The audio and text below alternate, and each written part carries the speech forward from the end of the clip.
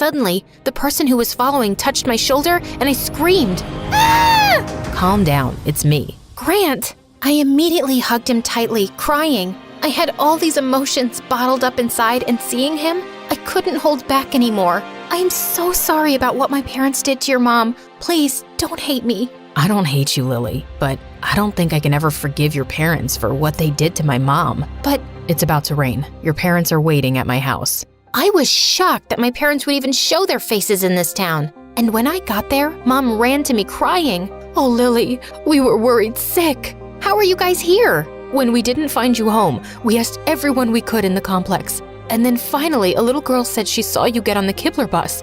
And that bus only goes to one town. I was shocked that Zoe and her mom allowed them into her house.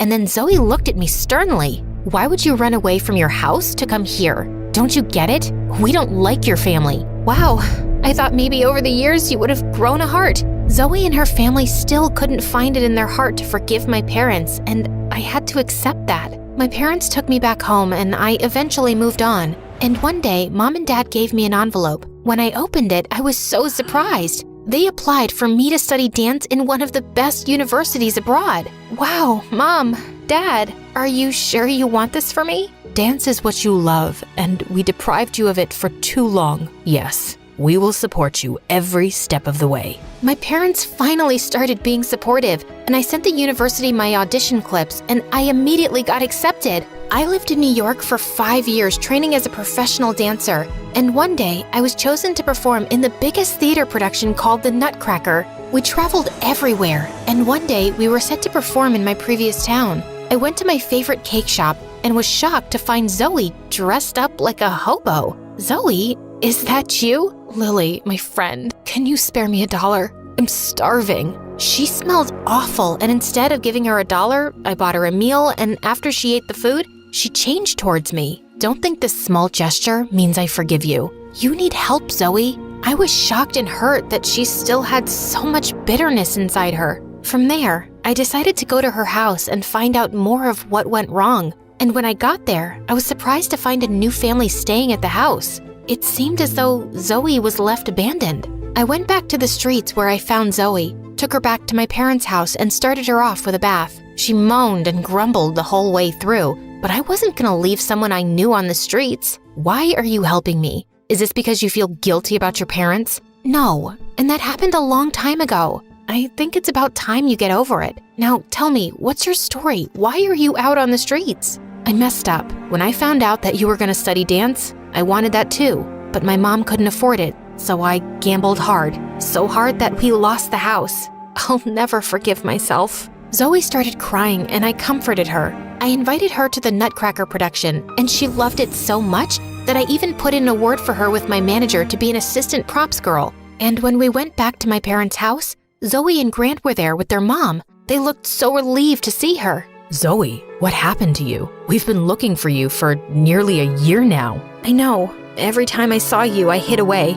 I let you guys down, and I'm sorry. Zoe's mom thanked me and my parents for helping Zoe come to her senses. I don't think you'll ever know how sorry I am. Do you think you can forgive me one day? I don't know about that, but we can still make peace with each other. Just then, Grant and Zoe hugged each other and then walked over to me. So, what about our friendship, Lily? Can we have a new start? I would love that, you guys.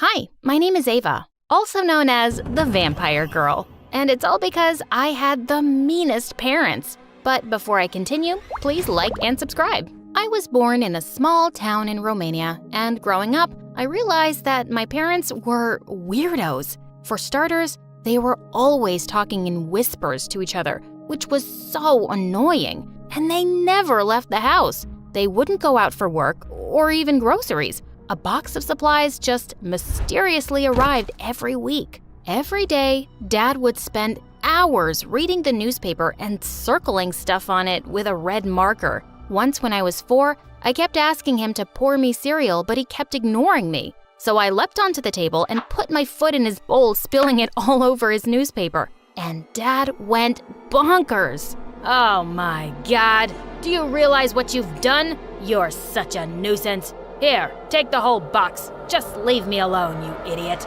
Gosh, I wished I could just leave them forever. They didn't even love me. We never had any visitors, but when I was 5, Grandma came to see us once, and she brought me an adorable cat. I was so happy. But of course, my parents were not. A pet? We already have Ava. It's hard enough to take care of her. No, just take it back, please. No freaking way! I ran up to my room with the cat and slammed the door shut. But when I woke up in the morning, it wasn't anywhere in my room. I looked all over the house. Nothing.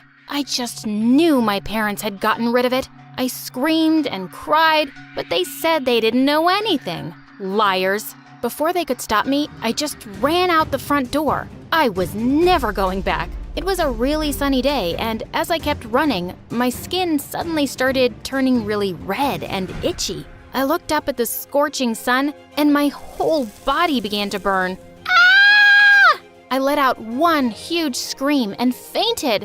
When I woke up, I was in my bed. Mom told me the doctor had been to see me, and he'd said I was perfectly fine. No, that's not true. I'm not fine. The doctor is dumb. The sun almost killed me. My parents said I was crazy, but I knew they were evil, and I wasn't gonna let them hurt me. So after that, I refused to let a single ray of sunlight touch my body, not even indoors. I covered myself from tip to toe, socks, Trek pants, hoodie, and a face mask. Only my eyes were visible. My parents almost fainted when they first saw me roaming around the house like a little ninja. The only time I removed my costume was when the sun was gone.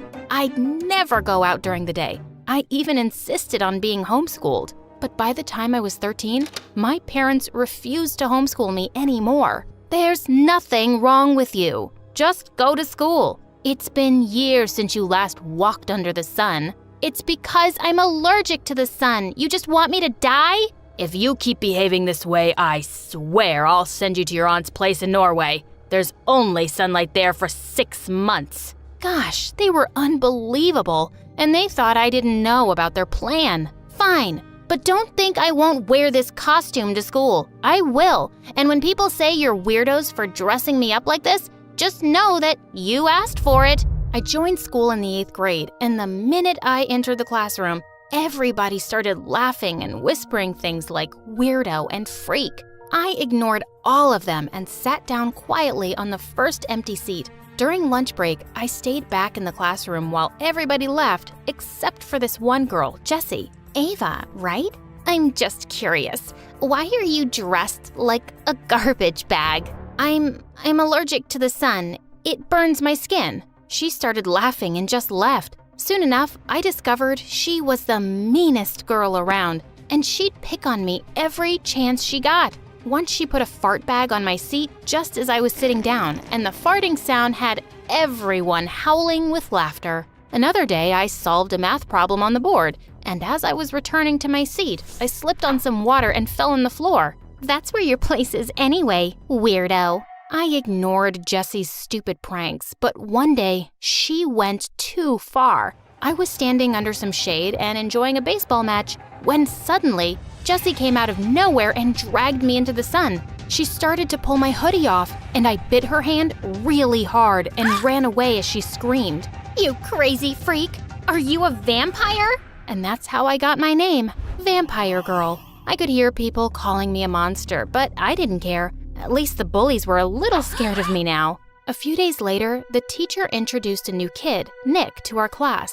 His clothes were old and ragged, and I could see Jessie and her minions already laughing at him. They'd found their new target. I joined him in the cafeteria at lunch that day, and we started talking. I found out that he was the new janitor's son. He was really sweet and never even said I was crazy when I told him about my condition. I was so happy to have made a friend. But one day, as I was walking down the hallway, I found Jessie and her friend surrounding Nick. She spilled juice on the floor and said, "Oops, you can clean this up, Nick. I mean, you'll grow up to be a janitor like your dad, right? Come on, just sit down and wipe it with your butt. Hey, jerk, have you forgotten the last time I bit you? Stay away from Nick, or this time I'll do some serious damage." Jessie rolled her eyes at me, but when I leapt forward, she actually screamed and went running.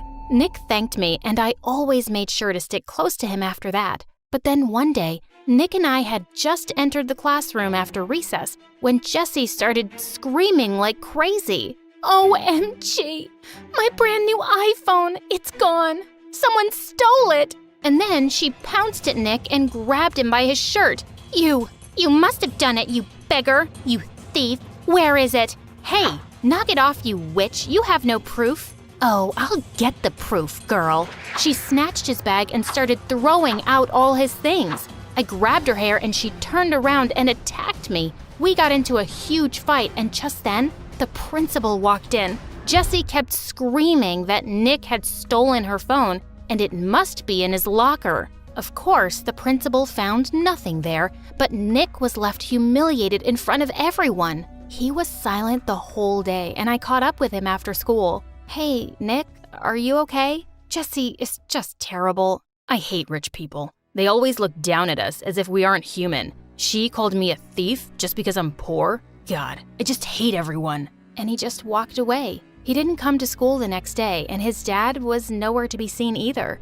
A week passed, and there was still no sign of them. I felt worried, but I didn't know where he lived. But then I remembered Nick talking about how his dad also worked at a restaurant in the evening. So I decided to go talk to him. As I was walking down the street one night without my mask or hoodie, I saw a masked guy running towards me, and suddenly he started snatching my bag. As I tried to get away, I lunged at his face and pulled his mask off, and I nearly fell back in shock. It was Nick! But before I could say anything, he ran away. I just stood there in disbelief. Jessie was right all this time? He was a thief? I felt betrayed. Nick showed up at school 2 days later, but I just ignored him. But when he kept following me and asking me what was wrong, I suddenly lost it. You want to know what's wrong? I'll tell you. The girl you robbed the other night on the street? That was me. He looked horrified. You? That was you? I didn't know.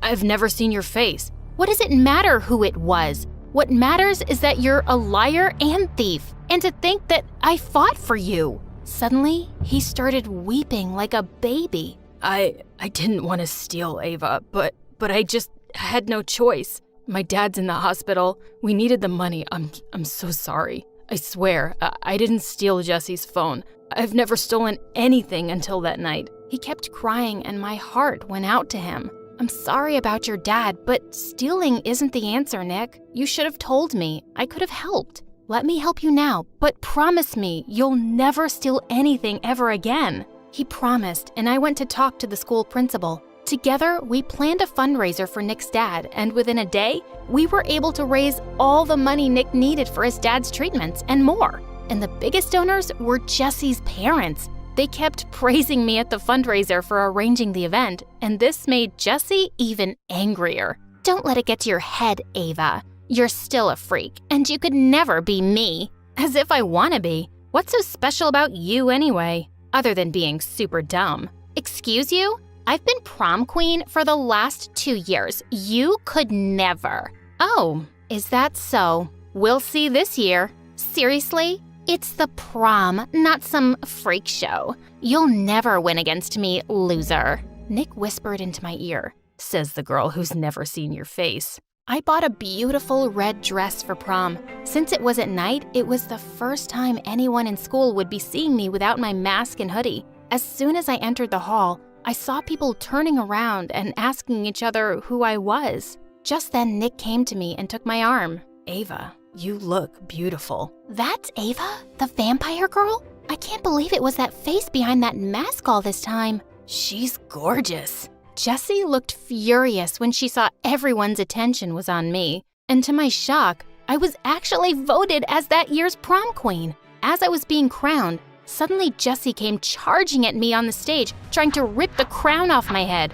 But then something strange happened. The bullies who used to pick on me saved me. They all stopped Jessie and took her away. Don't lay a finger on our prom queen. That was amazing. Things at school started getting better. Everyone was super nice to me now. Nick was tutoring kids after school, and his dad came back to work soon. Nobody paid any attention to Jessie and her gang anymore, and all they could do was give me death glares. But one day after gym class, I was quickly changing in the dark locker room when suddenly Jessie and her minions barged in. One of them quickly grabbed my hoodie, while the others grabbed me by my hands and legs and started carrying me outside. Oh my God, no! They dragged me out into the sun and pinned me to the ground. This is for stealing my limelight, you witch. Now, let's see what happens to you in the sun.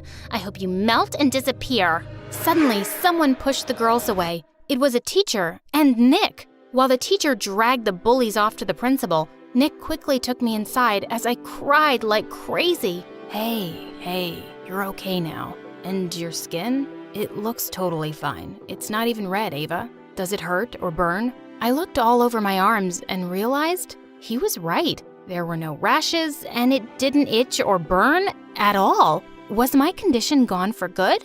Or had it just been all in my head? When I went back home that day, my parents were shocked to see me. Ava, where's your hoodie and your mask? Mom, Dad, I was out in the sun, and nothing happened to me. Was I just crazy all this time? They hugged me tight and actually started to cry. Sweetheart, we tried to tell you it wasn't real. You just got a bad sunburn as a kid, and you let that fear get so big in your head. I just never believed you guys because, well, I always thought you hated me, and you wanted to be rid of me. You got rid of my cat. No, we didn't, honey. It just ran away, and we never hated you. When you were growing up, your mother and I were working as undercover government agents. It was a really stressful time for us, and I'm sorry we made you feel ignored. What? My parents were secret agents? That was the last thing I'd ever expected. But suddenly, their weird behavior made sense. I wish you'd told me sooner. All this time, I've been believing things that just weren't true. We're sorry, Ava. We should have been better parents to you. We love you so much. I love you too, guys. Hi, my name is Raven, and I'm from Texas. Please like and subscribe. When I was born, my parents were delighted with my lovely black hair. She's our little raven-haired beauty. That's what we should call her, Raven. My twin sister Megan was born minutes later with blonde hair just like Dad's. No one ever believed we were twins because we did not look alike. In fact, we were complete opposites in every way. We had a farm and I loved our simple life and I never complained a day. But Megan constantly threw tantrums when she didn't get what she wanted, which was often. Once when I was 7, Mom got me a new pair of sneakers when she saw how worn out my old ones were. But when Megan saw them, she went bananas. I want a pair of sneakers right now. The ones I'm wearing are ugly and useless. I told you I needed new shoes every 3 weeks. Do you understand that? You're such a brat, Megan. You have so many pairs already. You're such a brat. Me. I'm not talking to you. Mom, I need an answer. We just bought you a new pair last month. I knew it. You love her more than me. She threw such a fit that Mom got her an expensive pair of shoes just to shut her up. Life at the farm was amazing, but we were always short of money. To help, Mom picked up a job as a seamstress in the city, and she was really good. Watching her work was magic to my eyes, and she agreed to train me too. I would finally be able to pitch in and help them get some extra money. By the time I was 16, I was so good at stitching that my parents got me my own sewing machine. Megan was so jealous. You won't get me the Gucci dress I wanted while you spoil her with expensive gifts? This is so unfair. Unlike you, I help Mom and Dad pay the bills, so either work or stop complaining. I hate my life. I deserve pretty things. One day, when I'm rich and famous, I will never come back. Seeing Mom's sad face, I felt awful. I had to do something that would make them both happy. I stayed up for 2 nights and made Megan an exact replica of the dress she wanted. It was perfect. When Megan saw it, she had no clue it was a fake. Oh, Mom, I love you. A week later, Dad announced that we were shifting to Houston. We had to sell the farm because of money issues and join his brother's business instead. I loved my life here and I hated the idea of moving, but Megan couldn't get out of there fast enough. Dad's brother was a rich businessman who lived in a huge house with his daughter Sasha. We met her on the first day at school and she seemed to be insanely popular. But to my surprise, Everyone kept looking at me on my first day. I didn't know why, until several people came up to me and told me how pretty I was and how much they loved my black hair. Sasha was not happy. She came and slammed her locker shut next to mine, glaring at me. A word of advice? Don't let this attention get to your head. I'm the queen bee here. Good to know. I have to get to class now. I turned around and left, but a few steps later, Megan stopped me. What do you think you're doing? I know you think you're special, but don't get on Sasha's bad side. She's my ticket to popularity. Whatever, Meg. You do you, and I'll do me. That first month of school, Megan became a bigger pain in the butt because of Sasha. Megan copied everything Sasha did and blew up at our parents when they told her they couldn't afford her long list of demands. But things took a wild turn when a new boy, Dan, joined our class. All the girls were obsessed with him, including Megan. Apparently, he was a childhood friend of Sasha's, so Megan begged her to hook them up. Sasha obviously took advantage of the situation. She had Megan acting like her minion and doing stupid errands for her. One day, I saw Megan running around the cafeteria getting lunch for Sasha, and I just had to stop it. Megan, slow down! Wait! Ah! I suddenly tripped, and the entire tray flew and landed on Megan's head. She was covered in spaghetti. What is wrong with you, Raven? You did this on purpose! No need to scream like a farm girl, Megan. We have sensitive ears. Forget about it. And get yourself cleaned up. Dan will never take a chicken-smelling idiot on a date. Megan stomped off in embarrassment, and I turned to Sasha. What is your deal? Stop treating her like she's your servant. She might not see through you, but I do. Really? Well, too bad I don't care about either of you. Tell Megan she can kiss Dan goodbye. What a witch! Later that day, I told Megan what Sasha had said, but she didn't believe me. Interesting, because Sasha just texted me that Dan wants to ask me out at lunch tomorrow. Go away, liar, and let me get my beauty sleep.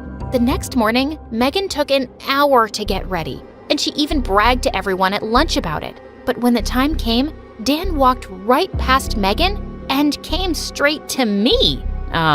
Hey, Raven. I'm sure you already know why I'm here. No, I don't. Oh, I thought Sasha would have mentioned it. I told her I wanted to ask out her cousin. Any chance you're free tomorrow? Oh, no. I told Dan I was busy, but he looked so disappointed that I agreed to do a small meetup at the library later. And when I got home, Megan was furious. I'm done living under your shadow when I'm clearly better than you. Dan was supposed to ask me out, not you. I had no control over that, and maybe if you were nicer, people might like you more. Oh, please. You just get handed everything while I have to work so hard to get people to notice me. Then stop pretending and just be yourself for once. I happen to like that person when she's not a crazy, spoiled witch. Megan gasped and ran to her room sobbing. I felt so bad for what I said, but I couldn't take this anymore. I met Dan the next day at the library and learned that we had one thing in common: our love of fashion. His mom owned a huge fashion house, and he knew everything there was to know about clothes. We decided to be friends, and I invited him to our birthday party. Maybe if he got to know Megan, he'd see how great she was. It was supposed to be a small party, but that evening, the doorbell just kept ringing. Soon, over 100 people were crammed into our small apartment, and I overheard some girls saying that Megan had invited the entire school. She wore the dress I'd made for her and bragged to everyone about how expensive it was. But she had no idea that it was a fake. OMG. Do you expect me to believe that this is genuine Gucci? Please. I turned around to see Sasha laughing at Megan. Of course it is. My mom bought it for me herself. Oh, sweetheart. I can smell a fake Gucci from a mile away. And this one stinks. Sasha went on blabbering about the materials, tags, everything. Suddenly, something came over Megan and she screamed. She grabbed the cake and shoved it right into Sasha's face. I am so sick of everyone thinking they're better than me. Sasha stood stunned for a moment, and then she attacked Megan. They screamed and wrestled like crazy while everyone stared in shock. I had to think quickly, so I grabbed the fire extinguisher and sprayed them until they stopped. Enough! This is not over. I hate you, Sasha, and I will never forgive you, Raven. Megan stormed off, and I couldn't believe my eyes. This was a whole new level of crazy. But the next morning, I forgot all of Megan's drama when I went downstairs and found out Dad was feeling really unwell. The next thing we knew, we were in the hospital with doctors telling us that he had a heart condition. He was out of danger, but he still needed care for the next few weeks. I helped Mom do house chores and take care of Dad, while Megan never even moved a finger, like always. Later that week, I was just getting back home after some errands when I saw Megan with Sasha coming out of a super expensive store and carrying shopping bags. And they seemed as close as ever, like the fight never happened. But the next day at school, I was walking down the hallway when Sasha suddenly pulled me into an empty classroom. Hey, what? Just listen to me, okay? I'm worried about Megan. She's been really weird lately. Yesterday at the mall, we almost got busted because Megan stole an expensive top and threw a huge tantrum when she got caught. I had to pay for it. And she's been saying some really crazy things too. And why should I believe anything you say? All you've done is make things worse between me and Megan. Look, I know things that may shock you. Like that big scar on your stomach, I know about it. I was surprised Megan had mentioned it. It was a scar I got when I fell off my bicycle once as a kid. Okay, so Megan told you about it. Big deal. It was a dumb accident from when I was 7. That's not what she told me. It wasn't an accident. Megan said she messed up your brakes on purpose so you'd get hurt. I'm telling you, there's something very wrong with that girl. I just pushed her aside and walked out of there, but I felt a bit sick in my stomach. Could Megan really have done that? The next day, Dan came to visit me with some exciting news. His mom had seen a picture of the dress I'd made for Megan. She loved it and wanted to meet me. She wants you to bring the dress and come for an interview at her company. I was so excited. A job like this could really help us out, so I agreed immediately. I asked Megan if she could give me the dress, and she shot me the weirdest smirk as she fetched it from her cupboard. This dress? Just then, she grabbed a pair of scissors and ripped it apart. Megan, no! Oops, I slipped. She tossed the dress aside and walked off as I watched in horror. I called Dan and begged him to buy me another day so I could make a new dress, but he gave me an amazing idea. Why don't you just add a few things to the same dress and make it edgy? I did just that, and Dan's mom was stunned by my talent. She offered to take me along for the next Paris Fashion Week. She was all set to offer me a job afterwards too, and I was on top of the world. But just a day before my flight, Dad felt sicker and I decided to cancel my trip. No, Raven, you can't miss this. You have to go. I'll be fine, love. I'm here, don't worry. The unpaid nurse. Go, go, live your dreams, princess. I wasn't too sure about leaving my parents alone with Megan, but they insisted. And Paris was a dream come true. I also got a chance to wear my design and people showered me with compliments. I still had 3 days left in Paris when one morning I got a frantic call from Mom. I'm so sorry to ruin your trip, Raven, but we need you here. Megan ran away with all our money, and all I have is a note saying that she's chasing her dreams and never coming back. This girl had gone completely off the rails. I left for home immediately. Thankfully, Dan's mom said I could start the job right away, and we had some money coming in so I could take care of things, especially Dad's treatment. And he made a full recovery in a few months. I worked really hard and designed some brilliant outfits, and within a year, Dan's mom was so happy with me that she relocated us to New York to run her store and offices there. Life was good, except for the fact that we couldn't stop wondering what had happened to Megan. One day, I was reading at a cafe and the waitress brought my order, and when I looked up, I was shocked to see it was Megan. She looked so different. Her hair was all messy and she'd lost weight. She stared back at me in shock. What are you doing here? What does it look like? I work here. I know you're some big shot designer now, so please don't rub it in my face. Wow, I see you haven't changed much. That's all you have to say to me? Typical. What else should I say, Megan? You're meeting me after so long and you don't feel a tiny bit of shame for hurting your sister, for robbing our parents, for breaking their hearts? You're still just as awful as ever. I got up and started walking away, but suddenly she grabbed my arm and started sobbing. No, please, wait. I made a lot of mistakes, and I was jealous and selfish, and I'm miserable now, Raven. I need you, please. I'll do anything. I'll be better, I promise. It has to be more than just empty words, and you need to earn my trust. I'll offer you a job on 2 conditions. You will start at the bottom and you'll work your way up, just like everyone else. And you'll get therapy. Got it? Yes! Good, then you can start tomorrow. Now come home. Mom and Dad miss you.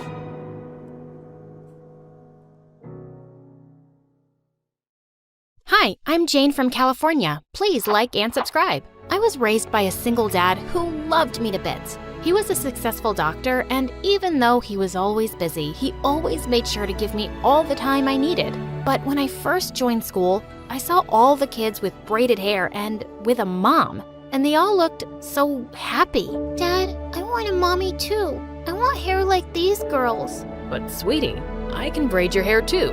And then later at home, he went through a few YouTube videos and totally nailed a French braid on me. He was just awesome. Once when I was 8, we were playing hide and seek, and I sneaked into the basement and found some beautiful paintings. I asked Dad who they belonged to, and he said, They're your mom's, sweetie. She was an amazing painter. Those are the last few paintings she made, so I kept them here. But I shifted all of them to my room and started painting on my own. Dad was amazed at my talent, and soon I started participating in competitions at school. Soon after I turned 14, Dad gave me a huge surprise. He announced that he was gonna get married. I was kinda excited about having a mom, and I was even happier to find out she had a daughter my age, Kate. But the first time Dad took us all out for dinner, Kate wouldn't even look at me. I asked her to pass the salt, and she totally ignored me. How rude. That's when my stepmom said, Oh, honey, Kate has a hearing problem. And even though she has her hearing aids on, she likes to pretend she can't hear a thing. Mom, I told you to keep that a secret from them. Can't you just keep one thing to yourself? Hey, it's nothing to be embarrassed about, and we're gonna be a family soon, so we don't need to keep secrets. Oh, Jane, honey, you're so mature for your age. I'm so excited that we're gonna be a family. But Kate looked at me with red, blazing eyes. Jesus, she was scary. On the day of the wedding, when we were posing for a family photo, she suddenly stomped on my foot and I let out a scream. The photo turned out with me looking like a screaming chimpanzee, and Kate made sure she showed it to everyone who came to visit us. I got along really well with my stepmom, but Kate was the sister from hell. She'd scream and throw tantrums over the smallest things, and she didn't care one bit about hurting anyone's feelings. Once, my stepmom and dad were going out for a date, and when she walked downstairs in her new dress, Kate screamed, OMG, don't tell me you're wearing that. It's hideous and you look so fat in it. That's because I gave birth to a mean daughter like you and lost my charming figure. But I could see stepmom was really hurt by Kate's words, so I quickly ran to my room and brought a belt and tied it around her dress. Now you look perfect. Dad won't be able to take his eyes off you tonight. My stepmom hugged me tight and Kate stormed away in anger. Given how Kate was always so rude, my stepmom started to get closer with me. We'd often go shopping together and I'd spend time helping her in the kitchen. Oh, honey, you're like the daughter I've always wanted. And I could see Kate's eyes roll. Once when our parents weren't home, Kate ordered some food. As we started eating, I felt my throat burn and I couldn't find any water. I ran around looking for it, but Kate just stood there and laughed. Look at you running around like a mad cow. I should have added more chili to it. You witch, you did this? Yes, I did. That's for trying to steal my mom from me. She pulled out a water bottle and threw all the water at my face. That was it. I jumped on her and pulled her hair and she pulled mine. Minutes later, our parents walked in and caught us fighting like wild monkeys. She put chilies in my food But you didn't die, did you? And Mom, look what she did to me. That's enough, Kate. 1 week here and you've started to show your true colors. I'm so ashamed of you. Say sorry to Jane now. What? Have you grown old and gone crazy already? I'm not saying anything to this jerk. The next day was Kate's first day at her new school. I was in the cafeteria with my friends when I saw Kate walk in. But suddenly, she slipped on something and fell face flat on the floor. And a girl everyone knew as the school bully started to cackle. Oh God, who's this new clown in town? Do that again so I can make a video. You found that funny, you ugly-faced loser? Kate picked up the banana peel and threw it right at the girl's face. Suddenly, the bully and her minions ran towards Kate and pinned her against the wall, and that's when their eyes fell on Kate's hearing aid. Look at that. You're a freak, and you dare to mock me in front of everyone, huh? How dare you call me an ugly loser? Ow! I couldn't just stand and watch, so I got up and pushed the bully away. That's enough. Leave her alone. You really want to mess with me because of this weirdo, Jane? Who are you calling a weirdo, huh? It better be your mother. Saying that, Kate bumped her head into the bully girl's face, and she fell to the floor crying. All the other girls ran out of there to save their butts. And then Kate went all bonkers on me. I don't need you to save me. You got it? Wow. Is that your thank you? No. That's my stay the heck out of my face and my business. Mom's stupid enough to fall for your little Miss Perfect act, but I just think you're trash. Saying that, she stormed off, and we didn't talk to each other for days. Then a few days later, I saw Kate hanging out with the frickin' bullies, but I couldn't care less. She herself had the attitude to be one. They belonged together. I had a big art competition coming up, and I was totally focused on that. But one day when I was practicing in the art room after school, I overheard some kids talking outside. Mrs. Dudley's not a teacher, she's a witch. How dare she fail all of us? We should teach her a lesson. She loves her stupid garden, right? We'll destroy her garden tonight. Tonight? But No buts, Kate. Are you in or out? You want to be part of the gang or not?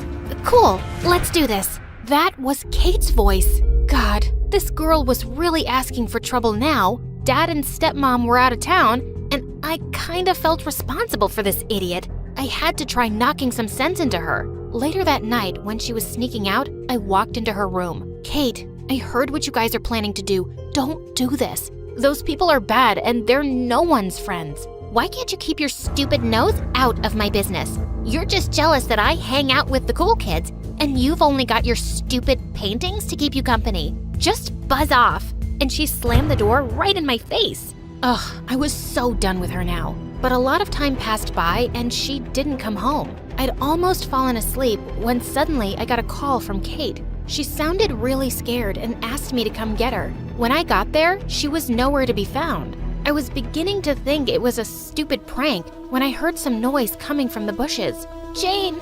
Jane! I found her sitting there crying and clutching her ankle. Oh my God, what happened? When we were destroying the garden, suddenly the alarm went off and everybody panicked and started running away. But I sprained my leg and no one wanted to help me, so I hid here in the bushes. It's all right, I got you. Let's get you to the hospital first. I rushed her to the hospital and got her treated. You were right. Those people aren't my friends. And thanks? I didn't know you were familiar with that word. Look, I'm saying I'm sorry, okay? Don't make this harder for me, and please don't tell Mom. I promise I won't. After that day, we actually started to get along a bit. I thought things would finally change between us. But one day at lunch, stepmom pulled out 2 tickets from her bag and said, "Jane, sweetie, I've got such a surprise for you. I'm taking you to the world's biggest art gallery in Paris. We're gonna have so much fun together." Kate snatched the tickets from her hand and went all nuts. Just the two of you? Hello, woman, am I invisible to you? Your own flesh and blood? But Kate, you don't like art or traveling or anything. I've asked you so many times. So I shouldn't go to Paris? While you guys go and have fun without me? This is ridiculous. I hate you, Mom. Kate threw her spoon at stepmom and went off to her room in angry tears. She always reacted so poorly, but I felt a little bad for her too. I think we should take her. It's Paris, and I'm sure she'd love to travel with you and me. Stepmom reluctantly agreed and said she'd get her a ticket too. But the very next morning, I woke up to stepmom screaming at Kate. "You brat! I just got a call from the principal. You destroyed your teacher's garden? They recognized your face in the CCTV camera, and they were going to expel you. Do you know how much I had to beg them not to? And I have to cover all the damages. Why don't you just let me live in peace for once, Kate? Why can't you just be like Jane? Why don't you just go and enjoy your vacation with your perfect daughter then? Why waste your time on me? Kate!" My stepmom grounded her for a month and refused to take her to Paris with us. I had an amazing time, but when I got back, I had the biggest shock waiting for me. I found Kate sitting in my room holding a pair of scissors, and she'd slashed all of Mom's paintings. They were all wrecked beyond repair. I let out a scream and jumped on Kate furiously when stepmom came rushing in and pulled us apart. She tore my mom's paintings. They were the last thing I had left of Mom. How could you be so heartless, Kate? Your mom's paintings? I thought they were yours. I didn't know. Kate, why would you be so awful? Sometimes I just can't believe you're my daughter. Oh, you can't believe that now? You're the one who's made me so crazy. I used to be everything to you, and now Jane's your perfect daughter? Why? Is it because of my hearing impairment? I'm not good enough now because you found someone better to love? It's not like that. I've tried and tried so much with you, but nothing seems to work.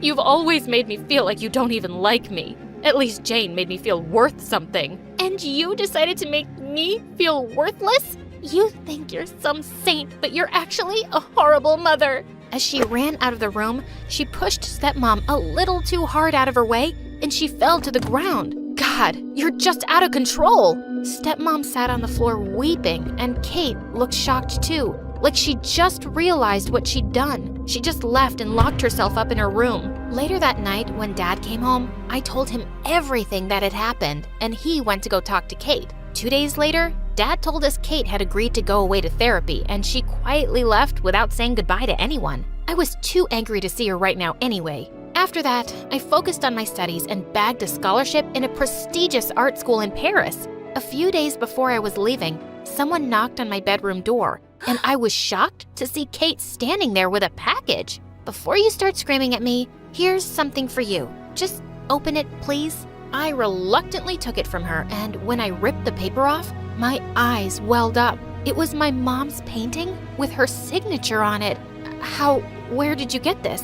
Your dad helped me track down someone who'd bought this painting, and I used all my savings to get it back. I just felt so terrible about what I did. I know this doesn't make up for everything, but I had to try. I'm working on myself, and I'm fixing my relationship with Mom. And I wanted to start fixing things with you too, Jane, if you can forgive me. Kate, this painting means the world to me, so thank you.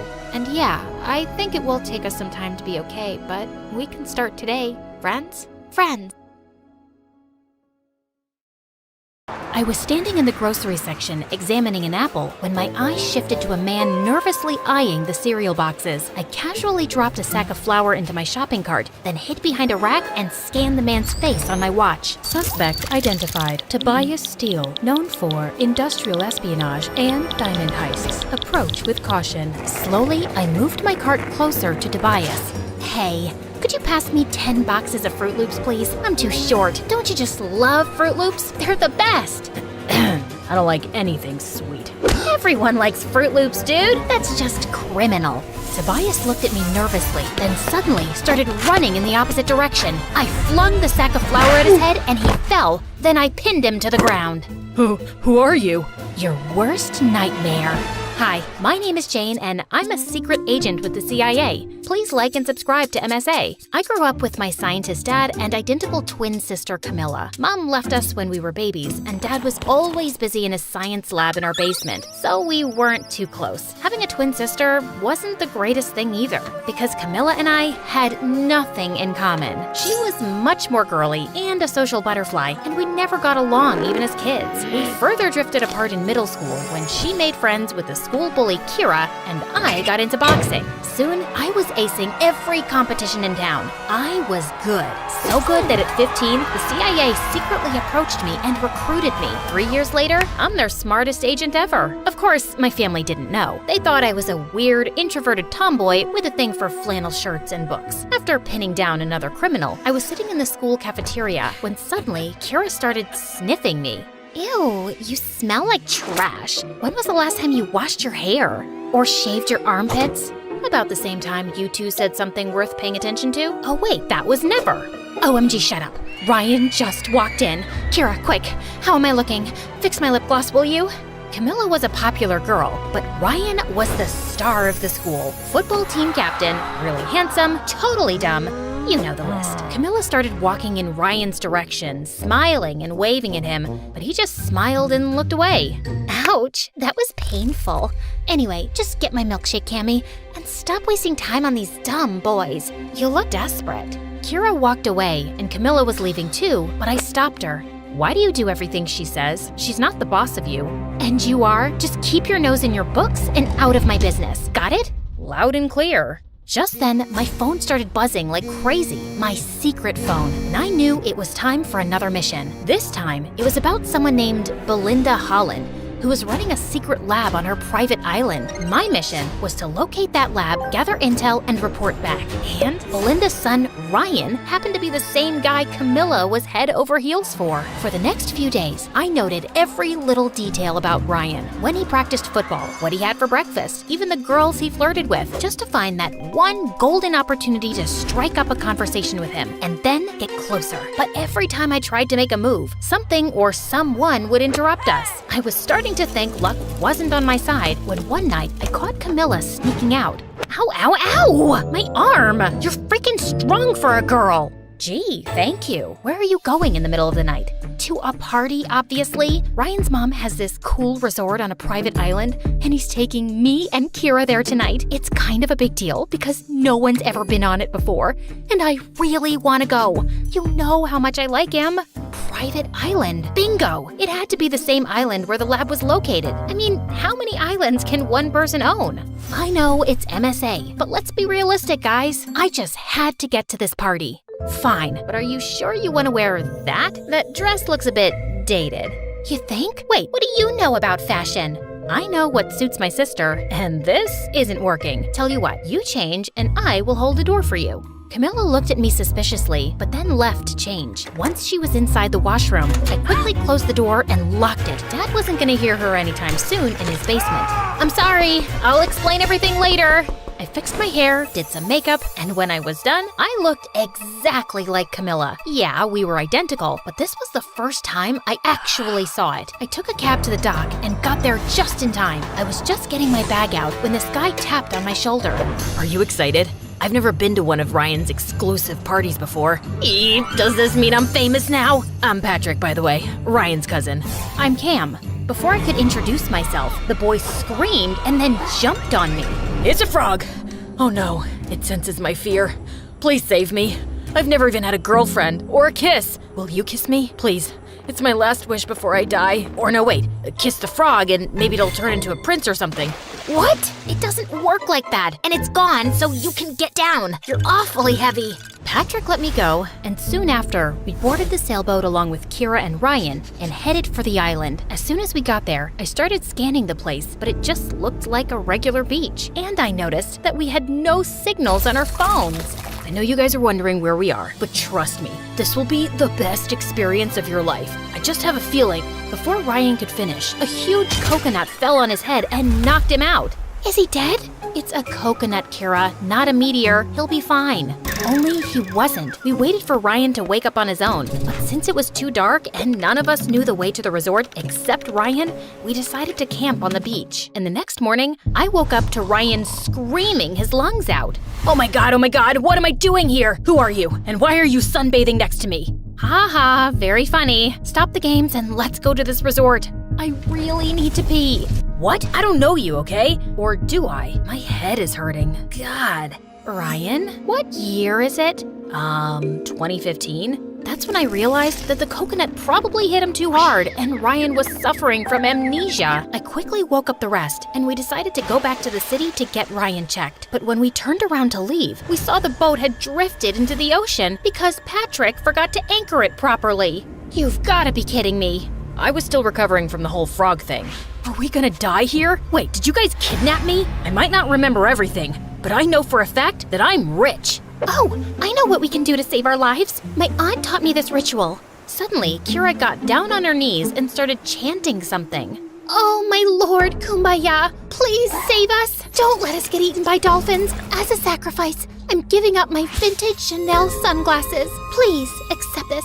Hoo la la la, hoo la la la, hoo. Kira, can you please not act like an idiot for once and let me focus? What's gotten into you, Camilla? You're not usually this snarky, and I was just helping. It's not like I forgot to anchor the boat. I said I was still hung up on the frog. Can someone please tell me what's happening?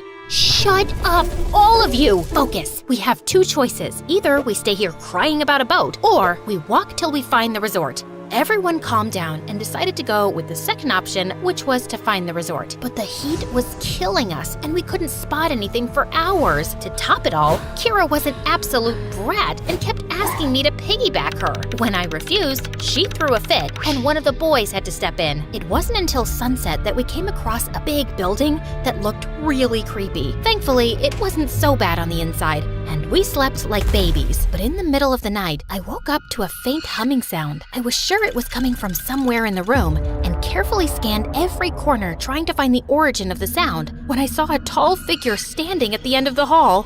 Who's there? No answer. I can hurt you really, really bad. I know kickboxing and kung fu. Still no answer, and the sound kept growing louder as I got closer. It was too dark. I couldn't see the face and was sweating bricks when suddenly Patrick jumped out of the shadows wearing headphones. Ah, what are you doing? What are you doing? And why were you making that sound? I was just singing. It helps calm me down. You should try it. I relaxed a bit, and both Patrick and I sat down. As we got talking, I asked him more about Ryan and Belinda. He was Ryan's cousin after all. I've never really met Ryan before. I was here on vacation, and when he heard I was in town, he invited me to this party. My mom hates his family because she thinks Ryan's mom is kinda snooty. Rich and pretty people are often snooty. Well, I guess that means you're not rich then. But you are pretty. I'm sorry, I didn't mean to say you looked poor. I meant, watch out! Just then, Patrick pulled me in as a lizard fell from the ceiling. We were so close, I could practically feel him breathing on my face. He wasn't so bad to look at, actually. Ew, no, Jane, snap out of it. That was a close call. It's a lizard. Also, you're kind of strangling me. Sorry. Patrick and I left for bed soon after, and the next morning, I woke up extra early to check the places for clues when I noticed that Ryan was missing. I searched for him everywhere in the house, but he was nowhere to be seen. So I rushed outside and walked around till I spotted Ryan standing under a coconut tree. What are you doing? I figured if I stand here long enough, a coconut might fall on my head again and I might get my memory back. I don't think that's how it works, Ryan. Let's go back. We started walking back when I noticed a weird-looking bird following us. I grabbed it to take a closer look when I saw a small camera under its tail. Holy cow, this was a surveillance bird. Just then, the bird started flapping its wings like crazy, making loud beeping sounds, and within seconds, a black van arrived and 2 guards came running in our direction. You're outnumbered, sweetheart. Surrender peacefully, and we might go easy on you. Please, I fought tougher men than you before breakfast. Let's dance. I launched into some of my best boxing moves, knocking one of the guards to the ground, but the other guard pulled me into a tight grip. I tried to fight my way, but he was too strong, and the next thing I knew, he pushed me into the back of a van with a really weird smell, and soon everything went dark. When I woke up, I was in a big room with my hands tied to a pole, and Ryan was sitting across from me playing video games. Oh hey, you're up, finally. Care for some candy? No, you idiot, untie me. Oh yeah, sorry. I've been a little in and out with my memory since Mom got me here this morning. There, all done. As Ryan untied me, I quickly got up to run, but just as I turned around, a woman walked in, and I immediately recognized her from the photos, Belinda Holland. She saw my hands untied and screamed at Ryan. What have you done, you moron? Guards, catch her! I bolted towards the door and managed to escape the room, but just as I turned the corner, I saw the guards running towards me, blocking the exit. Come on, Jane, you were trained for this. Knock him down. I took a defensive stance and was ready to attack when suddenly the window next to me shattered and Patrick jumped in. What are you doing here? Saving your butt, of course. Where's Kira? You didn't think I'd bring her on a rescue mission. Good call. Also, that glass could have hurt me, hero. Oh, yeah. Didn't think that through. Dude, look out! Guard incoming, 9 o'clock. But Patrick failed to react in time and the guard pinned him to the ground. But I kicked the guard in the face. Next time, just say duck or dodge or something. I'm bad with directions. Got it. We started throwing punches and kicks left and right, and we were surprisingly well synchronized. I didn't know Patrick could fight like that, and he looked so hot doing it. After knocking the guards down, Patrick and I ran like crazy up some stairs. We must have climbed over 7 floors before stopping in front of a door with a passcode. Maybe it's Ryan's birthday. It's his mom's place after all. Patrick started punching numbers like crazy. Okay, it didn't work. Maybe it's his parents' anniversary, it could be his jersey number or locker combination, his blood report number. Are you in love with Ryan or something? How do you know so much about him? Because I did my homework. Special Agent Patrick Yapper, NSA. You're an agent? So am I, CIA. So you're not Ryan's cousin? I am, but I'm also an agent. It was my mission to stay close to the family and get information about some secret lab. And can you stop talking? I'm trying to concentrate. Yeah, sure. Dude, you're like the clumsiest agent ever. That was just my cover. I'm not that clumsy, okay? Sure, whatever you say. How did you find me? I heard some loud beeping sounds, ran out, saw you get abducted, and followed you here. Also, I maneuvered through a laser maze, fought almost 1,000 guards, and came here to save you. That sounds like an exaggeration. But wait, you came here to save me and not for the mission? Why? What do you mean, why? Because oh God, I can hear footsteps. I have to break this door down. Brace yourself. Before I could react, Patrick took a deep breath and charged at the door, but it was made of metal and he stumbled backwards right into my arms. There now. All good, princess. Happens to the best of us. I looked around and saw a fire extinguisher, which I used to smash open the lock. When the door flew open, we saw something that blew our minds. There was a huge machine in the middle of the room that looked like some kind of weapon. We were inspecting it when Belinda walked in with her guards and Kira.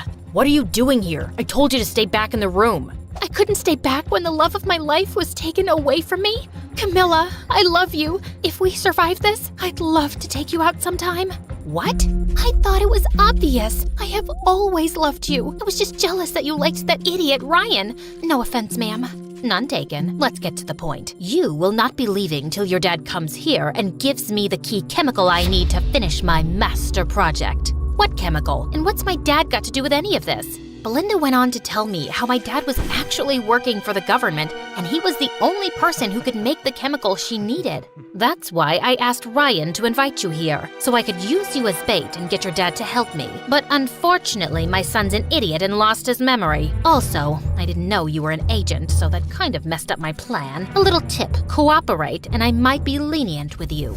I have a little tip for you too, ma'am. Don't watch the mouth, watch the hands. With that, I landed a solid blow right on Belinda's face, sending her stumbling backwards. In the meantime, Patrick picked up the weapon and hung it over the railing.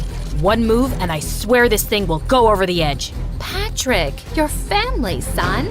Family my butt. You didn't even know I existed till I showed up at your door. Tell your guards to drop their weapons and release Kira, now. Belinda reluctantly signaled her guards, and when they'd put their weapons down, I took the phone from one of the guards and alerted my team. Within minutes, reinforcements arrived via helicopters and arrested Belinda, seized the lab, and safeguarded the weapon. Ryan, too, was taken in for questioning. When everything was wrapped, Patrick, Kira, and I went back to the mainland, where I saw Dad and Camilla waiting for me. I rushed to them immediately. Why didn't you ever tell me you worked for the government, Dad? You never told me you were a spy either. That's just how things are. But Janie, I am so proud of you. Thanks, Dad. Wait, you're not Camilla? No, I am. Before I could react, Camilla started hitting me like crazy. Who does that to their own sister? You locked me and you took my phone? You know I can't live without my phone. Ow! I'm sorry, but it was important. Ow! I swear to God, if you put yourself in danger again, I will kill you. Are you crying? Aw, I'm glad you're here. By the time I was done meeting with my family and briefing the team on what happened, I noticed that Patrick was gone. I couldn't even thank him properly. And worse, tell him that I might have a little crush on him. A few weeks passed after the operation, and I was informed that Belinda had finally confessed that she was working for an enemy organization. Ryan was sent to his dad in Germany, and I never heard from him again. Kira finally asked Camilla out, but unfortunately, Camilla didn't feel the same way about her, and they mutually decided to take a break from their friendship. Meanwhile, I tried to use all my sources to find out where Patrick was, but it was like he disappeared into thin air. Then one day, I was in a coffee shop when I heard a huge crash. Ow, my head. Patrick, what are you doing here? What happened to your clothes? I got lost, then took a little detour and fell into a puddle. Then 2 minutes later, I walked into a flower shop to get you some flowers, but ended up tripping over something there too. But I know you like to come here often, so I thought of giving it a shot and voila. How did you know I came here? Have you been stalking me? You make it sound like stalking's a bad thing. Stalking just means caring enough to find out things about people that they don't want to tell you themselves. Look, I like you, Jane, and I know I'm kind of clumsy and stupid, and I say all the wrong things, but I was hoping I could get to know you better. But Kira asked you out, and Hold on a second. Kira likes my sister, Camilla. I'm very much into boys, especially clumsy ones. really? Yes, but you can't disappear like that again. Noted. Now, can I kiss you spy style? Patrick took me by the waist and leaned in to kiss me, but ended up losing his balance and we both crashed into a table. Why am I not surprised? In front of me. Oh, my eyes, my eyes! Tanya ran off to the other end of the room and refused to come back. She snuggled into a big armchair, and after a few minutes, we could hear her loud snoring. Natalia opened a packet of crisps for herself and Petrov and glared at me. Don't even think about it. Also, why were you snooping around at night? As if I'd tell you. When Petrov asked us what we were fighting about, Natalia spilled out everything about how Uncle was leaving one of us $1 million. If you're keeping any secrets from me, Marina, I'll find out. Come on, babe, I'm so tired. And with that, she took Petrov's hands and they both snuggled onto the couch. I put my fingers in my ears to stop hearing their kissing and giggling sounds. This was just the worst night ever. Finally, after ages, it seemed like they'd fallen asleep. I was still wide awake and my stomach rumbled loudly. A few minutes later, someone shook me by the shoulder. I turned around to see it was Petrov, and he'd brought me some food. We stayed up for hours talking, and I was having the best time. You know something, Marina? I think you're the smartest, and you'll win the money. His face was really close to mine, and he was leaning in to kiss me. Just then, we heard Natalia stir, and he quickly ran off to her. A little while later, I crawled over to the Mona Lisa painting on the floor and found a key on the back. I clutched it tight and fell asleep. I woke up the next morning, and to my shock, the door was unlocked and wide open. I woke the others up, and everyone was so excited we were free. Just as I was walking out, I heard Natalia say, "Hey, why is this painting on the floor?" "Oh, I saw Marina take it off last night. There was something behind it." And before I knew it, Natalia had jumped across the room and pinned me to the ground. "Tell me what you found, you witch!" I tried to push her off me, but she was crazy strong. As we wrestled on the floor, the key slipped out of my hands and Tanya ran to pick it up. "Both of you, shut up!" As we sat panting and staring daggers at one another, Tanya said that there was something written on the key. Together in Paris. We had no idea what that was about and decided we'd come back from school and figure it out together. I went to Uncle's room and slipped the key into a drawer. During the first recess, I snuck out of the school and went back home as fast as I could. I crept into Uncle's room and headed straight for the drawer, to find it empty. What? Just then, I saw the curtain move a little. I crept up to it slowly and pulled it back to see Petrov behind it. "What are you doing here? And where's my key?" I saw you with it, and I just wanted to help solve the mystery for you. You're so smart. I really wanted you to think I'm smart too." He suddenly took my hand and pulled me close. "I like you, Marina, a lot. Let's figure this thing out and get out of here with $1 million. We could go anywhere, just you and me." Just as he was about to pull me in for a kiss, I pushed him away. "Seriously? You were just making out with my sister this morning. You're such a cheater, and I'm no idiot. Give me the key, Petrov, now!" Suddenly, Petrov pushed me aside and made a dash towards the door. He bumped into a small table and knocked everything over. I jumped towards him and managed to tackle him to the ground. The small key flew out of his hand and went skidding across the floor and landed at Natalia's feet. She looked livid. "Oh, so you were going to just take my money and run off with my sister?" He crawled up to her on his knees. "Don't be silly, babe. I didn't mean a word of that. I was just doing this for the two of us." "You mean the three of us?" Tanya and I stared at her in shock, except Petrov, who just looked stupidly confused. "It's not some riddle, idiot. I'm pregnant and you're going to be a daddy." He stared up at her in horror for a second, then ran out of the room screaming. We heard the huge main door slam shut. I ran to Natalia and hugged her. "I had no idea. Petrov's such a jerk. But don't worry, we will be really good aunts, and She pushed me off. "Ew, I'm not dumb enough to get pregnant. That was just to get rid of him." Just then, Tanya, who was picking up the things Petrov had knocked over, suddenly screamed, "Look, girls, look what this says!" She was holding a beautiful little music box in her hands, and there was a small carving on the lid. "Together in Paris." I placed the box on the table and we all gathered around as I turned the key. The lid slowly opened and we gasped in delight as we saw two figurines dancing to the tinkly music. There was a tiny compartment underneath and a small note tucked away, 271287. For a moment we just stared at the paper when Natalia suddenly gasped.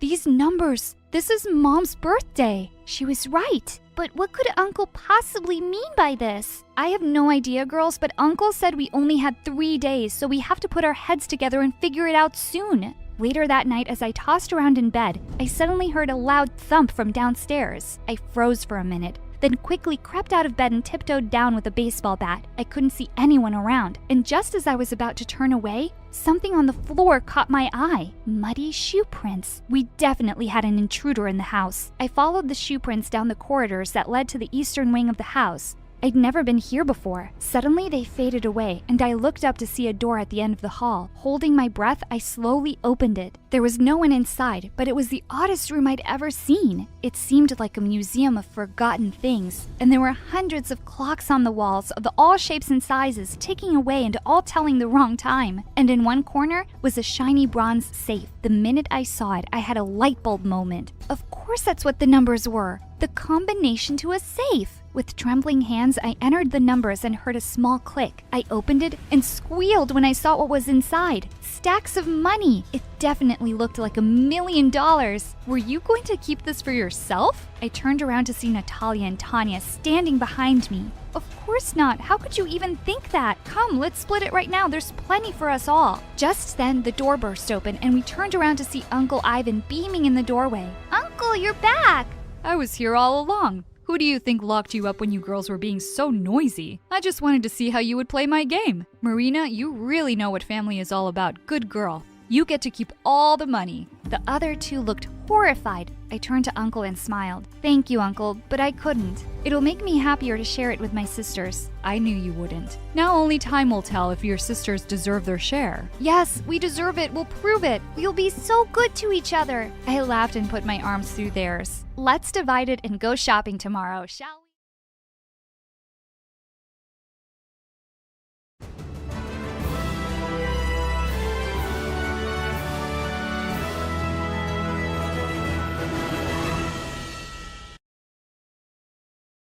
Hi, I'm Lena from Poland. I grew up in a family of models. My mom and my 3 sisters were always spending time wearing makeup, but that made me nothing close to being a girly girl. They used to call me tomboy because I cared about cars and mechanics more than stupid makeup. But that's because my dad's a mechanic and I didn't care about their stupid opinions. One day when I was 5, on Christmas, my parents brought us some gifts. When it was my turn to open mine, it was a boy's underwear. Ew, Mommy, what is this? She and my sisters laughed like maniacs, and Mom said, "Oh, aren't you happy about it? It's boys' clothes since you're a boy, you know." I found tears flooding down my face, and I said, But Mommy, I'm a girl." I wish. Just then, my dad held my hand and gave me another present. "Don't cry, sweetie. Take this." I opened up the box and felt thrilled. It was a toy car and a mechanic's toolkit. Oh, Daddy, you're the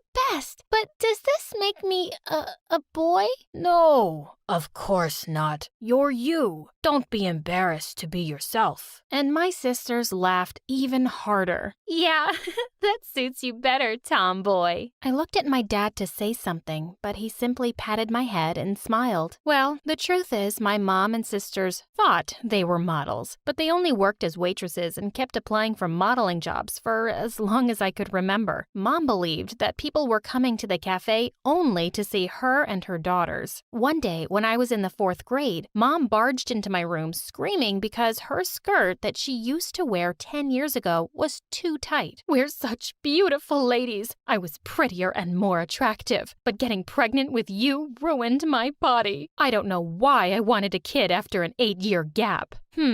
Maybe because I wanted a boy. Well, God listened and here you are." "Mom, I have no idea what you're talking about because, honestly, you're not even that pretty yourself." Mom got red in the face and yelled, "Go to your room, and I hope you never come out." Is that meant to be a punishment?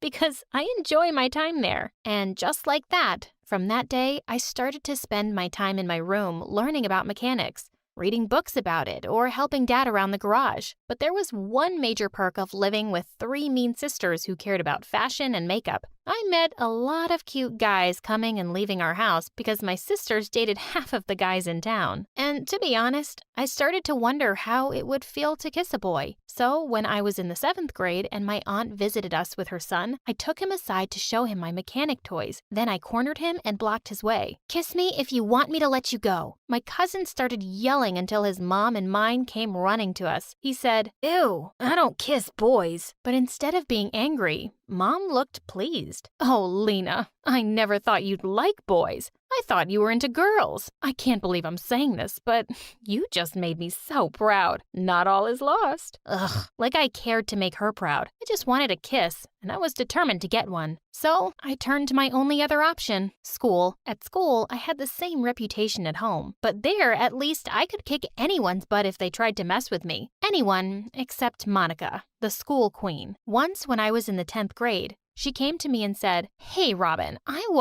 I told you 1,000 times, my name isn't Robin. And who even is Robin anyway?" "Oh, he was a boy who attended the same kindergarten as me. He used to pee his pants, and you remind me of him. You're both ugly and have a crush on me. I'm telling you for the last time, I'm not into girls. Now out of my way." Then she pushed me aside and walked away. What a total nut job. That idiot thought I had a crush on her. Well, the person I really had a crush on was her boyfriend, James. But she didn't know something I did. James was cheating on her, like, at least with a different girl every week. Once, he came to my dad's garage with one girl, and the following week he came with a different one. But I didn't care. I still liked him. So one day, I figured out a plan. When he came to my dad's garage again, I offered to help him. The girl with him didn't mind me talking to him and touching his shoulder because she already thought I was a lesbian. I took his number and said I would call him when the car was ready. I was fully prepared to have James fall for me, but that night, everything changed. When Dad and I got home, we found no one. My mom and sisters were gone, leaving a note saying, "We thought it was the right time for us to leave and pursue our careers. Staying with both of you is just keeping us stuck and losers. So goodbye." Honestly, I felt good and thought Dad would feel the same, but when I looked at him, he was crying. Then he collapsed and started sobbing. "I knew I wasn't good enough for your mom. No matter how hard I tried, she would always look down on me." I hugged him and said, "No, Dad, you're amazing. My mom is stupid, and so are my sisters. We're going to be just fine, the two of us." But nothing was after that day. Dad went through a severe depression and stopped going to the garage. He never wanted to work there because it reminded him of Mom. I sometimes had to work instead of him to provide for us. So at school, I got so busy working and fixing other kids' cars that I forgot all about James and my crush on him. Until one day, he and his jerk girlfriend came to me. "Hey, Robin, me and James have been arguing since this morning whether this shirt is too revealing and attractive. James,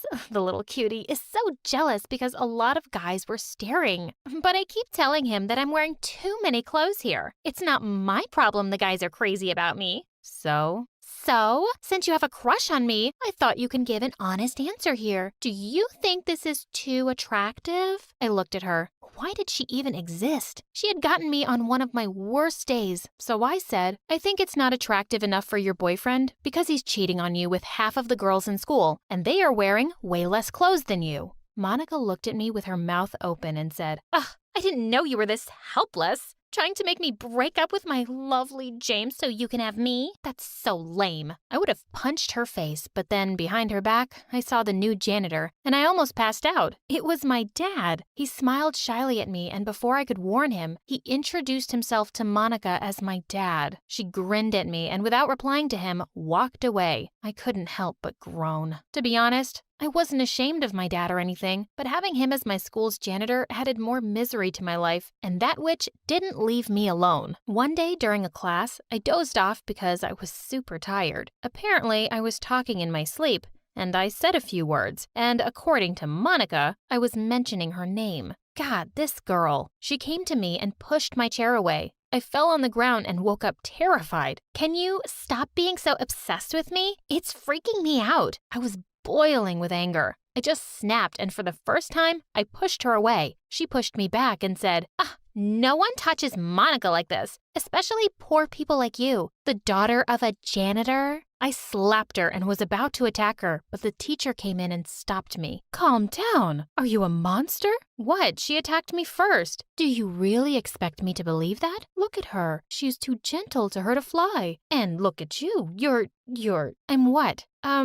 Plus, you were sleeping in my class. Yeah, because you're the most boring teacher in the world. And you're the rudest girl in my class. Nuh-uh. Monica is, and you know that, but you're all afraid of her. But not me. Not anymore. I'm not an idiot coward like you. What did you just say? You heard me. To the principal's office. Right now. I walked out of the room without a backward glance. When I got there, the blonde, rude secretary followed me and pulled me back. Hey, what do you want now? I half expected her to yell something, but she said ever so sweetly, Can I please talk to you, kiddo? I narrowed my eyes. Why?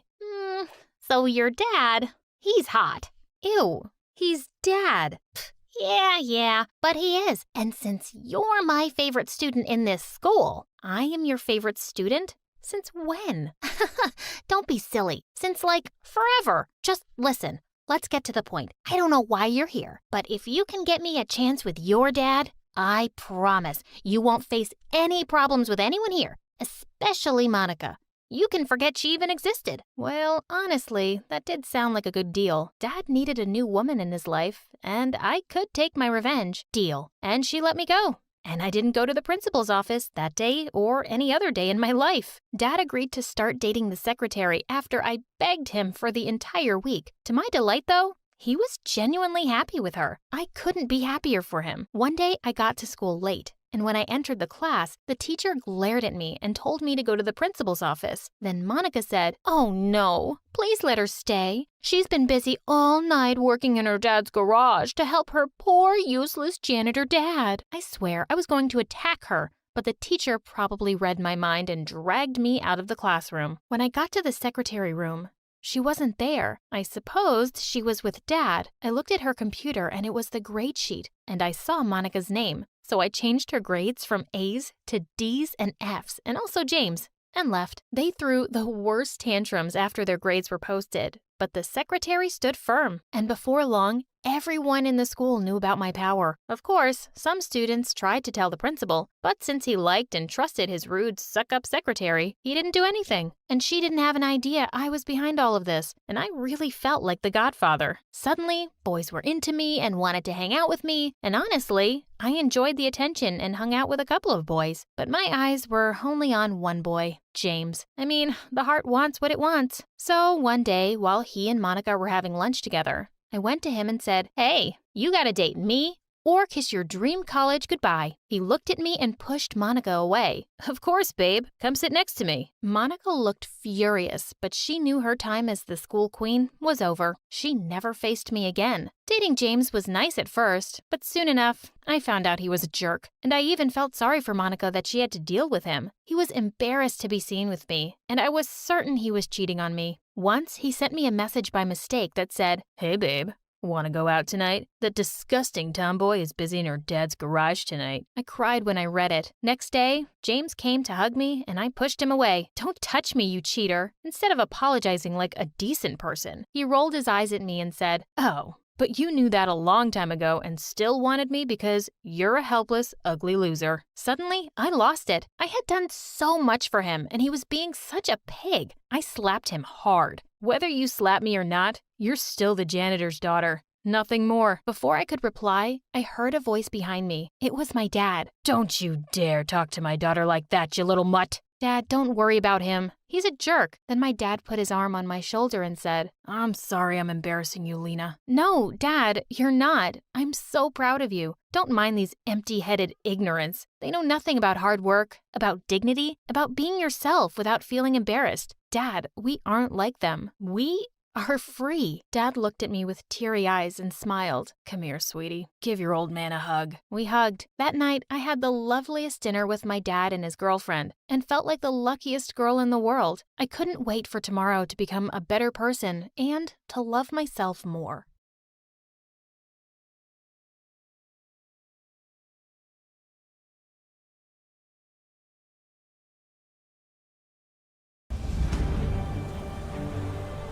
Before I tell you my name, let me tell you the story behind it.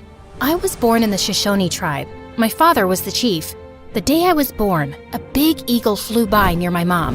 She had thought the eagle would hurt her, but it didn't. The people of the tribe saw it as an omen of me being special and gave me a name that meant bird woman.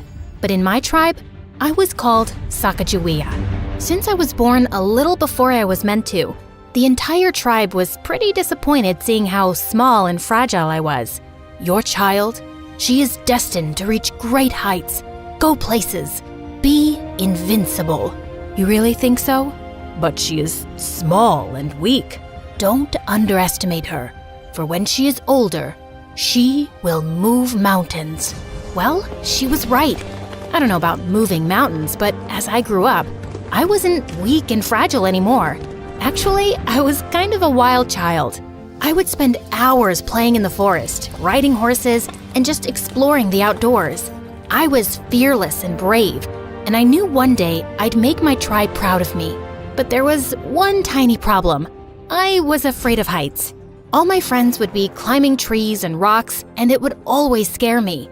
I didn't really mind. I knew I could do so many other things. But a girl, Redfeather, who was from another tribe, always made it a point to tease me about it. I knew why. It was because she had a big fat crush on my best friend Miko and hated that he cared so much for me. What kind of bird woman are you if you can't even climb a tree? Look, Miko, I can climb so high. So what? Sacagawea can ride a horse, backwards. She can catch a fish with just her hands, and she's not a show-off like you, Redfeather. What do you even see in her? He just told you. Strength, ability, class. Now shoo off before I whoop your butt. You wouldn't dare. Oh, but I dared. In seconds, Redfeather and I were tangled like two wrestlers, but I instantly let her go when I saw my dad coming. He had told me so many times not to argue with Redfeather. Her tribe was always looking to get into a fight with ours. Once I was home, I got the lecture of a lifetime. And even though I tried to tell Dad how that witch had started it, he just wouldn't listen. Frustrated, I left the tent and sat near the river. Angry at Dad? No, not at all. I'm angry at myself for not being brave enough to climb a tree. If I could, I would have proved, hey, you don't need to prove anything to anyone. Got it? And who said you aren't brave? My love, you are the bravest girl I know. You can definitely do anything you set your mind to. Here, it's time for you to have this. Mom, why are you giving this to me? It's the most precious thing you have. No, you are my most precious thing. Saying that, she hugged me tight. After that day, I tried to steer clear of Redfeather. The girl was nothing but trouble. But one day, as Miko and I were hanging out near the big waterfall, the witch came and yanked my necklace. Give it back, now. Redfeather, I swear I'll... But before I could even finish my sentence, the witch gave me a smirk and dropped Mom's necklace down into the waterfall. I felt my blood run cold, and even though I was scared of heights, I did the unthinkable. I jumped. I felt like I was flying, and in the water, I managed to reach the necklace. When I got back up, Redfeather, Miko, and everyone else were in awe. Redfeather's dad came and made her apologize to me. From that day forward, I was known as the brave bird woman who could do anything. I had made my mark, and I was so proud of myself. A few years later, my dad announced Miko and my wedding, and I couldn't be happier. Our wedding was going to be the biggest event in the tribe, and everyone was preparing for it. Even Redfeather, who had been surprisingly friendly since the necklace incident, was helping out with the decorations. One night, Redfeather asked me to meet her by the waterfall. I was a little hesitant, but I thought maybe she wanted to apologize for her past behavior. I was wrong. As I approached the waterfall, I saw several men standing in the shadows. Redfeather stepped out of the darkness and smiled at me. What's happening? Who are these people? I can't let you marry Miko. Take her away. Before I could say anything else, the men dragged me away and everything went dark. When I finally opened my eyes, I was in a carriage. Where am I? Where are you taking me? I am the daughter of the Shoshone chief. When my dad finds out about you, he'll have you punished. And who's gonna tell him, princess? You are far away from home. You'll never get back home. Hearing his words made my heart sink. and I clutched onto Mom's necklace. It was the only thing I had from home. We had been on the road for 7 days when one night I heard noises. There were so many people fighting. The caravan was being attacked. I was so scared. I had no idea what was happening. But then I heard a voice that spoke in a different language. It was a Frenchman. He and his soldiers had attacked the caravan and freed me. They kept talking, but I didn't understand a word. And when I spoke, they didn't understand my language either. But even with the language barrier, I knew they meant well. I didn't know how to get back home. So one of the soldiers found a nice family who adopted me and taught me their language. I was so thankful to them and all the help they gave me. Years passed and I missed home terribly. Unfortunately, we had traveled too far in an unknown direction, so I didn't know my way back. When I turned 18, I got married to a Frenchman, and just when I had my son, my husband left me. I was disappointed. As a little girl, I had thought I would go places, have a life filled with adventure, make my tribe proud. But everything had gone so wrong. But things changed when one day, 2 men, Lewis and Clark, came to my town. They had heard about me and wanted to know if I could help them find a new route to the Pacific Ocean. Sacagawea, we heard you used to be from the Shoshone tribe. We need your help to find a new route to the Pacific Ocean. I'm not sure I can help you. I have been away from my home for many years. You don't need to worry. We have maps and guides to help you. We just need your help to navigate the terrain and communicate with the locals. That sounds like a lot of work. Why should I take up the offer? Because we're headed west. This might be your chance to get home. What? All right, I'll do it. I was so excited to be joining the expedition in April of 1805 with my newborn son tied to my back on a sling, ready to set off on the adventure of a lifetime. As we made our way along the river, I helped out in any way I could. I showed the men how to find edible roots and plants, and how to identify which ones were not safe to eat.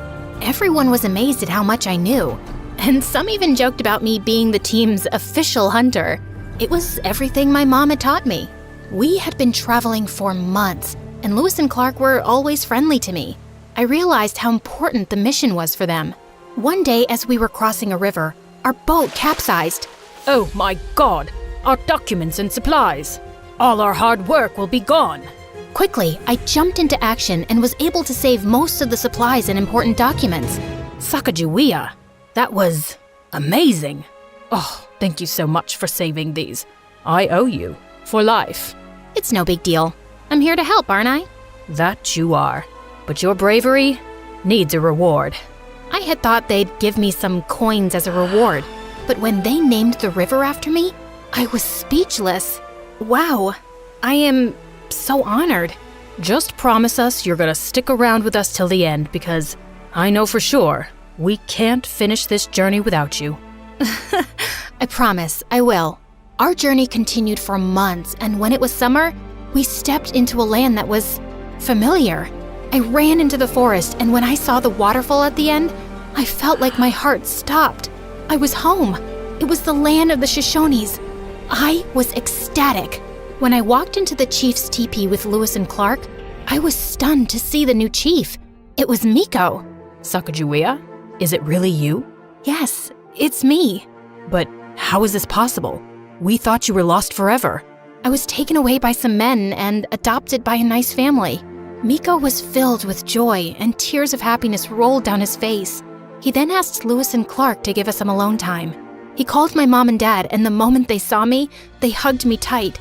Sacagawea, I can't believe my eyes. I am so happy to see you here. Me too.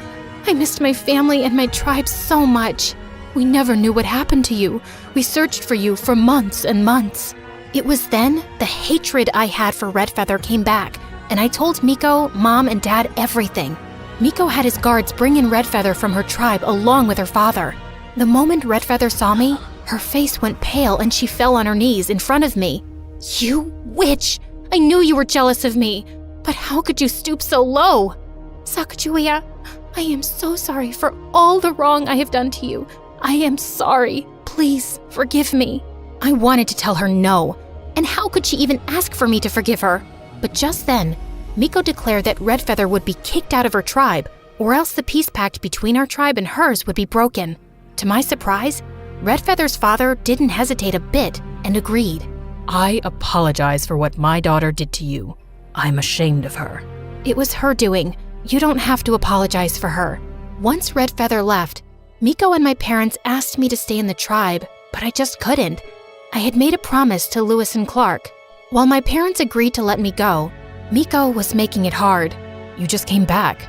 You can't leave now. Please, Sacagawea, stay. I will, Miko. I give you my word.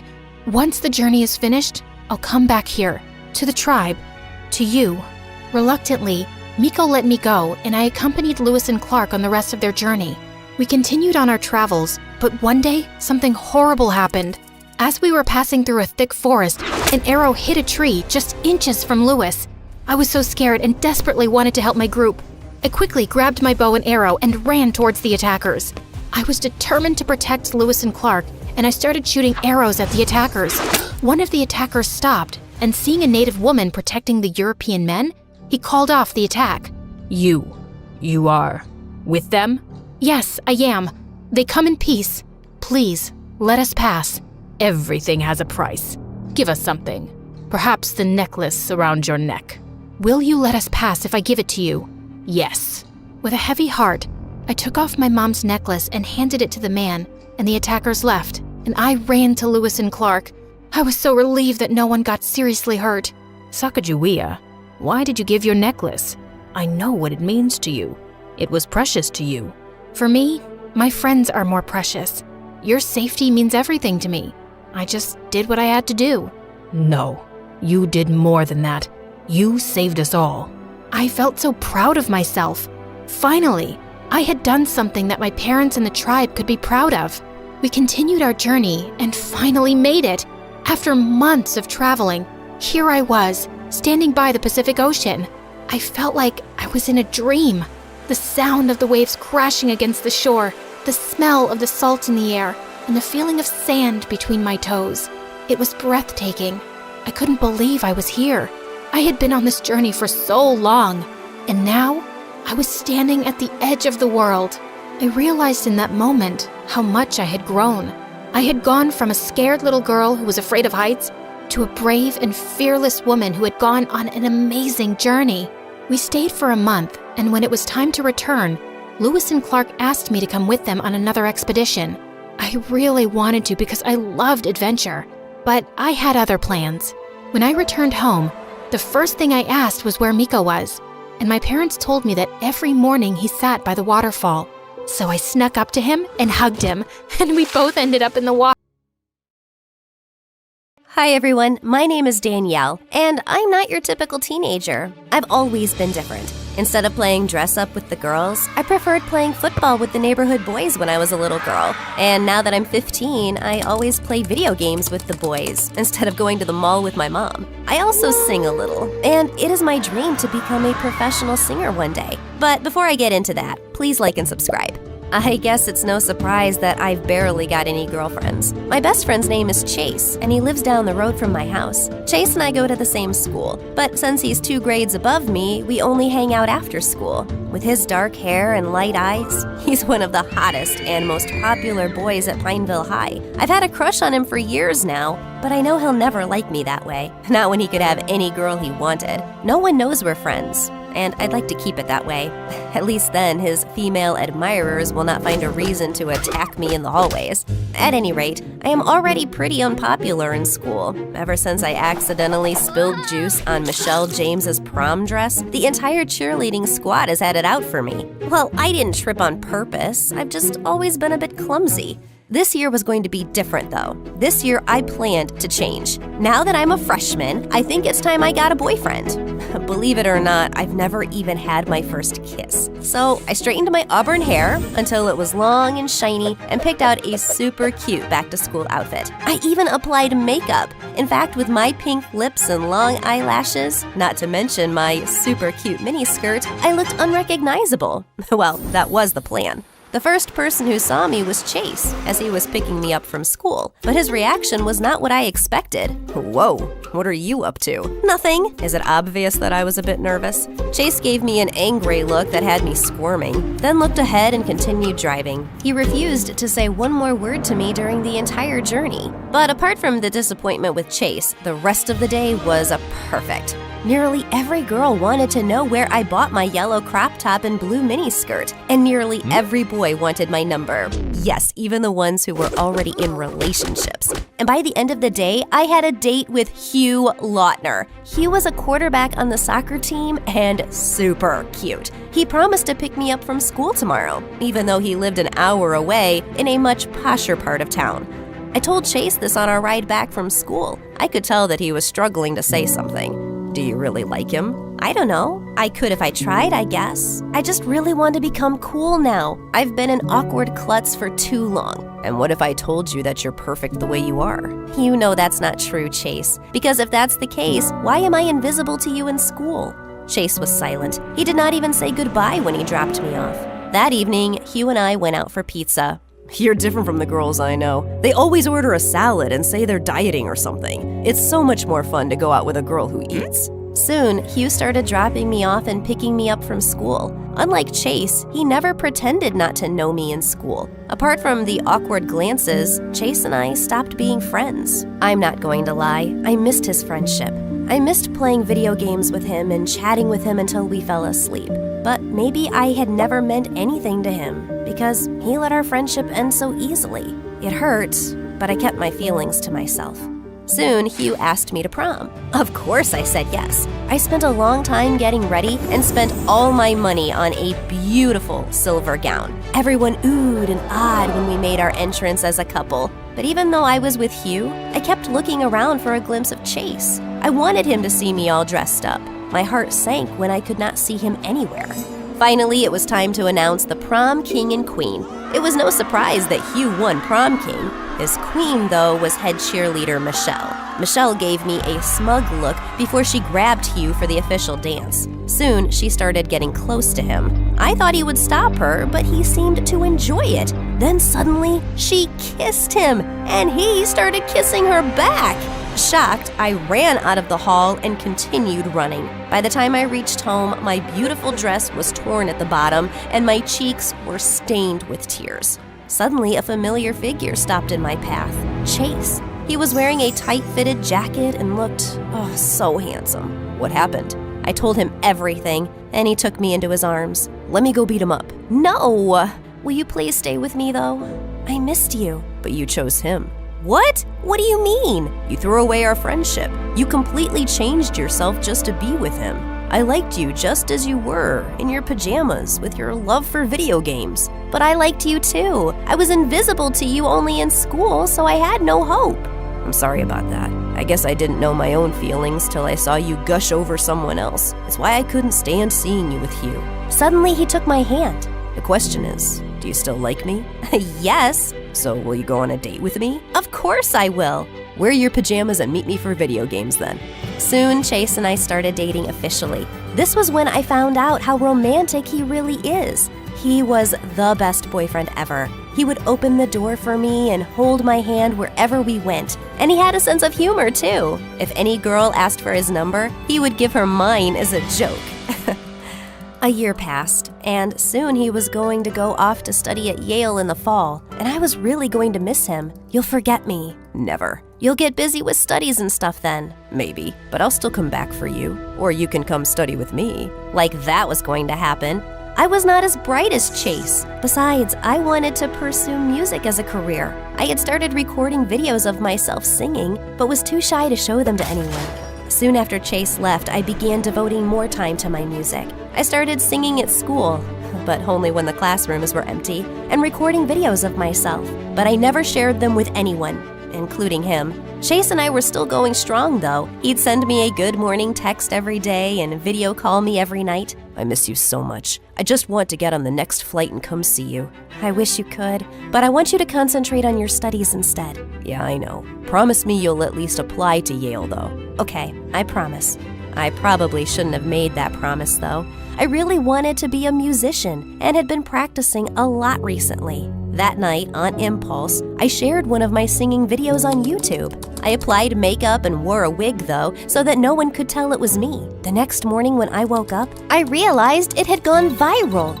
In just one night, my video had garnered 100,000 views. When I went through the comments section, I was shocked. Everyone loved my voice, and people wanted to know who the mystery girl really was.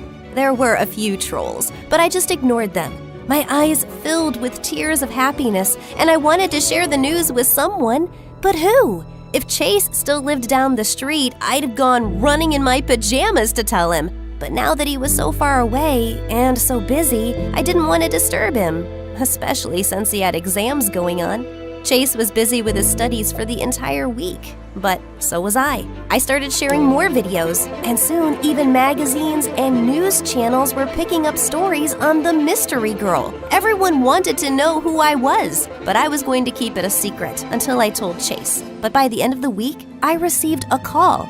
Good afternoon. Am I speaking to Danielle Jones, aka Mystery Girl? What? How do you know? I didn't tell anyone. It is my job to know Miss Jones. Oh, okay. Let me introduce myself. We are Superstar Inc., and we like to give a launch pad to actors and musicians who show a lot of promise. Now, there is no denying that you're talented, but you've also managed to create a fan following around your mystery girl persona. Part of the allure, I think, is because no one really knows your identity. Okay. And we want to keep it that way.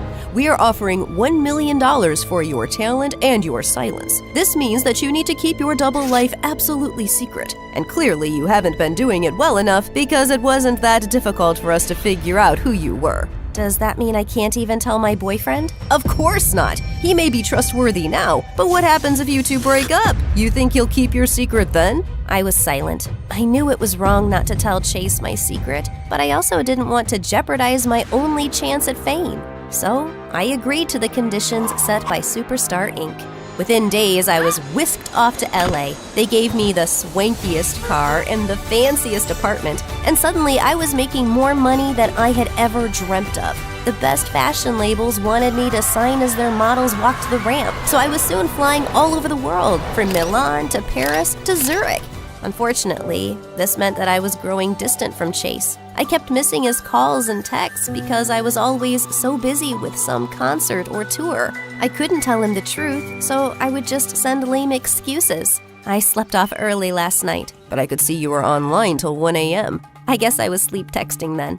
Finally, one day, Chase sent me still broke. I spent many nights crying and poured all my pain into my music. The audience still loved my songs, even though they were sadder now. Male singers and actors would keep asking me out on dates, but I was still nursing a broken heart. I no longer had any ties to my old life, though. Mom and Dad had stopped trying to call me home for a visit, and we only exchanged the occasional text. I guess they still wanted to know that their daughter was doing all right. As time passed by, my heart began to mend. I began dating Hollywood stars, but I could never forget Chase. Even 3 years after he ended things with me, I was still not completely over him. One day, I was doing a live show with Aaron, an up-and-coming Hollywood actor. Everyone told me that you're a cutie, but I had no idea you were this cute. Thanks, I guess. I could marry you right now. On live TV? Yes. Will you marry me? Aaron got on one knee and pulled out a ring. Oh my God! No, I'm sorry, I can't. Why not? Because I don't love you. My heart is with someone else. But you're not dating anyone. Trust me, I've been having you followed. That's illegal, I'm sure. And he left me years ago. His name was Chase, and he was the best boyfriend ever. I started crying. Suddenly, I was sick of this job. It may have brought me fame and money, but it cost me my relationship with my parents and boyfriend. It was time to tell the truth about who I was, whether Superstar Inc. allowed it or not. Suddenly, I took off my wig and wiped off my makeup on live TV. My name is Danielle Jones, and I am the mystery girl. Only I don't want to remain a mystery anymore. I am real, and I want to live my truth for myself and my fans. My confession sent Superstar Inc. and the rest of the country into a tizzy. By the next day, I was the top trending topic on all the news sites. Superstar Inc. fired me and took back my apartment, but I didn't care. I had made so much money that I could live anywhere. The only place I wanted to go, though, was home. After 4 long years, I landed on my parents' doorstep to apologize. They had seen the news and cried tears of happiness while hugging me. There was still one more apology I needed to make, though. I texted Chase. Hey, it's Danielle. I know this comes really late, but I'm sorry for everything. I waited a few hours for a response, but none came. Suddenly, the doorbell rang. It was Chase. Chase, what are you doing here? Answering your text. Can I come in? I'm a bit tired. I just flew in. Of course, where are my manners for another perfect kiss?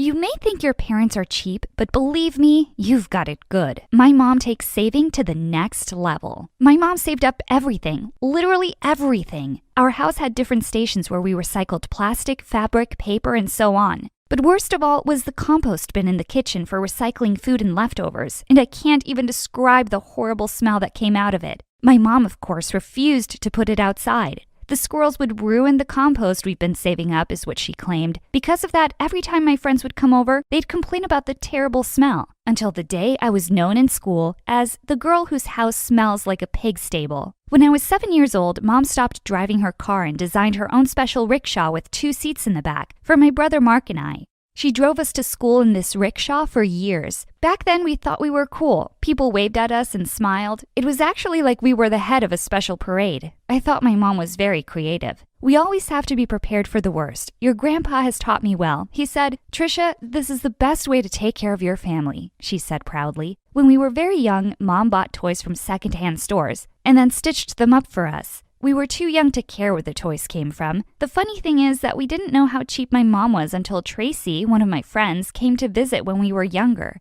She came over to my house for a sleepover when we were 10. "Why does your mom take ketchup, sugar, and serviettes from restaurants?" asked Tracy after we'd eaten. I didn't have an answer. The next day, we went to the movies together. "Why does your mom sneak her own popcorn and drinks into the movies?" Tracy asked me as the movie started. "Your mom is cheap," she said. I was angry with Tracy. I thought she was being mean. I didn't want to believe her, but as I cooled down, what she said opened up my eyes to what was actually happening. From then on, things started to make sense. I realized that people were actually laughing at us in my mom's rickshaw. That was when I told my mom that she didn't need to take us to school anymore. "I'll walk Mark to school, Mom. It's good exercise for us." My mom quickly agreed. "It gives me more time to turn our recycling into usable things in the house. Besides, we're going to save lots of money on gas." I got shivers when she said that. Now I had a very different feeling about Mom's creativity. A week later, Mom took out all the showers. She replaced them with a bucket outside in the garden. "You know how much water we're going to save now?" she said, smiling. Luckily, when my dad saw that the neighbors were spying on him showering, he put an end to this. My dad had a lot of patience for my mom.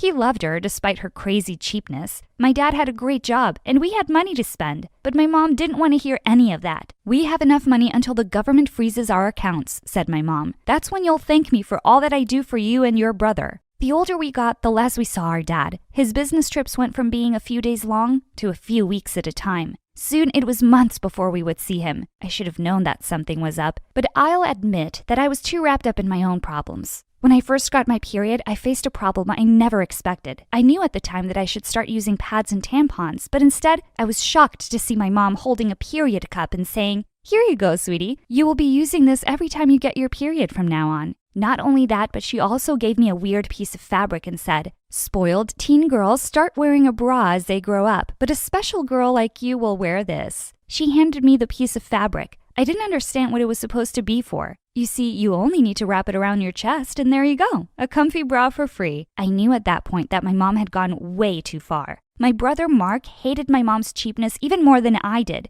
Because he was younger than me, Mark got all my hand-me-downs. From jeans to t-shirts and even jerseys, Mark grew up wearing my clothes. He was creative in how he reshaped them to look like something that a boy would wear. But by the time he was 13, his classmates wouldn't let him get away with this. They left lipstick and makeup on his desk. They stuck fashion articles to his locker. They even started calling him Marcy. "Leave my brother alone," I said to them. But they just laughed. "What are you gonna do? Will your mother chase us in her rickshaw?" I had no reply to this. I was furious, and so was Mark. He went home and told Mom that he needed clothes for boys. My mother almost lost it. "We don't have money for new clothes," she screamed. "If you want new clothes, I'll make them for you." Mom knitted Mark the most awful, trendy clothes we'd ever seen. Mark took one look at the new clothes Mom had made and said, "It's fine, I'll wear the hand-me-downs." Mark and I were tired of Mom's cheapness. That afternoon in my room, we had a secret meeting about what we could do to stop Mom from embarrassing us in the future. We needed help. so we called our dad.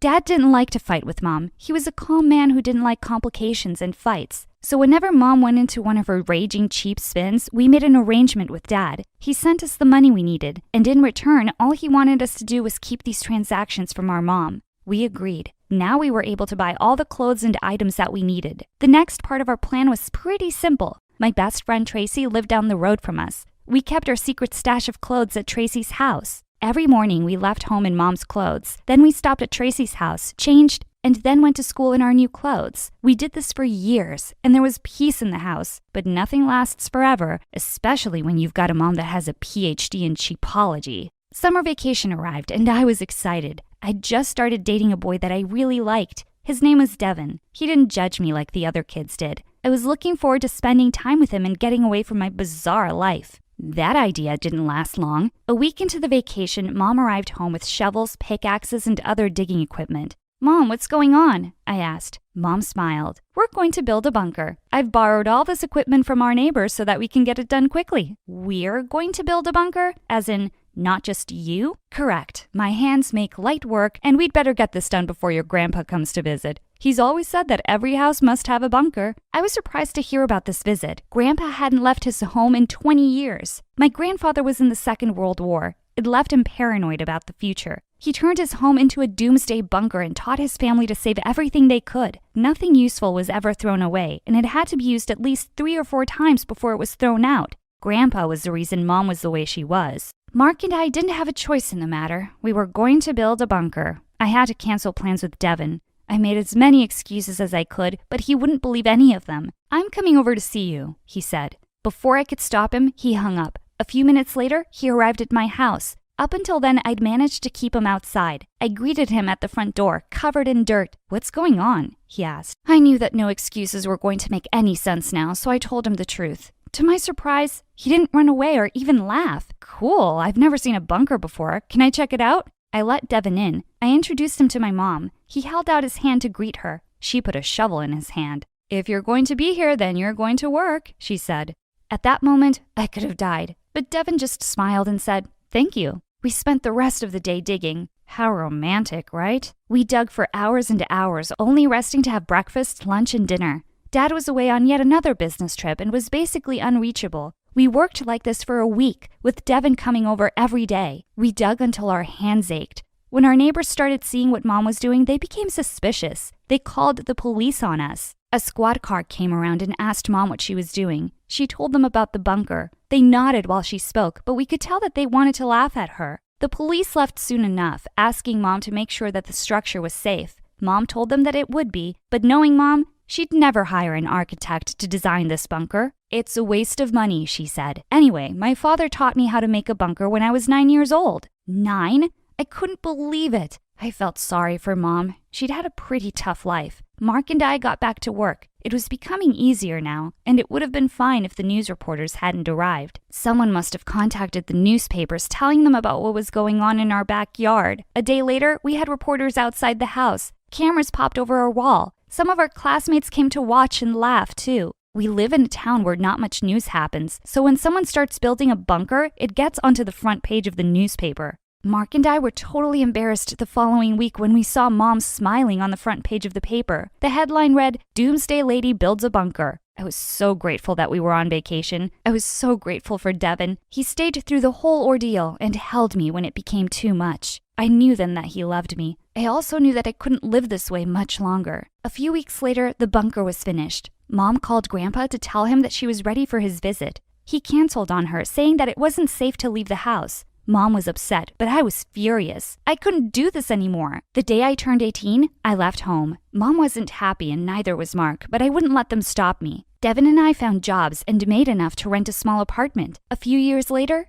we got married. A few years after that, we had 2 beautiful children. Being a mother was tough, but I promised myself I'd be nothing like my mom. I kept in touch with Mom, but only through calls and messages. I kept my distance from her. Mark came to visit often. Dad, well, he was so busy with work that we barely heard from him. When my kids were about 5, Mom called me with news. "Your grandpa is coming to visit," she said excitedly, "and I'd like you to come and see him." I didn't want to go, but Devin talked me into it. "Family is important," he said. So we went. The next day, we went to my mom's house. He'll probably come on the bus, said Mom. Back in the old days, he would have walked, but his hip is acting up now. Mark and I looked at each other. What kind of family had we grown up in? Go to the bus to pick up your grandfather, said Mom. Mark and I walked down the road to the bus stop. The first bus arrived, but Grandpa wasn't on it. He wasn't on the second or the third bus. An hour later, we walked back home. As we arrived back at the house, a brand new car pulled up to the house. Mark and I couldn't believe it. It was Grandpa. He looked nothing like we remembered him. The Grandpa we remembered wore old clothes, cut his own hair, and had a beard longer than Santa's. This Grandpa stepped out of the car looking different. He was dressed in sick clothes and looked like $1,000,000. Kiddos, so good to see you both. Come give Grandpa a hug. We hugged him and smelled his cologne. It was definitely something expensive. Then we helped him with his bags. If we were shocked by what we saw, Mom's reaction was even worse. She just about fell over when she saw Grandpa. He was different, calmer, friendlier, laid back, and full of jokes. Mom showed him around the house. She went through each room and explained how she had used everything that he had taught her when she was a girl. Grandpa smiled politely, but we could see that he was surprised and a little shocked by Mom's efforts. Finally, Mom showed Grandpa the bunker. We could tell how proud she was of her design. And we put it together in just over a month, she said, filled with everything we'll need for 10 years. Grandpa's face went white. That's great news. Why don't we get some fresh air? And I could use a glass of water. Mom said she'd get it for him. While Mom was away, Grandpa pulled us aside. What's happened to her? He asked. What do you mean? I said. She's always been like this? Always? Asked Grandpa. He paused a moment and then dropped his head. It's my fault. I raised her believing that the end of the world was always just around the corner, although I was rich. But after my wife was gone, I realized I was a lonely man and that I missed out on a lot in my life. I decided to change. I'm sorry, kiddos. But don't worry. I'm going to talk some sense into her. Mark and I could have cried at that point. We were so relieved. We hugged Grandpa and thanked him. That evening after a tinned food dinner, Grandpa sat Mom down and had a heart-to-heart with her. I sent Devin home with the kids. Mark and I listened from another room. You've done a great job of preparing for the end of the world, Trisha, but it's not going to happen anytime soon. Mom looked shocked. What do you mean? Grandpa stopped her. I know. When you were growing up, I thought that the world was in serious trouble. I filled your head with a lot of ideas that I now see are a bit extreme. After your mother was gone, I started to think about life differently. Trisha, it's important to save and be sensible with what we have, but it's also important to enjoy life. It was the toughest conversation that Mom had ever had. Everything that she had ever believed in had just been pulled out from under her. She was quiet for a long time. Dad, it's okay. I'm going to keep doing what you taught me. We need to be prepared for every disaster. Grandpa tried to reason with her, but she didn't want to hear it. Mark and I tried to. Enough of this, Mom, I said. This is the reason why I left. And it's the reason why Dad left too, said Mark. Mom shook her head.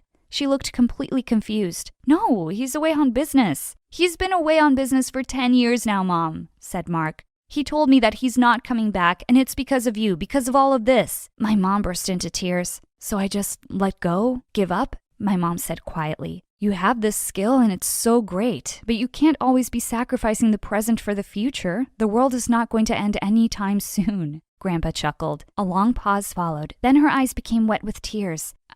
She began to speak, but only tears fell. It's okay, Mom. We're all here to help you. Mom took a deep breath before she spoke. Okay, how do you guys do it? Do we have to go out for dinner as regular people do? I can do that now for a start. I smiled widely. Things wouldn't change all at once, but, well, she was finally trying to bust out of her bubble. And that's all that mattered to us.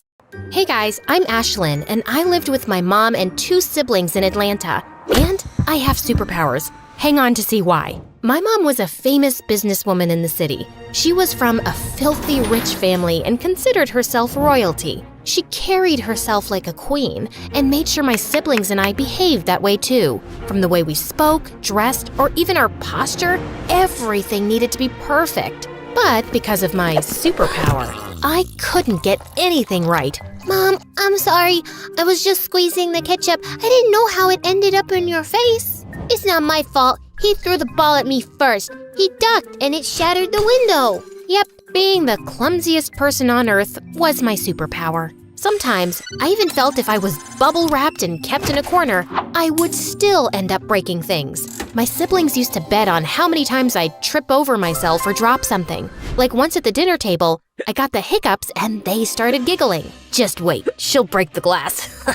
No, I think she'll break the glass and the jug. And sure enough, my sister won. But in the process, Mom was drenched in water. It's okay, Mom. It's just water.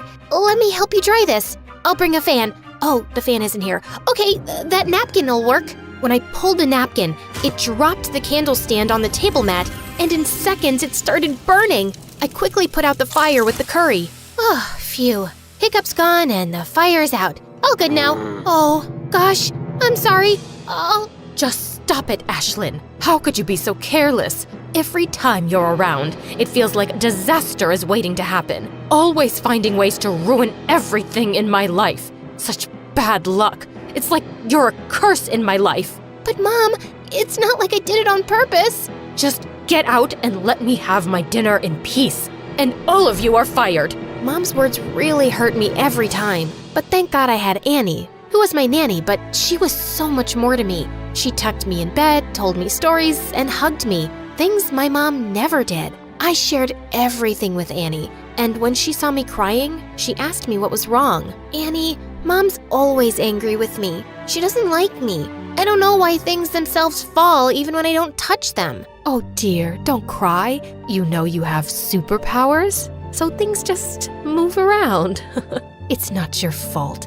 And don't worry about your mom. She loves you. Just be a little more careful. Yeah, I know. Annie tried her best to make me happy and told me how Mom was just overworked, but actually loved me loads. But Annie didn't know that years ago, I had found out the reason Mom resented me so much. It was because Dad had left her for a maid working at our place just 2 days after I was born. And since that day, Mom saw me as her bad luck. I tried not to let it get to me and focused on my studies, but I wasn't very good at that either. But still, I tried. I really wanted to win Mom's love because seeing her with my siblings made me feel like I wasn't even a part of the family. One time, when I was around 17 and on summer vacation, Mom had a launch party for her new business. Please, just spare me the embarrassment and stay in your room. Order pizza, watch MSA videos. Just don't ruin my party. Mom was always keeping me away from the fun things she did,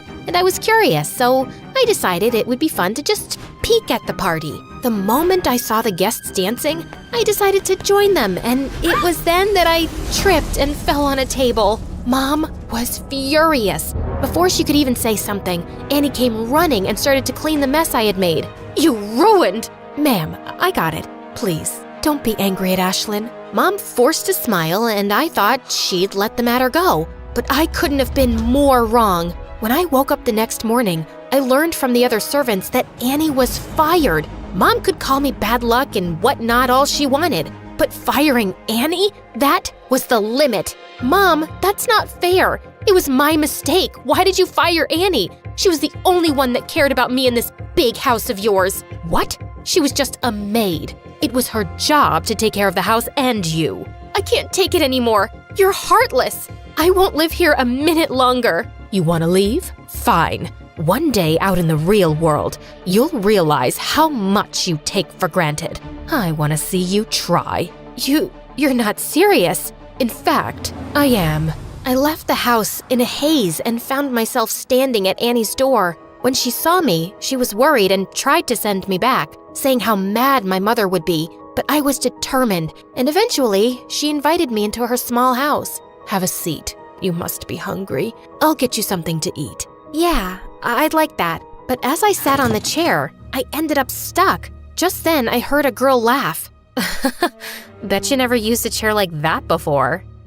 No, I didn't. She helped me up and then introduced herself. She was Michaela, Annie's sister, and she was as nice and welcoming as Annie. I really liked their cozy home, even though the things were old and some were even broken. At night, I slept peacefully on the couch, which was far better than my luxurious mattress. But old habits die hard, and the next morning, when I told her I wanted an omelet with a fresh fruit smoothie and a pancake, hearing my words, she looked stunned. Your Highness, this is not your palace, and I'm not your servant. Serve yourself. I'm so sorry.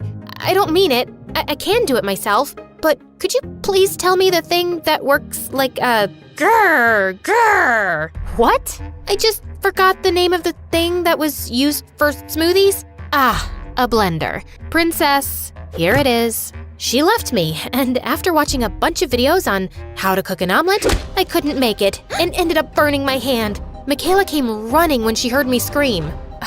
Like, why did you even come here? The real world is a difficult place to survive. I don't know why you would give up such a chill lifestyle for this. Yeah, it might be kinda tough, but I'm confident I can work it out. She was kind enough that she made me breakfast and fed me herself. And in no time, we became friends. It had been several days, and although Mom was angry, I still hoped that my being gone would make her realize my worth. But she hadn't called me once, like I didn't exist to her. One day, when Michaela saw me sulk, she suggested we do something fun. I was totally up for it. We ate popsicles and cotton candy, which had previously been a big no for me, and even rode a bicycle. And it was just one more thing where I ended up with bruises all over my legs that I got by falling several times off the bike. A few days later, the summer vacations were over and Annie got me into Michaela's school so I could finish my final year of high school, since I didn't want to go to my previous one where I would have to face my siblings and even Mom when she'd come to drop them off. On my first day, everyone looked surprised to see me. I guess I might have overdressed. Ugh. Oh wow, Michaela, who is she? She looks so pretty. I love that fragrance she's wearing. All of them were really sweet, and everyone gathered around to chat with me. You have a Gucci bag? Is that a real one? No, thrift store. She bought it from there. You want to fit in or stick out like a sore thumb? Fit in? Good. So from tomorrow, don't dress like you're modeling. Michaela was right. I needed to blend in, so I bought new stuff for myself. Things were going well at school, like really well. I even made friends and started to do well in studies. One day, we were walking down the hallway and I noticed a poster for a speech competition with the topic self-esteem. Michaela suggested that I should participate. I decided to give it a shot since it would be the perfect opportunity for me to voice my ideas, something I couldn't do much around Mom. I worked hard for weeks on my speech, practicing in front of my friends. I was still nervous, but I was determined to do my best. On the day of the competition, I kept my eyes on Michaela and Annie as I stepped onto the stage. I was so relieved when I finished my speech, and I knew I had done a good job. The judges were impressed and announced that I was the winner. I was so shocked and excited. To my surprise, the guest of honor was the mayor, and he took a picture of me with the other winners. My picture was in the newspaper the next day. Just a few days later, as I was lost in the pages of my book, Michaela came running and told me how she'd seen my mom go to the principal's office. My heart raced with excitement as I thought maybe finally my mom was proud of me and had come to my school. But then I heard my mom's voice from down the hall yelling at the principal. I gave you permission to give her admission, but that didn't mean you could use my name to publicize your school. Putting her picture in the paper and mentioning she's my daughter was a publicity stunt, right? This school runs on my donations. Do you have any idea how humiliating that is? Mom, why are you saying this? I thought you'd be happy, but all you care about is your name? My mom just gave me a nasty look and walked away. At that moment, it finally sunk in that I'd never be enough for her. I was done trying to make her happy. I was done trying to be someone I wasn't. I went to school the next day like nothing had happened, like my heart wasn't breaking. Throughout the day, Michaela and my friends tried to cheer me up. She asked if I could come and watch them practice their cheerleading routine. I'm glad I did because she did a backflip and landed smoothly on her feet. It was amazing. OMG, I can't believe it. I did it. Yay, I did it. Oh, Ashlyn, girl, you are like my lucky charm. You know, I've been trying this routine since like forever, and I could never get it right. Today, you came and I nailed it. Awesome. Congratulations, Michaela. Hey, what happened? Why are you crying?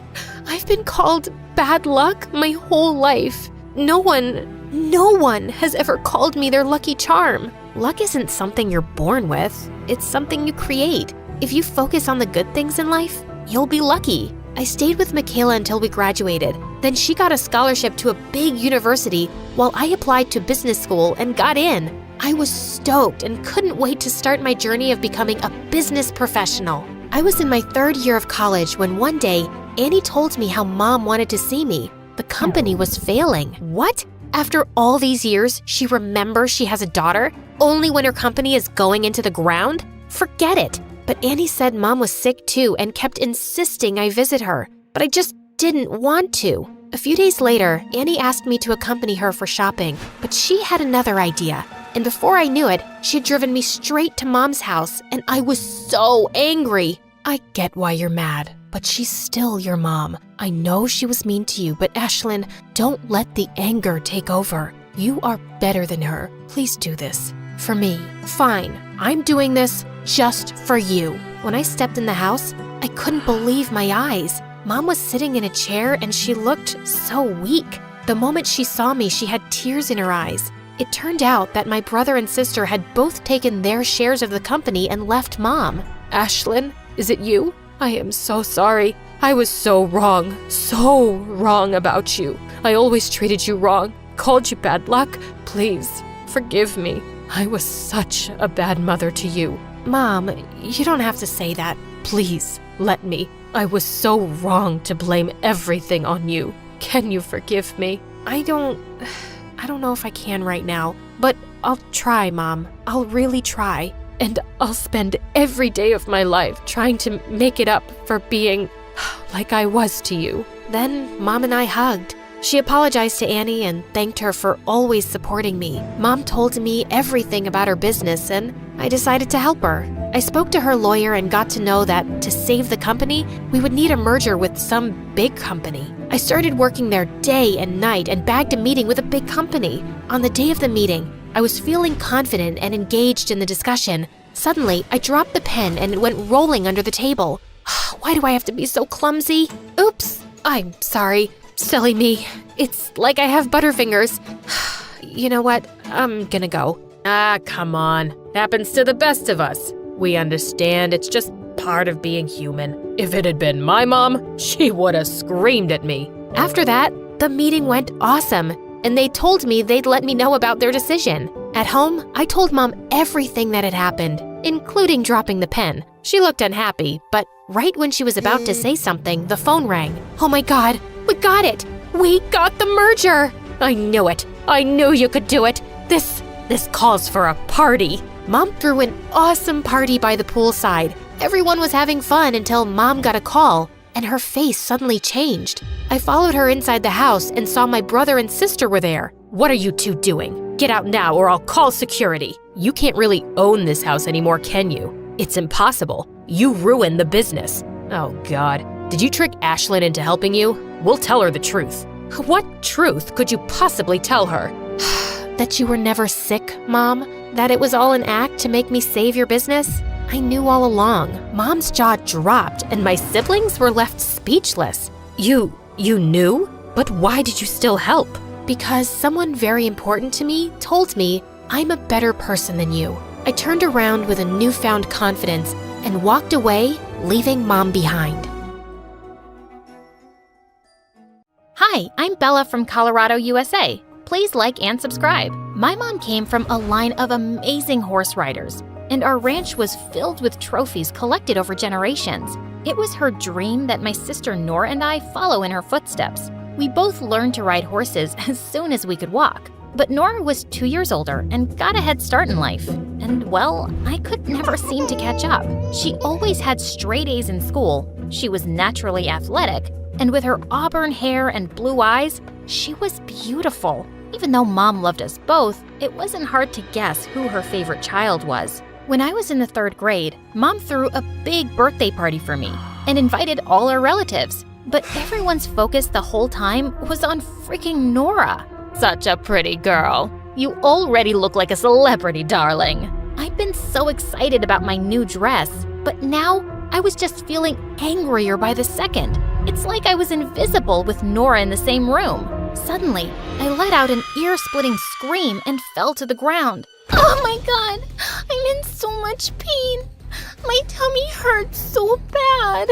Everyone came running to me and Mom rushed me to the hospital. I was happy I'd ruined the party for everyone, and they would have all just left. But hours later, we got back home to find a mess. I'm so sad you missed your party, Bella, but I made sure the guests had a good time, and I thanked everyone for your presents. I'm glad you're feeling better now. All I could feel was an urge to slap Nora. She just had my birthday without me. As we grew older, I slipped more into the background. I loved horses and could ride well, but it was obvious who the star in the family was. By the time she was 13, Nora had started participating in competitions and was super popular in school.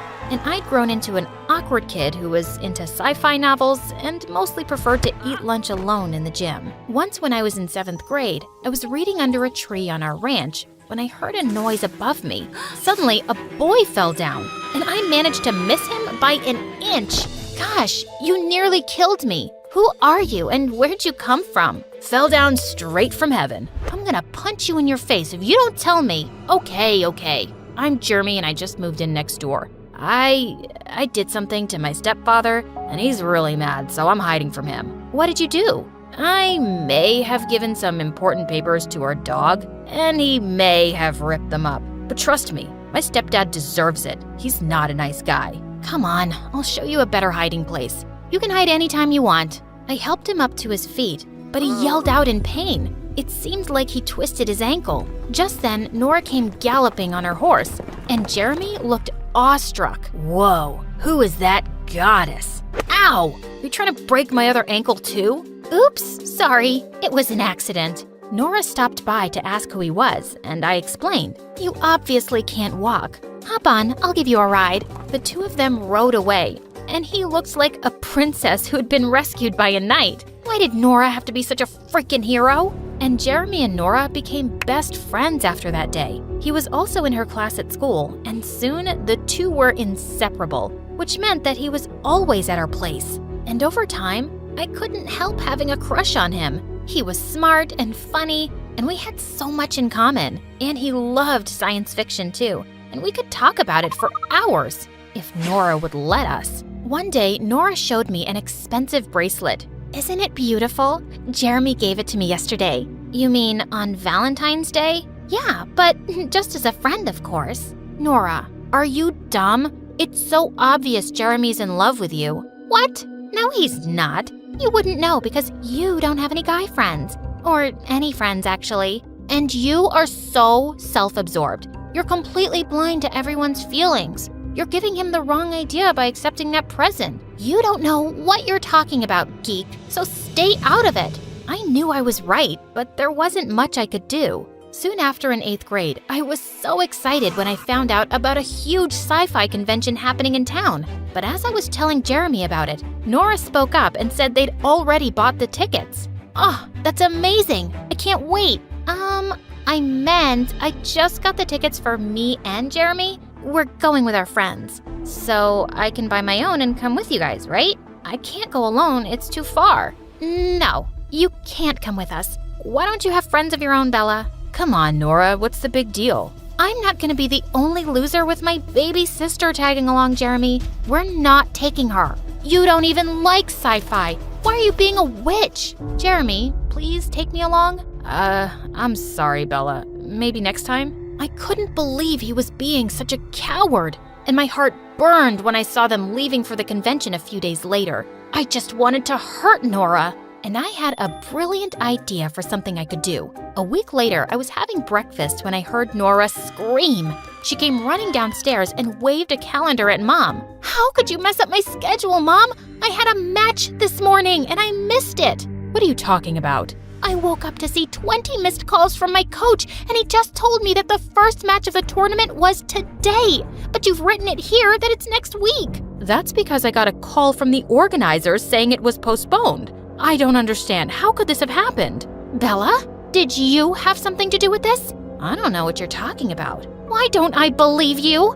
Oh, wait. Yes, I remember something now. Maybe I did pretend to be one of the organizers and called up Mom to tell her the wrong date. It doesn't feel good to miss out on something important, does it? The two stared at me in shock, and then Nora pounced on me.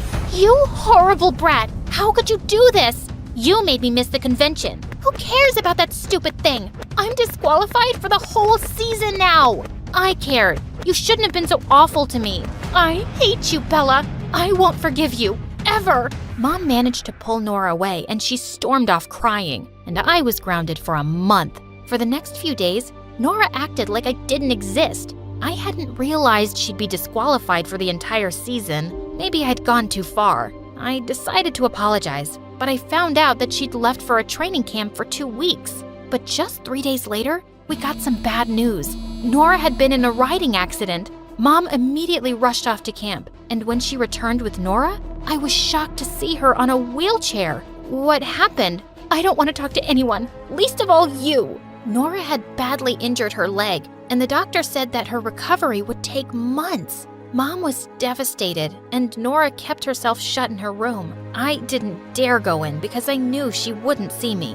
One evening, I just couldn't help crying in my room when suddenly I felt someone's arm around me. Hey, why are you crying? Because Nora hates me and she'll never forgive me. I wanted to hurt her, but I never wished for something bad to happen. Of course you didn't. No one thinks that. Nora's just upset about her injury, and once she's better, she'll be fine with you. I promise. But he was wrong. Just a few days later, Mom called me into Nora's room for a talk. Nora's recovery could take up to a year. We cannot miss all the tournaments during this time. She has some modeling contracts too, and we can't lose this money. Someone from our family has to represent us, and that can only be you, Bella. But Mom, I'm not half as good as Nora. She's right about that. You've been riding a horse since you were a child, Bella. We have 3 months to train before the next match, and I believe you can do it. You have to do it. Before I could protest more, Mom left the room.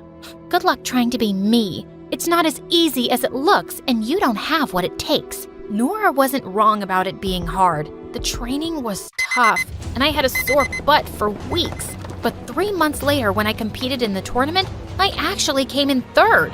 And suddenly, I was the newcomer everyone was noticing. Sure, people just called me Nora's sister at first, but as I kept doing well in matches, more of them knew my name. But I really wasn't looking forward to Nora's modeling contracts. I was awkward, and I didn't have star quality like Nora. After her styling team worked on me, though, I was stunned at the results. I'd never felt so beautiful, and clearly others thought so too. I was receiving a lot of attention on social media, and at school, I was being treated like a completely different person. This is how people saw Nora, and I had to admit, it felt good. Wow, I'm gonna need an appointment soon to talk to you. Yeah, but I'll always make time for you. What do you think of my new look? There wasn't anything wrong with it before, but you do look lovely. For the first time, I felt like he wasn't seeing me as Nora's little sister, and it sent my heart racing. Bella, I've been meaning to ask you something.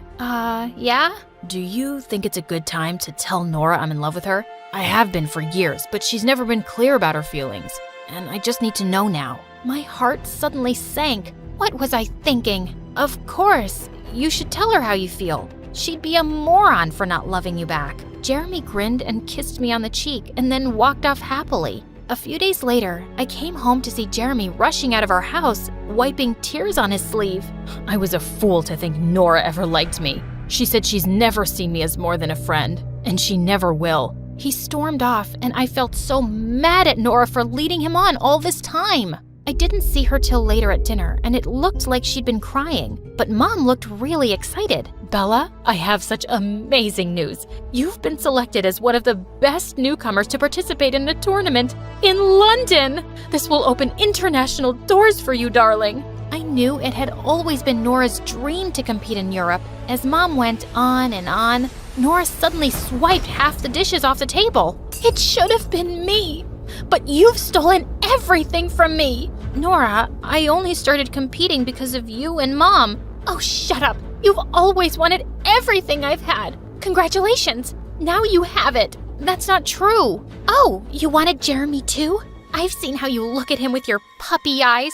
It's embarrassing. Well, it looks like he and I aren't friends anymore, so you're welcome to have him too. That's enough. You know what, Nora? Maybe I did want to know what it felt like to be you, but I've realized that I'm just as talented and beautiful. You're just better at getting whatever you want without caring for anyone's feelings. You've misled Jeremy, and you've always made me feel small. And now I will go to London, and I won't feel bad about it because it has nothing to do with you. Only me and my talent. Jeremy didn't turn up to school the next few days, and then I found out that he'd left the city to stay with his real dad. For good. He hadn't even bothered to say goodbye. And a week later, I left for London. I won first prize in the tournament. and it opened so many opportunities for me. Mom decided that I'd finish high school in London while I kept competing for more championships. I heard Nora was back to training, but she and I didn't talk anymore, and I was enjoying my new life away from her. A year later, I was at the subway station when I spotted someone from a distance who looked exactly like Jeremy. I pushed through the crowd and followed him as he climbed onto the train, and I managed to hop on just as the doors closed. He looked shocked to see me, and we both hugged and laughed. It turned out that he'd joined a university in London. I had no idea you were here too. Of course you didn't. You left without a word and never kept in touch. That was wrong, but I just needed to get away. I'm sorry, and I've missed you. Jeremy and I started hanging out really often over the next few months, and I was happy to have him back in my life, but I kept my feelings in check. I didn't want to fall for him again. On New Year's Eve, Jeremy invited me to a party at his friend's place, and we had the most amazing night dancing away. We all counted down to midnight, and he turned to me with a smile. Happy New Year, Bella. And then he kissed me, and the whole world just faded. But then I pulled away suddenly. I started to walk away. Bella, wait. Did I do something wrong? No, nothing. I just have to go. Please, stop. I've been wanting to tell you for a while now. I think I'm in love with you. Nora turned you down, so you thought you'd settle for me now? As a consolation prize? I've always been second best to Nora in everything, but not anymore. I refused to answer Jeremy's calls or texts the next few days. But then one evening, I got the most unexpected call from Nora. She said she was throwing Mom a big party for her birthday that weekend, and she wanted me to attend. Plus, you haven't even seen my new training school yet. What school? I gave up racing, Bella. My leg's not good enough anymore, but I decided I couldn't stay angry forever, and I had to find another dream. I train other riders on our ranch now. Anyway, I hope you come. I felt both sad and happy to hear that, and I decided it was time to go home and see her. 2 days later, as I was leaving with my bags, I bumped into Jeremy right outside my place. Before you say anything, please listen to me. Yes, I loved Nora for years, but being away from her made me realize that we weren't right for each other. We're better off as friends. And you're not second best to anyone, Bella. If you don't love me, I can accept that, but I just had to tell you how I feel. I love you. Jeremy, I love you too, you idiot. As he pulled me close, he suddenly noticed my luggage. Wait, where are you going? To see Nora. I need to fix things with her. I'm coming with you.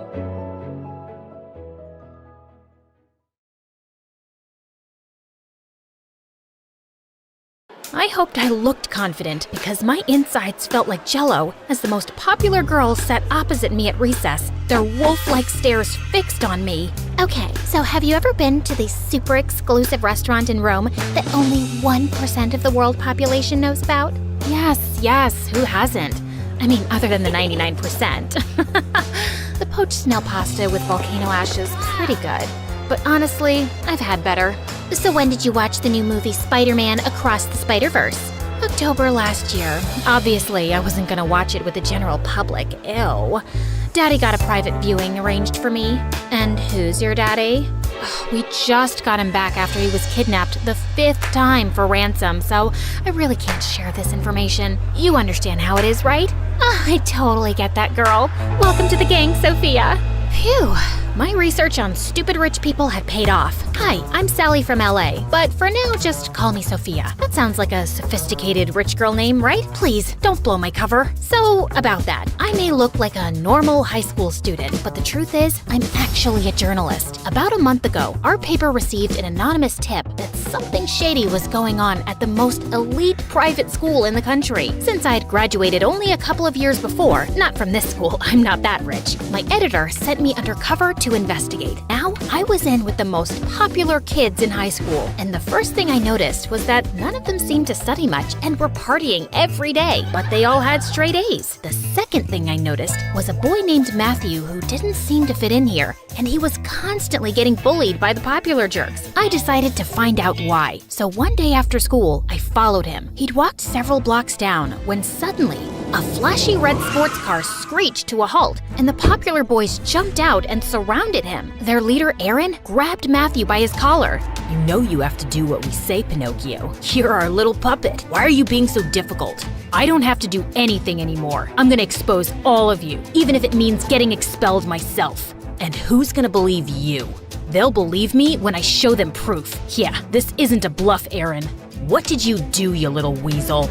Just then, a policeman came around the corner and Aaron let Matthew go, but then snatched his backpack and threw it on the road. The boys all jumped into the car and sped away. As Matthew was picking up his things, I suddenly saw a bus approaching him at full speed, and he wasn't looking up. Without another thought, I raced toward him and pushed him out of the way. The bus driver pulled over to check on us, but Matthew wasn't moving. We called an ambulance, and I decided to wait at the hospital till his family arrived. And the doctor soon told me that Matthew had hit his head hard and he was in a coma. Gosh, so much for trying to save him. Matthew, please wake up and tell me what's going on with you and those jerks. Can you hear me? Hello?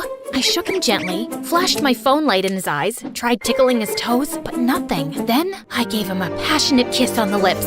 Nothing. Guess that doesn't work in real life. Just then, I turned around to see a couple who looked like Matthew's parents. They were distressed at Matthew's condition, but then, to my surprise, his mom turned around and hugged me. We received the full report of the accident, and you were really brave to jump in and save his life. The doctor's hopeful that Matthew will wake up once the swelling in his brain goes down. Matthew never mentioned you, but we're so glad to find out he has such a caring girlfriend. Girlfriend? Well, of course they thought that with my passionate kissing. I was about to correct them when suddenly I had an idea. Oh, yeah. Matthew's a great boyfriend. Lovely man. I mean boy. Such a weird age. Is he a man? Is he a boy? Who knows? He's a great guy. And before I knew it, I'd received an invitation to dinner at their place the next day. I walked away feeling conflicted. Yes, I was lying to these very nice people about being their comatose son's girlfriend, which was wrong, but Matthew knew something about the popular kids, and I had to find out what it was. The next day at school, I caught Aaron and the other jerks laughing about the accident. Good thing the Matthew situation got taken care of itself. What are you guys talking about? Why do we care about this Matthew loser? Oh, Sophia, you're cute, but you're too new for us to let you in on our secrets. You have to earn our trust, you know? Okay, and how do I do that? I'm pretty sure Matthew was bluffing, but he claims he has some dirt on us. Maybe a video? You think you can find out if he has any such thing and get it for me? That should be easy. I can totally go to Matthew's place pretending to be his sad girlfriend, and I'll look through his things. If there's anything to find, I'll find it.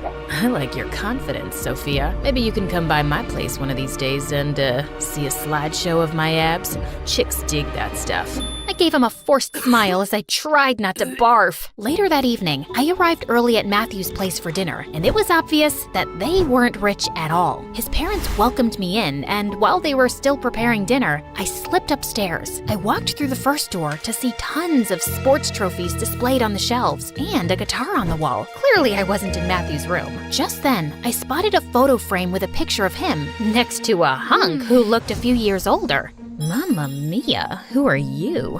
That would be me, Matthew's brother Cody. I turned around in shock to see the hunk standing behind me. He'd just stepped out of the bathroom, wearing nothing but a towel. Are you staring at my abs? I'm guessing you're my brother's girlfriend who my parents invited for dinner. What? I wasn't staring. How dare you accuse me of something so disgusting? I'm just so traumatized by what's happened to Matthew, and he used to talk about you so much. And now seeing you in person without Matthew here, this is all just very hard for me. Look, I'm sorry. I just threw the photo frame aside and ran out of there. Gosh, this was gonna be one awkward evening. Cody joined us soon and was being extra nice to me all through dinner, and his parents started asking me how Matthew and I'd met. It's actually a crazy story. So, you know that big park next to our school? I was feeding the ducks there one afternoon, and when I ran out of bread, they suddenly became these vicious creatures that started jumping out of the lake to attack me. So I was running as fast as I could when suddenly I tripped. I saw my life flash before my eyes. And then out of nowhere, this boy jumps in and starts howling at the ducks like a wolf. The ducks ran away like scared chickens, and my hero turned out to be Matthew. It's actually a true story, guys. I didn't just pull it out of my butt. That's how I met my first boyfriend. He's in a mental asylum now. Wow, that's amazing. It doesn't sound anything like our Matthew, though. He's terrified of birds. Also, dogs, cats, squirrels, butterflies, water, heights, sunflowers, grapes. Right, of course, I found out later he's a scaredy cat. Which made the duck thing even more special. He overcame his fears to save me. His parents smiled at me warmly. I'm sure you already know this, but Matthew's a genius. It was his dream to get into that school on scholarship, but ever since he's gone there, he's been so different. Closed off, moody, even angry. We're really happy to know at least he had you to talk to. I felt quite bad for being a big fat liar as I left that evening, and I was no closer to finding the truth. Well, at least now I knew which bedroom was Matthew's. So the next night, I decided to sneak into his room when everyone was asleep. I managed to climb up the wall and was halfway through the window when my butt got stuck.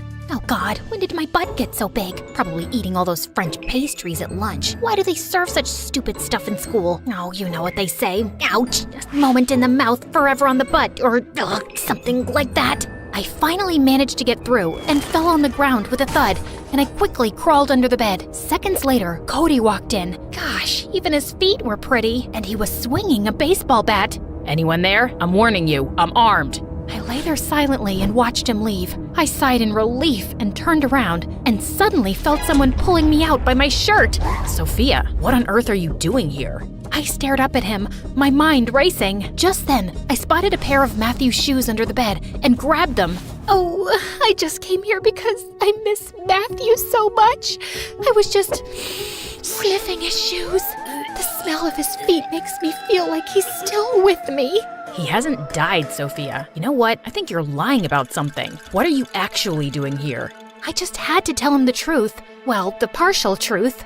Okay, so I didn't tell you before, but Matthew started shutting me out too lately. I've seen the popular kids in school talking to him a few times, but he'd never tell me what it was about. And right before his accident, I heard Matthew telling them that he was gonna expose them all.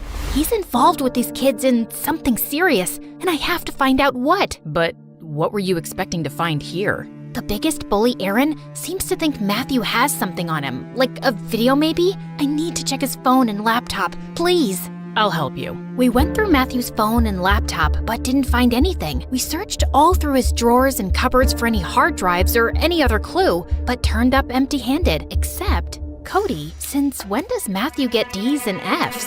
He looked at the quizzes I was holding up in shock.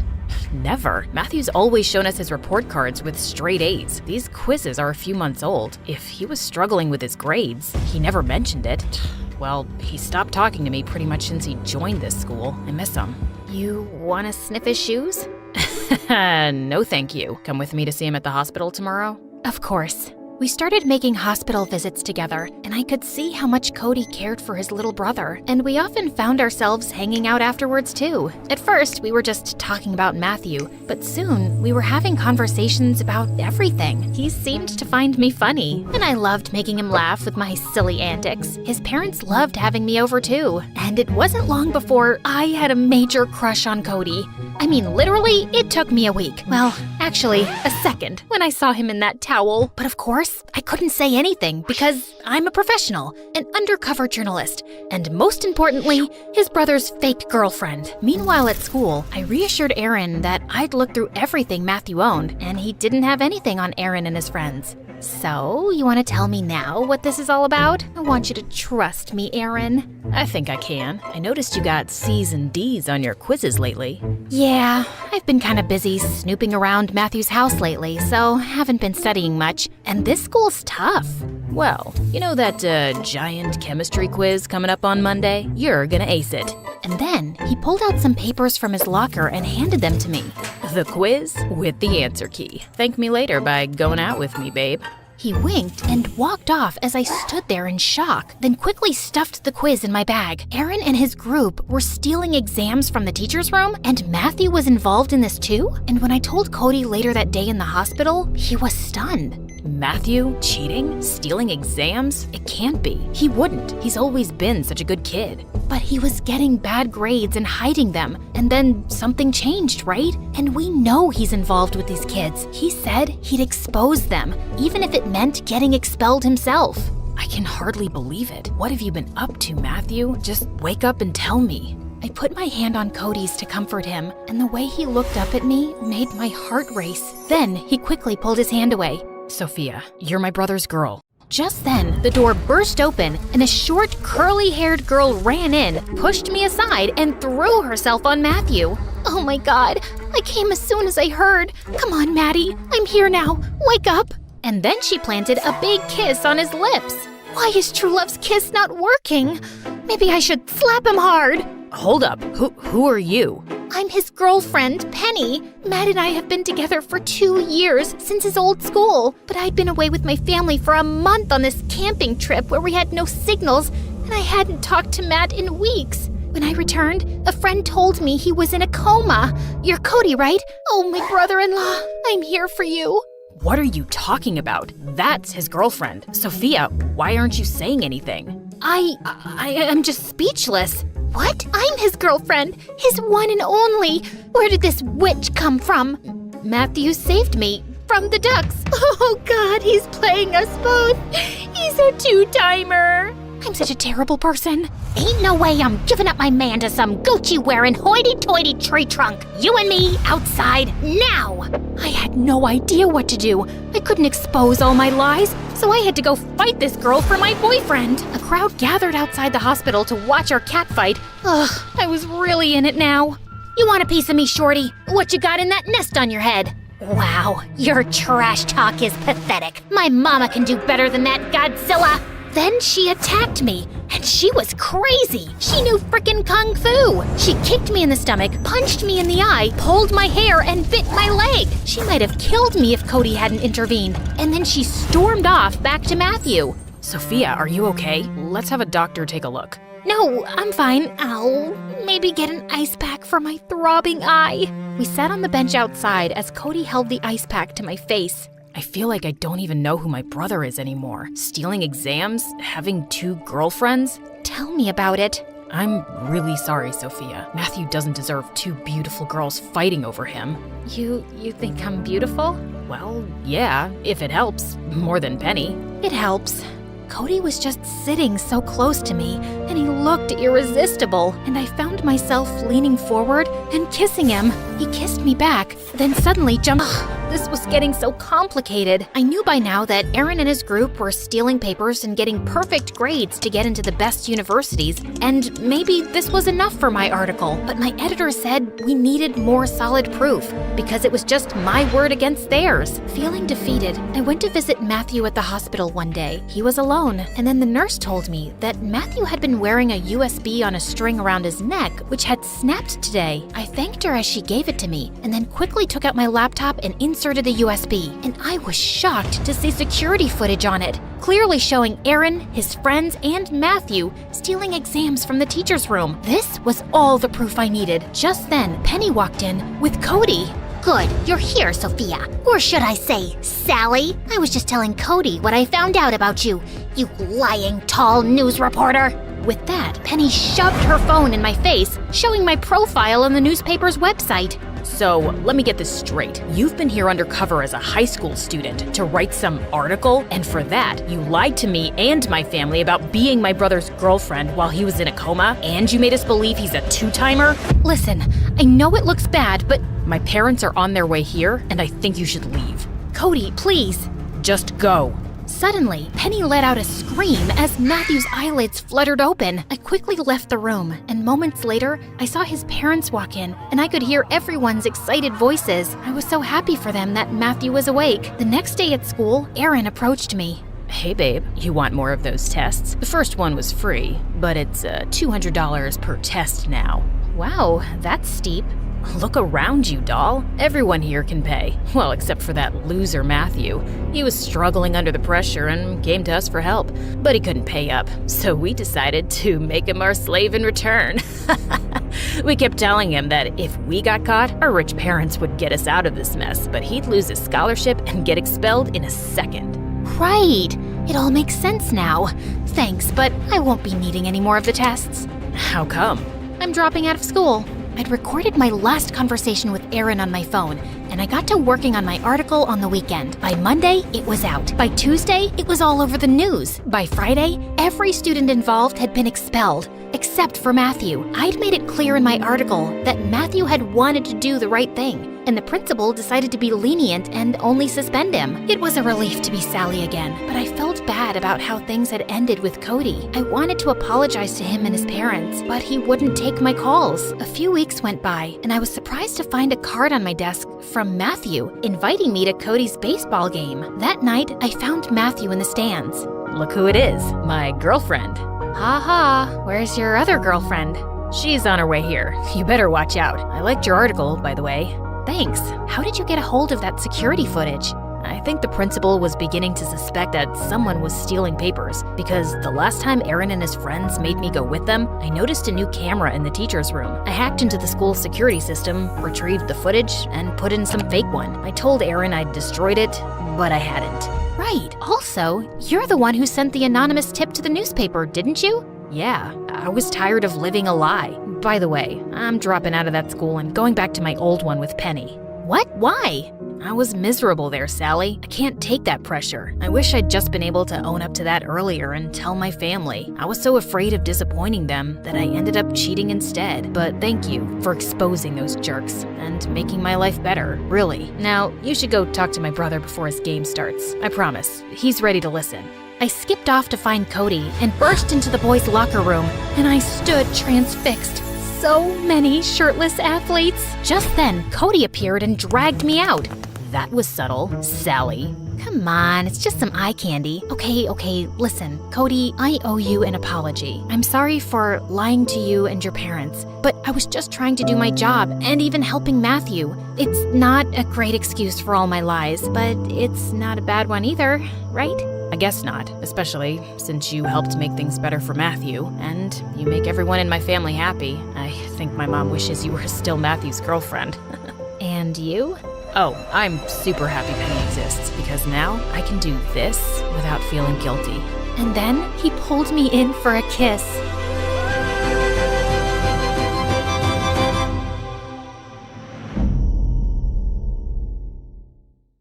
I whispered to myself as I scaled the wall. Just a few more feet. My dad would kill me if he knew what I was up to tonight. I know you're thinking I'm some kind of cat burglar, but it's not that bad. Oh, hi there, Daddy. We need to talk about your behavior, Jessica. I was just out studying with some friends and didn't want to wake you up. I've had it with your made-up stories. I know you've been sneaking off and meeting Armand. Ever since you started dating him, you've been out of control. You need some supervision. I started to laugh at him. It didn't work when I was a kid, and it's not going to work now. My father just looked at me and slammed the door so hard that a picture fell off the wall and broke. The next day, I slept in super late. Oh, it's already 1 p.m. I need to get ready. What the? The shocked boy looked at me with surprise in his eyes. Are you supposed to be Jessica? How old are you? I pushed him down with all my might and ran down the stairs to my dad's office, screaming for help the entire way. The boy chased me all the way.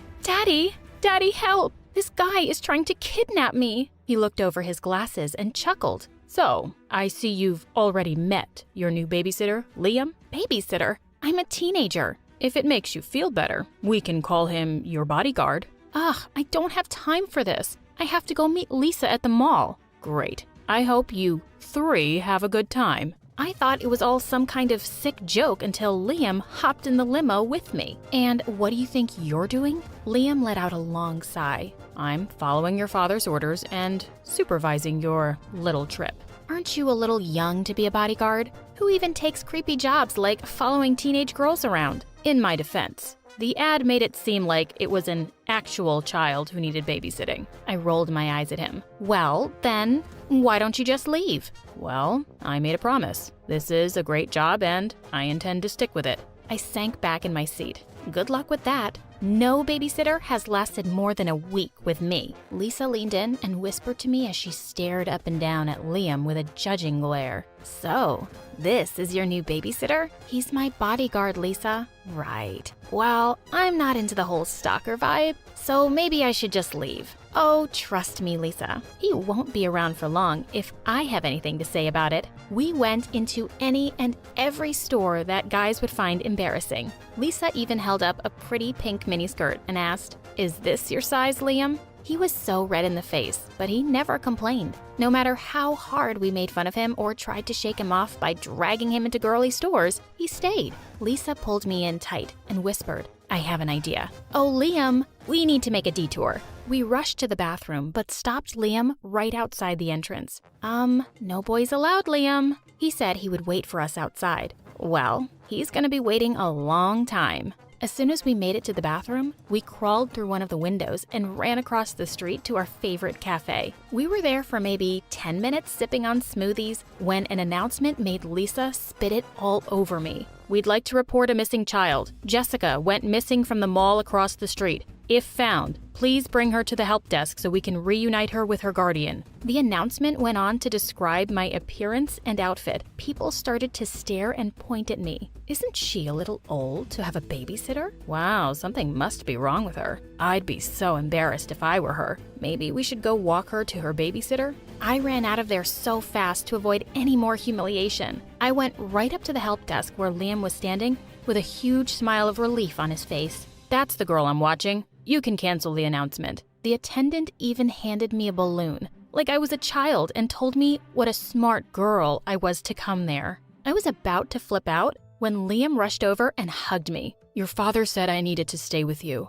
I was worried sick. I'm so glad you're okay." It was actually pretty pathetic how worked up he got over a stranger. Maybe losing him was going to be harder than I thought. Needless to say, Lisa said she was done hanging out with me until the Liam fiasco was taken care of. No matter what crazy things I did or how horrible I was, he stayed. One time, I stole a penguin from the local aquarium and let it loose in the gift shop. I mean, I tried everything. I made him come with me to this super sappy rom-com movie night at the local theater. I thought any boy would run straight out. Liam, he just cried. I was about to go crazy from how nice this guy was, until my prayers were answered by a little text from Armand at 2 a.m. I figured everyone was sleeping, so I scaled down the house again when I heard something rustling in the bushes. "Where do you think you're going?" "Don't you sleep?" "It's my job to watch you." An idea crept over me. Your job is to watch me, not stop me from going places. Why don't you just come with me? I don't know what your father would say about that. Please. I begged, and he agreed. What a sucker. I told Armand that Liam had to go. I just meant I wanted him scared off or something. Even I had to admit that what we ended up doing was pretty cruel. We went to a 24-hour diner and ordered a bunch of food. Liam insisted that he just wanted the free water and wasn't hungry. When the time came to pay the bill, Armand and I ran away as fast as we could. We were laughing so hard. Our little outing cost Liam over $100. Armand and I were hanging out in the woods when the diner owners spotted us. They yelled at us to come back and pay for our food or join your friend with the dishes. Armand pushed me toward the owners. It was her idea. I stood there shocked as he scurried away like a bug. Armand just yelled that it was my idea, pushed me over, and ran. Unfortunately, when he pushed me over, he pushed my wallet into the lake too. That meant Liam and I had to do the dishes all night to pay for our meal. Ugh, this is taking forever. Why don't you just pay the tab? You've seen my Lamborghini collection. I promise to pay you back with interest. Liam shifted uncomfortably for a bit before muttering, I can't. What do you mean you can't? I don't have enough money in my bank account right now. I nearly fell over. You're kidding, right? That was like 1/10 of my allowance when I was 5. You have a job? Are you that stupid and irresponsible you blow your whole paycheck? He got really quiet and said nothing at all the rest of the night. We got home around 4 a.m. and were greeted by my very angry father. I braced for the lecture of a lifetime, but when he started shouting, he was looking at Liam. What do I even pay you for? You're fired. mission accomplished, right? It was weird though. I'd tried all that time to get rid of him, but once he was gone, I was super sad to see him go. The house felt so empty without him, especially since I was grounded from seeing Lisa and Armand ghosted me yet again. I decided the least I could do was bring him an apology gift. After all, the guy didn't even have $100 in his bank account. I looked through my dad's pictures and found his address. I nearly fainted when I made it to the house he had listed. It was a dump. I nervously knocked on the door and was greeted by a frail woman with breathing tubes. Phew, I made a mistake. Can I help you? Sorry, ma'am. I was looking for a guy named Liam, but it seems like I had the wrong address. Oh, honey, you have the right house. Liam is my son. He's out picking up my medicine. She invited me in for a cup of tea, and I felt too bad to say no. She told me all about her kind son who got a job babysitting to help her pay her medical bills. The woman coughed. I wouldn't get better if it wasn't for him. I'd never felt more horrible. Liam suddenly walked into the room and looked shocked to see me. Okay, upset to see me might be a better description. He pulled me into the kitchen with him and whispered, "Haven't you done enough?" "Oh, I'm actually here to give you your job back." "Are you now? Your father seemed pretty upset." No, Daddy insisted you come back. I'm here because he wanted me to." "I don't know. I don't want your pity." "Don't say that. It's not pity. You need this job and I need you. Please come back." Liam heard his mom coughing in the other room and did something unexpected. He pulled me in for a hug and my face turned scarlet red. "Thank you, Jessica. Truly." I felt so awkward and said, "I don't know what you mean. My dad made me come." Of course it was a lie, but I didn't want to give him any wrong ideas. I just felt bad for him, right? Now, on to the next part of my mission, convincing my dad to rehire him. That was actually easier than expected. "Daddy, please, just give Liam one more chance. It was all my fault. I'm sorry." An apology? Who are you and what have you done with Jessica? Just please, Daddy. Fine, you get one more chance, but only because I think this boy is a good influence on you. I rolled my eyes and left. Liam owes me big time. Now that I knew about Liam's personal life, I couldn't help but like him a little more, in a sad puppy kind of way. My heart started to flutter every time I saw him sipping his coffee in the morning. Every time I caught him staring, I couldn't help but blush. I wasn't being very good at hiding my girlish stares, though. This one time, I was watching Liam carry in some packages and Lisa snapped at me. "Earth to Jessica, you can't seriously be pining over that guy. Don't you have your super hot dream boyfriend already?" "I don't know. Do I? I'm not even sure who's my dream guy anymore." Lisa said Armand and I were just having a rough patch because of the whole dinner thing. I shrugged. When it struck 12 that night, I kept waiting for that loser to message me or call me to wish me a happy birthday. For half an hour, nothing. I went downstairs to get water from the kitchen and saw a nicely wrapped package on the table. I gasped when I opened it. It was a rare, signed edition of Harry Potter. Of course, Liam knew what a huge fan I was. While I was dreaming of Liam and me, my phone beeped. "Hey babe, sorry for being missing in action. Meet me at our spot at 2 a.m. I messaged Armand to say I was done with him. Armand reacted pretty horribly, but it was his last text that really hit me hard. "Oh, don't tell me you've gone and fallen in love with the help." It was that moment I realized I'd really fallen for Liam. In fact, I loved him. I walked toward his room in the middle of the night to confess. When I heard him talking to another woman, I pushed the door open a bit and saw he was sitting on the bed, hugging a very attractive young woman. I was filled with so many emotions, I ran away. I never wanted to see him again. I ran back to my room and called Armand and said I took everything back and wanted to meet him tonight. This time, Liam was too preoccupied to notice me leaving. We hung out at a park and spray painted a wall. Of course, Armand left when the police came, but they caught me. They had to drop me off at my house at 4 a.m. My dad was so mad I thought he was going to explode. He ran over to Liam's room to yell at him and I followed. When he pushed open the door, he saw Liam sleepily getting up off the floor and the surprised woman sleeping in his bed. "And you brought a girl here? You are fired. Don't count on getting your last paycheck." I stood there as the young girl screamed, "What are we going to do about Mom?" before crying and running out. "Oh, does your girlfriend have a sick mom too?" "Girlfriend? That's my sister. Our mom is in the hospital right now and she didn't want to stay at home alone." My heart sank. I had jumped to conclusions and possibly ruined everything. Before I could say anything, he ran after his sister. I hesitated a moment and then followed him out the door. He was out of breath, standing on my lawn looking around. I'm really sorry. It's not your fault. It was my job to watch you, and I shouldn't have snuck a guest in. If you tell my father it was your sister and not a girlfriend, he'll understand. Why do you all assume I'd have a girlfriend? After how close we got, you really think I would want to be with anyone else? What do you mean? I think I love you. Liam, I think... We locked eyes for a moment when an irritating voice ruined the moment. Hey babe, sorry about ditching you again with the police, but this time, I came to apologize in person. Armand looked at Liam and me skeptically. Sorry, am I interrupting something? No, you're not. I was just leaving, forever. Wait, Liam. Stop. You don't have to feel bad for me.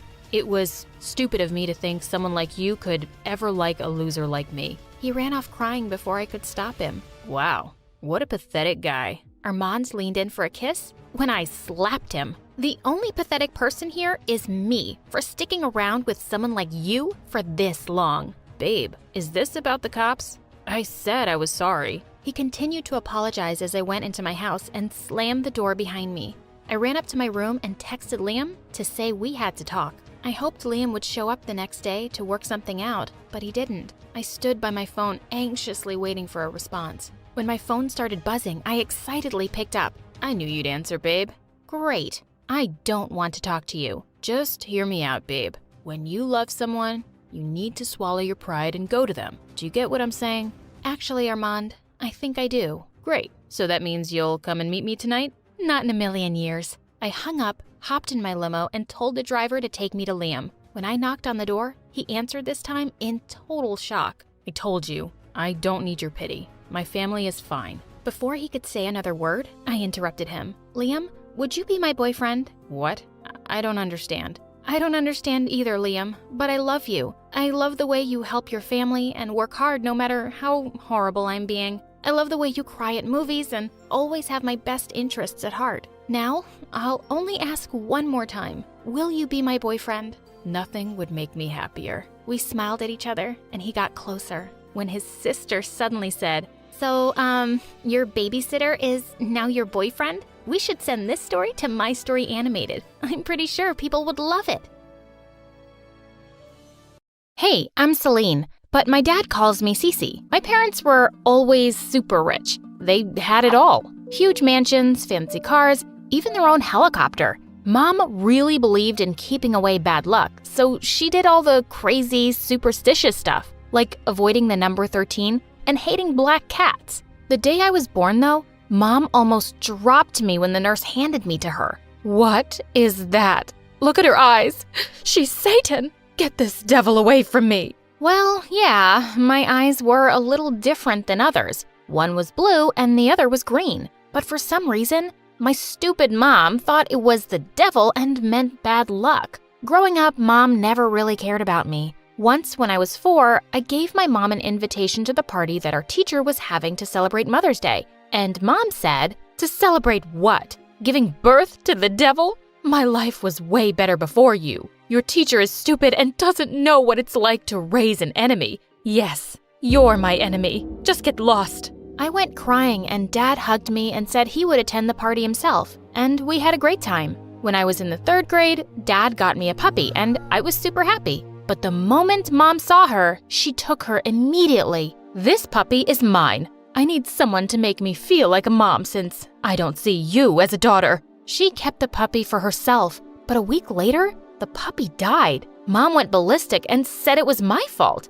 I got mad and threw my ball at her, but it hit the TV and broke it. Oh, God, I told you, this girl is trouble for me. She's cursed. When I was in the 7th grade, she started taking me to shamans to have my curse lifted. I was sick of her nonsense, so I decided to get back at Mom. Before the shaman could start her chants, I climbed on her table and went all Tarzan, screaming something in Latin. Mom got super scared and the shaman ran out of her own freaking house. It was hilarious. But Mom was more convinced than ever that I was evil. She even told my teachers at a parent-teacher meeting, and my classmates' parents told them not to sit with me. I was alone there. When I was in the 10th grade, my parents had set up a new office in LA, so they decided to move there for a couple of years. I was super excited because I wanted a fresh start at school where no one would call me a freak. So the first thing I did was get myself some cool blue contact lenses. LA was so big and lively. I loved it there. On my first day of school, I received a warm welcome and even compliments on my eyes. A couple of days later, I saw the poster for cheerleading auditions and I decided to try my luck. And to my amazement, I got in. The captain of the cheerleading team, Tiffany, was super friendly to me. "I want you on the squad, girl." And just like that, I joined the group of the most popular girls in the school. I couldn't believe it. My life was getting better and better over the weeks. That is, until Tiffany offered to drive me home one day, and I happily said yes. But when we got home, we saw Mom outside, and she looked scary. She started calling out to me nonstop. I turned to Tiffany. "That's our maid, but Mom fired her because she's a thief. She keeps coming here like a crazy person. Ew." "It's okay, Tiffany. You can go now. I'll deal with her." Mwah, mwah. When Tiffany drove off, I walked to Mom. "What now, Mom?" "Did you say to your dad that you liked my new car?" "You did? That's why it got burned today. You useless, bad luck girl." "Mom, that's the stupidest thing I've ever heard. Just leave me alone." I left her screaming and walked away. Just then, I bumped straight into a boy who was also running like crazy. He held my hand and said, "Run!" So I ran, as fast as I could. After a few minutes, I stopped him and I said, "Why are we running?" "Oh, from my crazy dad. He thinks I brought him bad luck, and he's furious now, and I just ran away. Oh, by the way, I'm your neighbor." "Oh, that's a lot of things we have in common. A crazy parent and the same neighborhood." "Oh, yeah, I know your mom. She is... Oh, wow, your eyes. They're so beautiful. I've never met someone with odd eyes before." And then it hit me. My lens must have fallen out. "Oh, geez, you don't have to be nice. I know I look like a freak." "What? No, you look unique." He then came close to me and gently kissed me on the cheek. "Don't worry, I won't tell anyone. It's our secret." I felt butterflies in my stomach hearing his words. And from that day on, Sean and I started to hang out in school too. I found out later that Sean was Tiffany's cousin. "Oh, you're hanging with the sexiest cousin I have. Lucky you." I'm also dating this hot college guy, and he's rich. It's not like I'm a gold digger, but I made sure he was rich. Tiffany was such a cool friend, and being with her and the cheerleading squad, I felt on top of the world. We were the queen bees, and I felt invincible. One day, we were in the bathroom fixing our makeup when a girl came in and walked towards a stall. But Tiffany stopped her. "Hey, weirdo, leave the bathroom. We're having a private talk here." But I really need to pee." Didn't you hear what I said? Go away." "Hey, Cece, was I clear enough?" Yes. She said leave. Why are you still here?" Because I need to go to the bathroom?" "No, she said leave." I tried to drag her away, but I forgot that I was still holding the eyeliner in my hand, and I accidentally poked her shoulder with it. She pushed me away, and I pushed her back hard, and she fell on the ground. She held her arm and screamed in pain. Tiffany and I freaked out and ran away. The girl later complained about us, and Tiffany and I were called into the principal's office. To make matters worse, Dad was there. He was so disappointed. "You weren't letting that poor girl go to the bathroom? This isn't how I raised you, Cece. A bully? Who are you?" His words made me realize what I'd done. I had tears in my eyes, and the way Dad looked at me broke my heart. I didn't mean to. I shouldn't have. "Oh, cut it out, Cece." I tried to stop her, but she wouldn't listen. "What? Oh my God, you started it, you lying jerk." All of a sudden, Tiffany pounced on me and pulled hard at my hair. She was suspended for a week and then removed from the cheerleading squad. I felt guilty and went to the girl to apologize. Luckily, she forgave me. A few days later, we were invited to the school quarterback Ashton's birthday party, and Sean and I danced like crazy. Feeling sweaty, I went to the bathroom to wash my face, and just as I looked up in the mirror, Tiffany came and shoved my face in the sink. "You two-faced witch." I screamed and pushed her away, making her fall on her butt.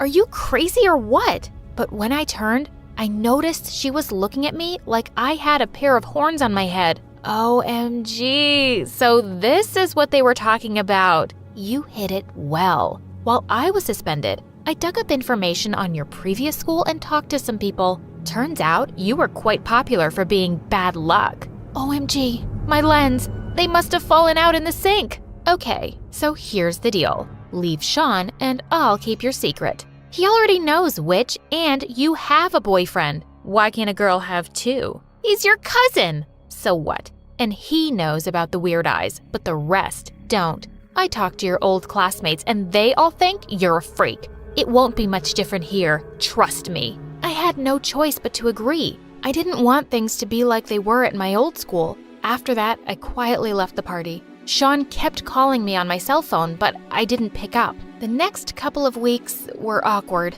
Sean tried everything to talk to me. He was constantly following me and asking if he'd done anything wrong. I told him to just leave me alone. To convince him that I wasn't into him, I kissed Ashton one day when I knew Sean was watching us. Sean looked defeated. I knew his heart was broken, but so was I. Tiffany was by his side and held his hand with a wicked smirk on her face. I hated her. The very next day, I was sitting in the cafeteria when Tiffany suddenly came and knocked my sandwich out of my hand and then squished it with her foot. I just heard. You were made head of the cheerleading team. I think you should turn down the position. Don't you agree? 'Cause otherwise, you know what happens. OMG! Now she was blackmailing me to leave the squad? That was it. I was done with that bully. I stood up and shoved her away. What will you do if I don't? Tell everyone my secret? Wait, let me help you. And then I climbed onto the cafeteria table. May I have your attention, please? I want to tell something about myself that I've been hiding from all of you. And then I removed my blue lens and threw them at Tiffany. Yup, I've got odd eyes. I'm freaky. Want to come and take a closer look? Go ahead. But the reaction from my schoolmates was not what I expected at all. OMG, I always wanted to see someone with odd eyes. Cece, that's so awesome. It just makes you look 10 times cooler. Everyone complimented my eyes. I was the center of attention, and Tiffany was screaming with anger as she left the cafeteria. But all I could think about was Sean. I searched for him everywhere, and when I found him, I immediately hugged him and started crying. I'm so sorry I hurt you, Sean. I was so stupid and foolish that I let Tiffany blackmail me into driving you away. But it's only because all my life, my mom and other people have made me feel like a freak. Hey, don't cry. It's all right. I told you before, you're not a freak. Cece, you're the most amazing girl I've ever met. And then it happened. I looked up at him and he kissed me. I was back to going around with Sean now, and Tiffany looked crazier than ever. A few days later, we had a soccer match in school. Right at the end of our cheerleading routine, we were in the pyramid position and I was on top when I felt something hit my head. I lost my balance and was about to hit the ground, but the other cheerleaders caught me just in time, and they started screaming. OMG, it was Tiffany. Yeah, I saw her throwing a stone. She's a psycho. I knew Tiffany hated me, but this was next level psycho. Like a raging bull, I charged towards Tiffany and we both fell on the ground. You witch, why can't you just leave me alone? Leave you alone? Oh, I will destroy you, Cece. You became the cheerleading captain and you got Sean? No. Not on my watch. Sweetie, it's already done. The cheerleading squad had called the principal and Tiffany was expelled. When I got home from the game that day, Mom noticed I wasn't wearing my lens, and she flipped out. You've been going around like this? God knows what bad luck is going to come my way now. Go wear your lens. It makes me sick looking at you like this. You know what, Mom? Don't look at me. In fact, don't talk to me either. Just pretend I don't even exist. I'm just so sick of your stupid nonsense. All my life, you made me think I'm some kind of freak. But the only abnormal person I know is you. How dare you? Mom lifted her hand to slap me, but before she could, Dad caught her hand and pushed her away. Pack your bags and get out. What? Get out before I call the cops. You've hurt my daughter long enough. I'm not putting up with you anymore. Goodbye and good luck. Mom kicked and screamed, but Dad just threw her bags out. Then Dad hugged me. I love you, Cece, and I'm so proud of you. I love you too, Dad. And since then, our lives have been so much better.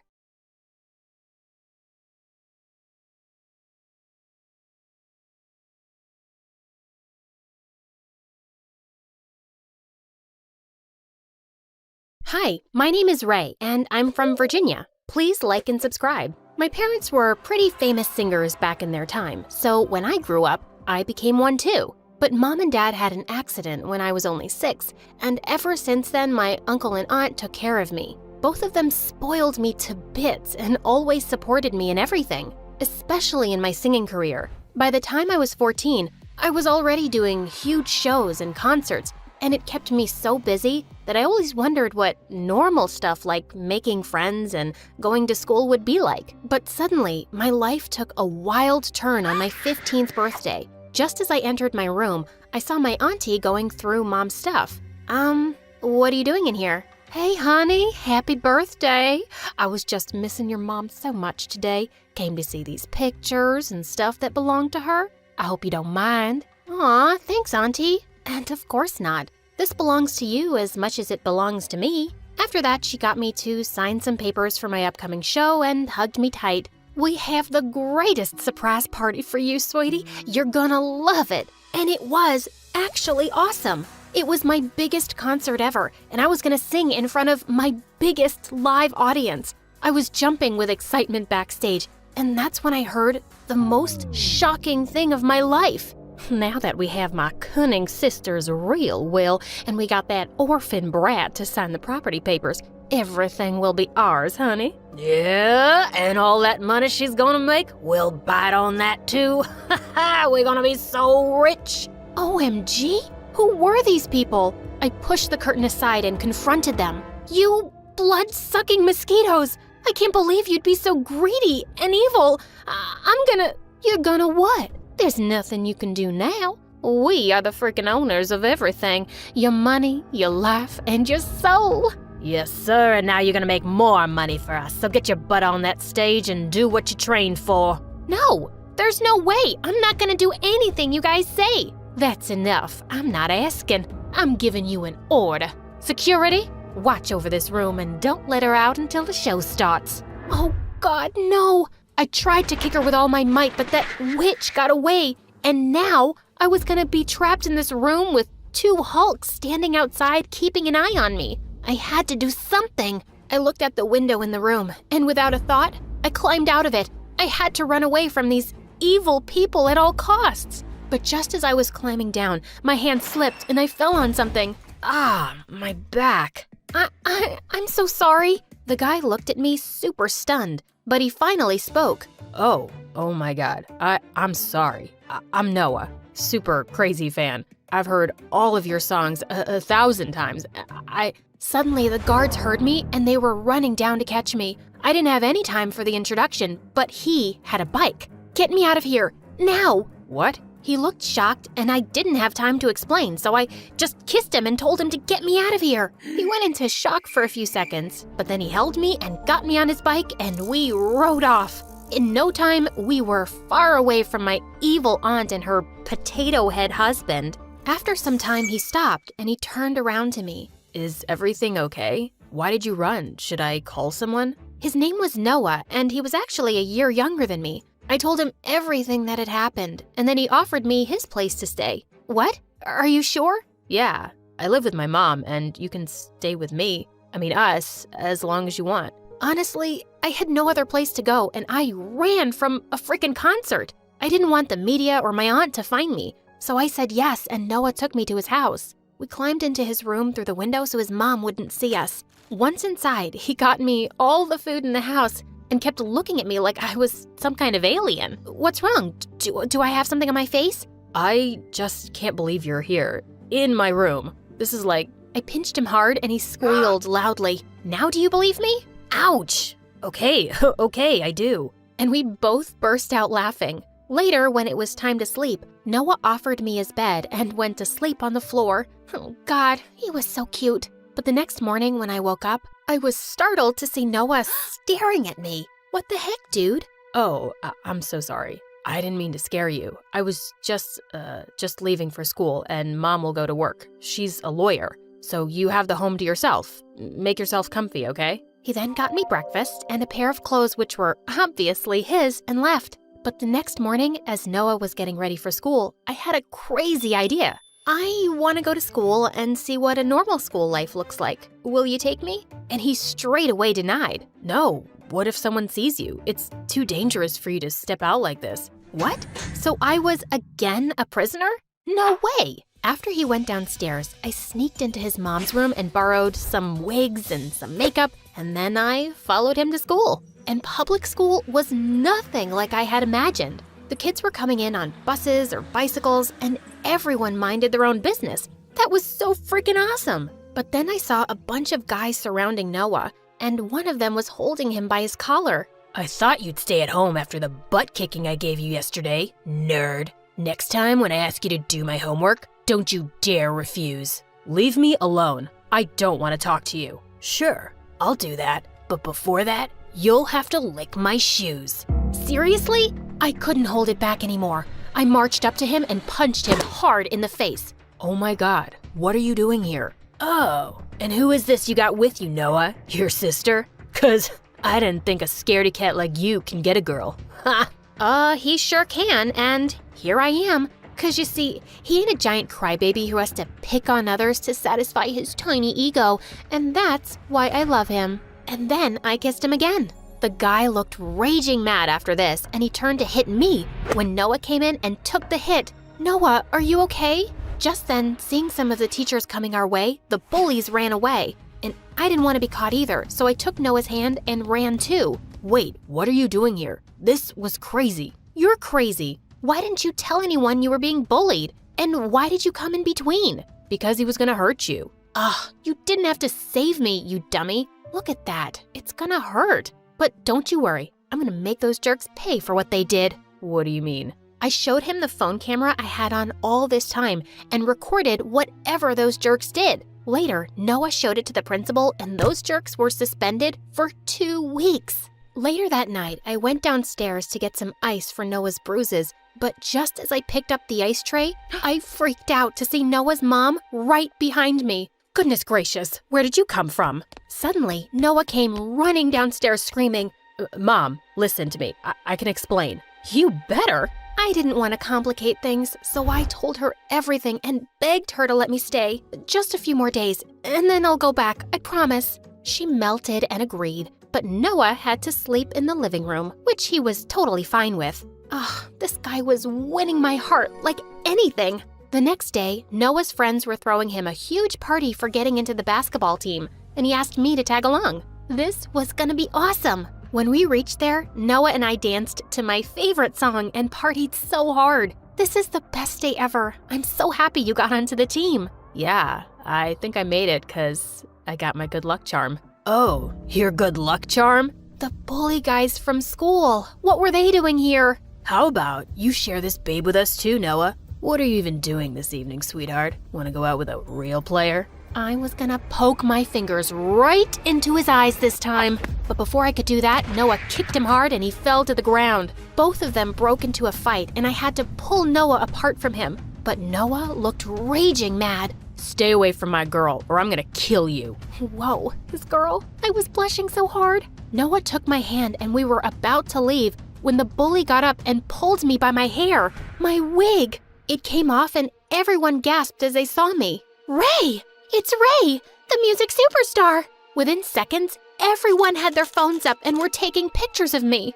Oh, shoot. Noah put his hoodie over me and rushed me out of there, but I was terrified now. My aunt was gonna know about me. As soon as we reached home, I hugged him tight. I don't want to go. I can't, Noah. Don't worry, Ray. I won't let them take you, I promise. But minutes later, someone barged into the front door, and it was none other than my aunt and uncle with loads of paparazzi and a huge crowd gathered behind them. My darling niece, thank God I found you. I've been worried sick. Come, let's go home. Get away from me. I'm not going anywhere with you. And you already have everything. You made me sign those papers and all my money. You have it. What do you want now? You little witch, shut up and get in the car. Do you know all the record and concert deals worth billions that we'll lose? What's happening here? What papers? Noah's mom came in and pulled me to her side, and then I told her everything. Oh my God, why would you do that to your own blood? 'Cause it was easy to trick a trusting moron like her into signing whatever we wanted. Ugh, I don't have time for this chit-chat. We're still her legal guardians, and I'm taking her with me. Not anymore. Say cheese. Apparently, Noah had been live streaming the whole thing since the moment my wicked uncle and aunt had stepped inside, and the media outside was going crazy to bash them now. No, this can't be happening. I'm gonna kill you. My aunt tried to get a hold of my arm, but I pushed her away. She turned into a witch, but thankfully, Noah's mom had already called the cops, and they got there just in time. After everyone went away, I turned to Noah and I hugged him tight. Thank you so much for everything. His cheeks went all red. I want to say, Oh, get in here. I pulled him in for a kiss and he swung me into the air. I love you. I love you too, dummy.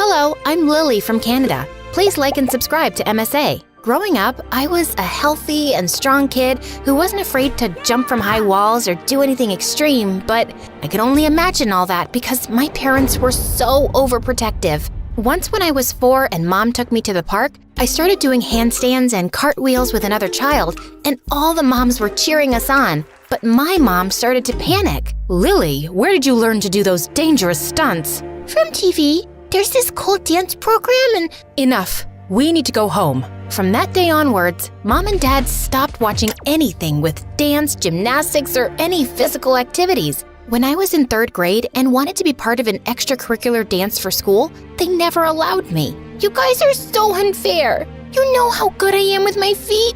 Why can't I just dance? Because, hun, we live a very peaceful life right now. What if you become a famous dancer and then there are reporters and the next thing you know you're being published? Do you really want all that attention? Yes? Who doesn't? My parents still refused, and their excuse was ridiculous. And then when I went into high school, I started to rebel against them and become friends with the most rebellious girl in school, Zoe. Everyone in school was scared of her because she did the craziest things. Like this one time when we were in the 8th grade, she set the school's rose garden on fire. Oh my gosh, Zoe, we're gonna get in so much trouble. There's no cameras here, so no one will know. This is my payback to the principal for giving us detention for an entire month.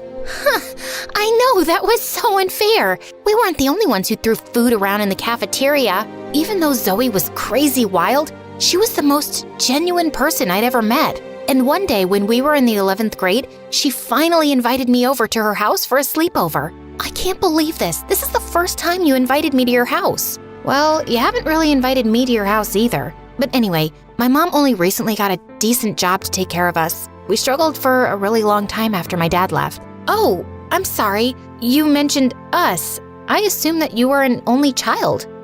I wish I were an only child. I have a brother. And just because he goes to a special school, my parents give him all the attention. And just then when we entered her house, the most gorgeous looking guy gazed at me from the living room. Lily, meet my goofball brother, Grant. Hi, Grant. As we walked past him, Grant winked at me and I blushed so red. I was definitely gonna enjoy my sleepover. Zoe's room was exactly what I expected it to be. Creepy and a little scary since she had bats hanging from every corner. And then her mom came into her room limping. I made you girls some cookies. So glad to finally meet you, Lily. Zoe's mom was so sweet, but Lily told me she was sad most of the time. And when I asked why, Lily said she didn't want to talk about it. I was really moved by the story. And then Zoe broke the ice by slamming my face with a pillow. Pillow fight! We had loads of fun pillow fighting, dancing, and just being free until my mom called. Honey, I think you need to come home. But Mom, we spoke about this. I'm sleeping at a friend's house because we're working on a school project. Your father and I are very worried. I'm hanging up now and I'm not coming home tonight. Zoe saw how frustrated I was and I ended up telling her all about my crazy parents. Maybe they're hiding something from you. Because why would any parent not want their kid to participate in any hobbies or activities? Yeah, they're definitely hiding something because my life is not normal. That night, I couldn't sleep. thinking about what secrets my parents had that made them so scared about everything I did. I checked if Zoe was asleep, and she was snoring like a bear. I got up to go get some water, and while I was at the kitchen sink, a hand suddenly touched my shoulder, and I jumped, feeling freaked out.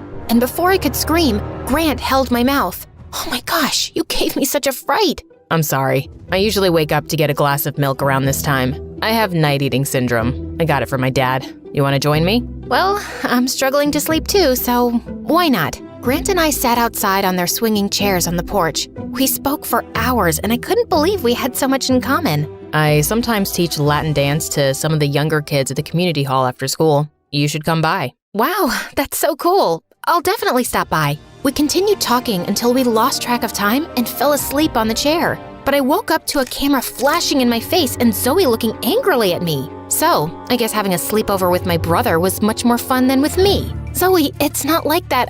Zoe didn't let me finish and rudely asked me to leave her house. But Grant stood up for me. Why are you being so difficult? I like Lily, and there's nothing you can do about it. Grant took my hand and walked me out. I just felt more and more sparks between us. Zoe started acting weird after that, but at least I had Grant. As time went by, I started going to the community hall after school to watch Grant teach. I was mesmerized by his moves, and one day after his class was over, he called me to dance with him. Grant, I don't know anything about dancing.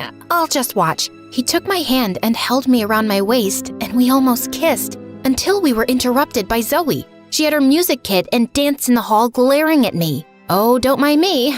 I'm just here to practice for the up-and-coming competition. You need a dance partner for the competition. Don't worry about me, brother. You should be concerned with your dance partner, who has 2 left feet. I wasn't planning on taking part in any dance competition, but because of Zoe's new attitude towards me, I took her mockery as a challenge. What if we practice until we shine so bright that Zoe won't be able to open her big mouth anymore?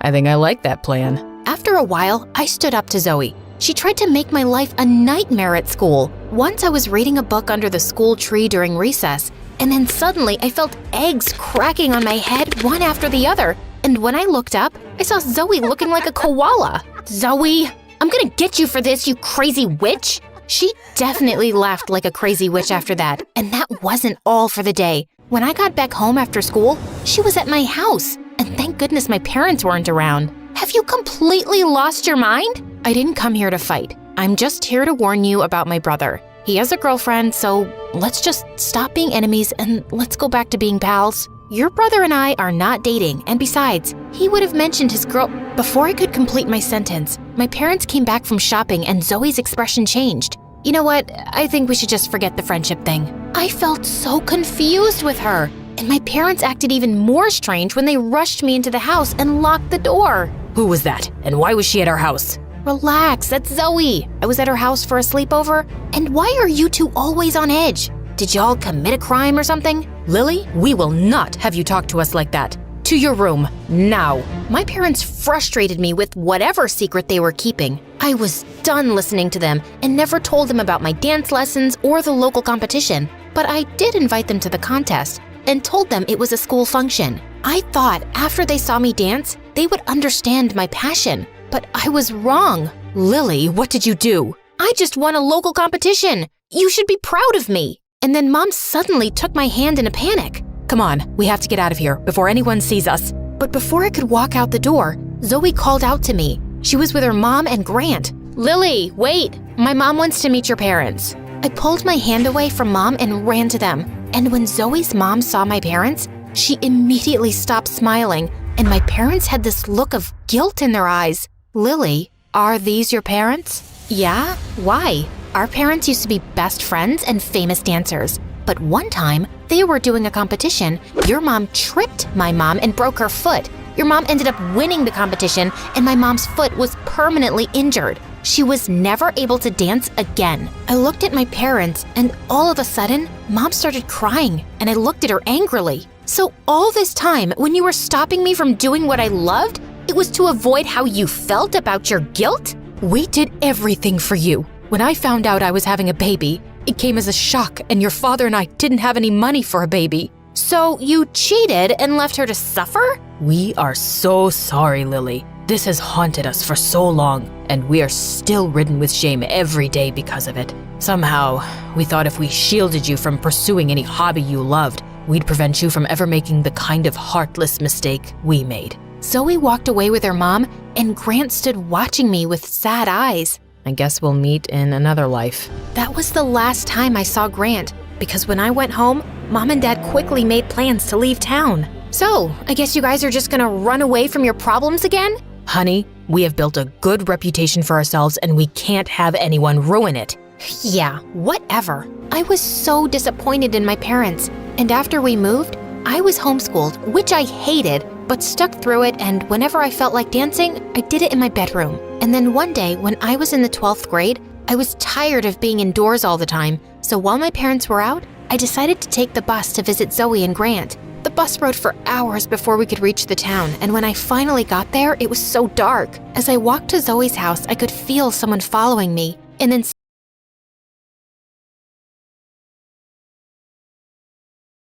On my 7th birthday, I climbed onto the chair to blow the candles on my cake when suddenly I felt someone pull a hair out of my head. Ow! I turned around to see that it was my older sister, and she was staring at the hair in horror. Oh my God, Mom! Bonnie has inherited the problem from you! You shush! Everyone, sing the birthday song now! Happy birthday to you! What just happened? Later that night, Mom inspected my head like I had lice, and it turns out I had a few white hair. Big deal. But by my next birthday, half my head had turned white. I thought I was transforming into some cool superhero, but Mom totally freaked. She had organic hair dyes imported from Brazil every month to color my hair a lovely deep brown. No one knew anything about my hair until I was 14, when suddenly everything changed. Hi, I'm Bonnie, and I have a condition called achromatrichia, which makes your hair suddenly turn white. Being different makes bullies think you're an easy target, but I showed them that I was not. Before I continue, click like and subscribe. The thing is, my parents used to be super rich, and we'd always live in a huge mansion and attend private schools. My oldest brother was a party animal, and my older sister's life revolved around shopping, salons, and changing boyfriends like clothes. But then, Dad lost all his money in a scam, and in a matter of days, we'd moved from our beautiful house to a tiny apartment in another town. Dad became super depressed and watched TV all day, and Mom was doing her best to support us all.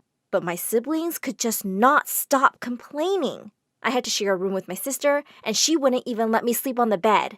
One night, she was sobbing so loudly about how poor we were, I dragged my mattress into the bathroom and slept there. Peace at last. The one thing Mom insisted wouldn't change was sending us to a private school.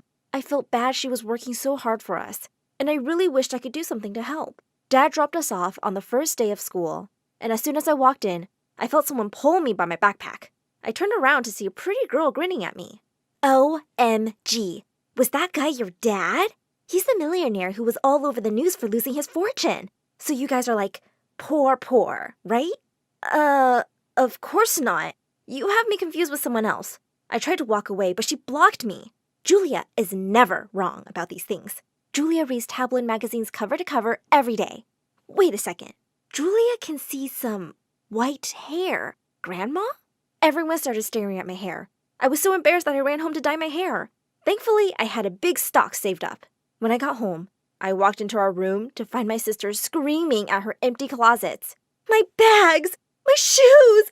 My babies! Where are they? Just then, I saw my cupboard door hang open. Oh no!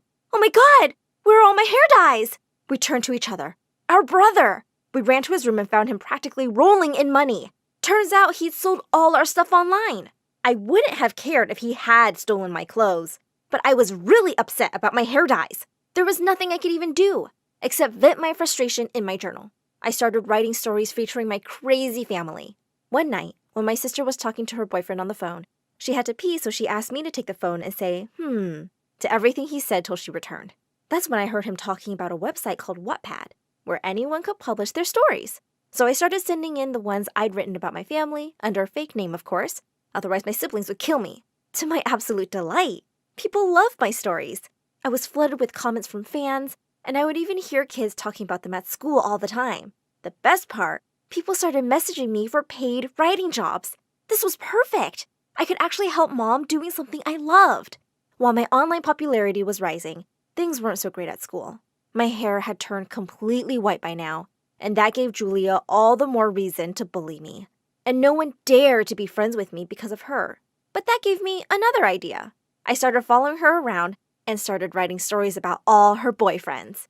Once I saw her kissing the captain of the soccer team, right after she went on a date with the class president. And then the next day, she made out with the captain of the swim team. I was so surprised, I accidentally tripped and fell out of the bushes I was hiding in. As soon as Julia saw me, she looked furious. "Are you stalking me, you pervert?" No, I was just picking berries. I grabbed a fistful and stuffed them in my mouth and then gagged. They were so bitter. Julia stepped close to me. "I don't know what you're playing at, but you should know I'm not into girls, you weirdo." Then she walked away while I sat in the bush, and everyone eyed me like I was a creep. The next few weeks were brutal. No matter what I did, Julia was there calling me a perv or a weirdo. She told everyone I was crushing on her. A few days later, I was sitting in the cafeteria when Julia came up and dumped a bag on me. "Take these hair dyes. You look like a homeless old woman, and this school has a reputation. Just stop embarrassing us with this hair, Bonbon." As her minions snickered, I rose from the table and pushed the bag away and stood up to leave. "Leave me alone, Julia, or else." "Aw, I'm so scared. And what will you do, huh?" Then she and her minions took out all the dyes and dumped them on my hair. Blue, black, red, purple, everything. I pushed them back and yelled, "What have you done, you psycho?" I slapped Julia right in the face and ran to the bathroom. My hair looked like turd. I washed it and thankfully all the color came off. I was so mad that I went home and wrote a story where I gave Julia the lesson I wished she would get in real life. As soon as I published it, I received a message on my Wattpad account from a fan, ID Free Prisoner. "I love all your stories, especially the bully story, so I just had to message. Your characters are so relatable." I guess we both were stuck with crazy people. We started exchanging messages more often, and I felt like I'd finally made a friend. One day at the school cafeteria, I was writing crazy fast to meet my deadline, and I didn't even realize it when someone came and sat next to me, pushing a can of juice towards me. "Can I get you something to eat? You look like you're on a mission to save the world." I looked up, and for a few seconds, I was so lost in his dreamy blue eyes. I'm pretty sure I looked like a dumb puppy. "Hi, I'm Eric. Do I know you?" "No, but I know you. You're kinda hard to miss with that hair." "I know you think my hair is weird." "No, I think it's amazing. You look really cool." I stared at him in shock. Who was this boy? I wanted to talk to him more, but just then, I got a message from Free Prisoner. "I think I'm falling for you. You're just so incredible." Oh my god, he had a crush on me? The next day, while I was working in the library, it got really late. Everyone was gone and I only looked up when I heard a noise. I felt freaked out.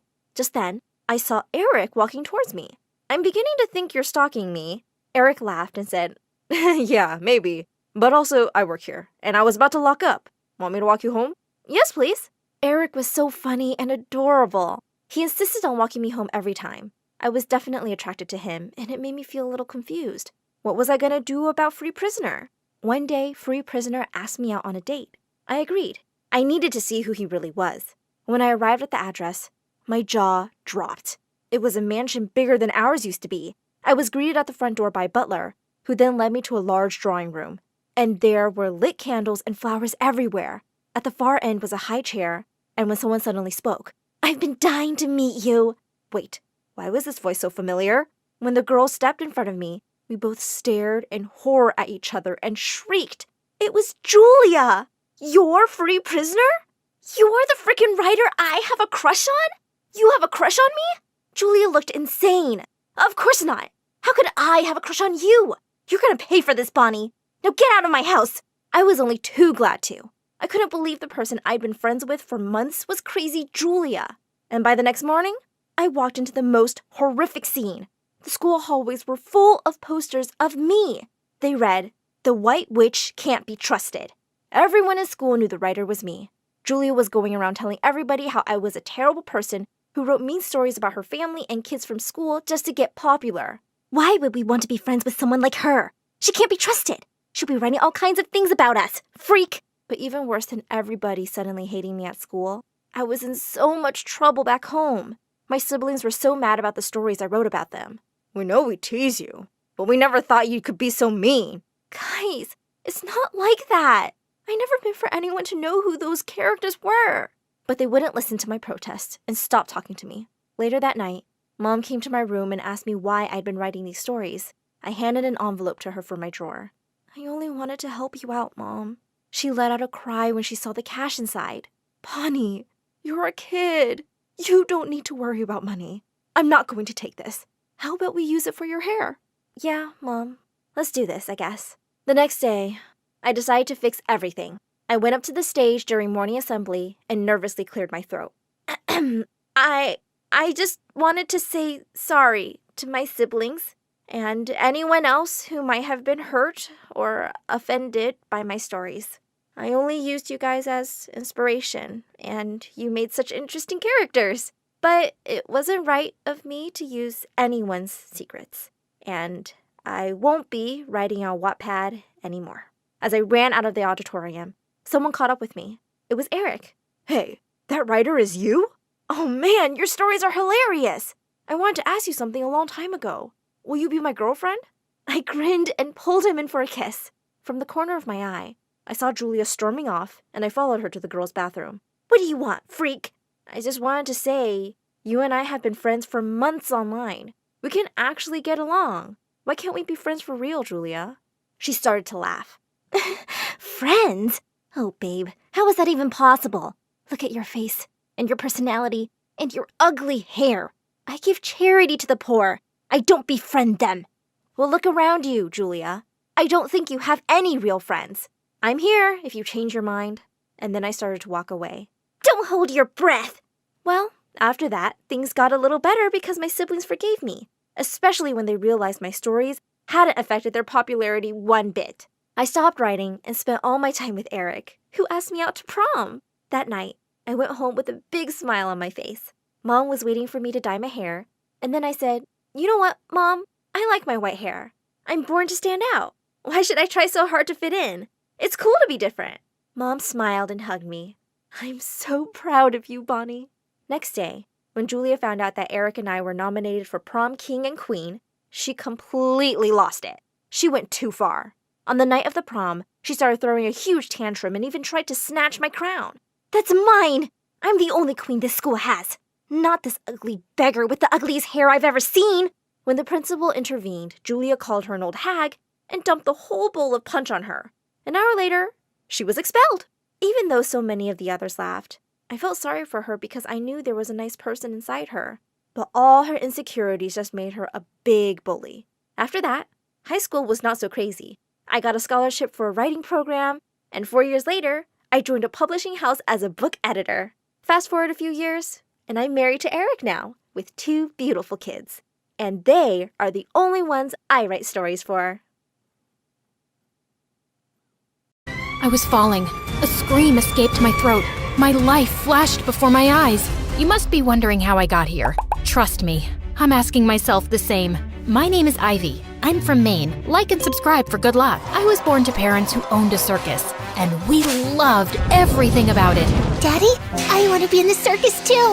Please, please, please. You will one day, and I know you'll be the star of the show. You really think so? Honey, we know so. Now it's time for your lesson. Take out your books. Let's see who wins today. Mom homeschooled me and my twin brother, and we'd often compete to see who got the best test score, which was me, of course. I was a bright kid, but my heart truly belonged to the circus. So when I turned 8 and Dad told me I could finally join him on the team, I was ecstatic. But my excitement turned to shock when he said I'd have to be a clown. That's so embarrassing. I want to be a contortionist. I've been practicing. But we need a clown, and you'll be able to make everyone laugh. You'll do great, honey. Trust me. I decided to give it a shot, and it wasn't so bad. But then I put my own spin to it. I did a backflip, landing in a perfect contortionist's pose.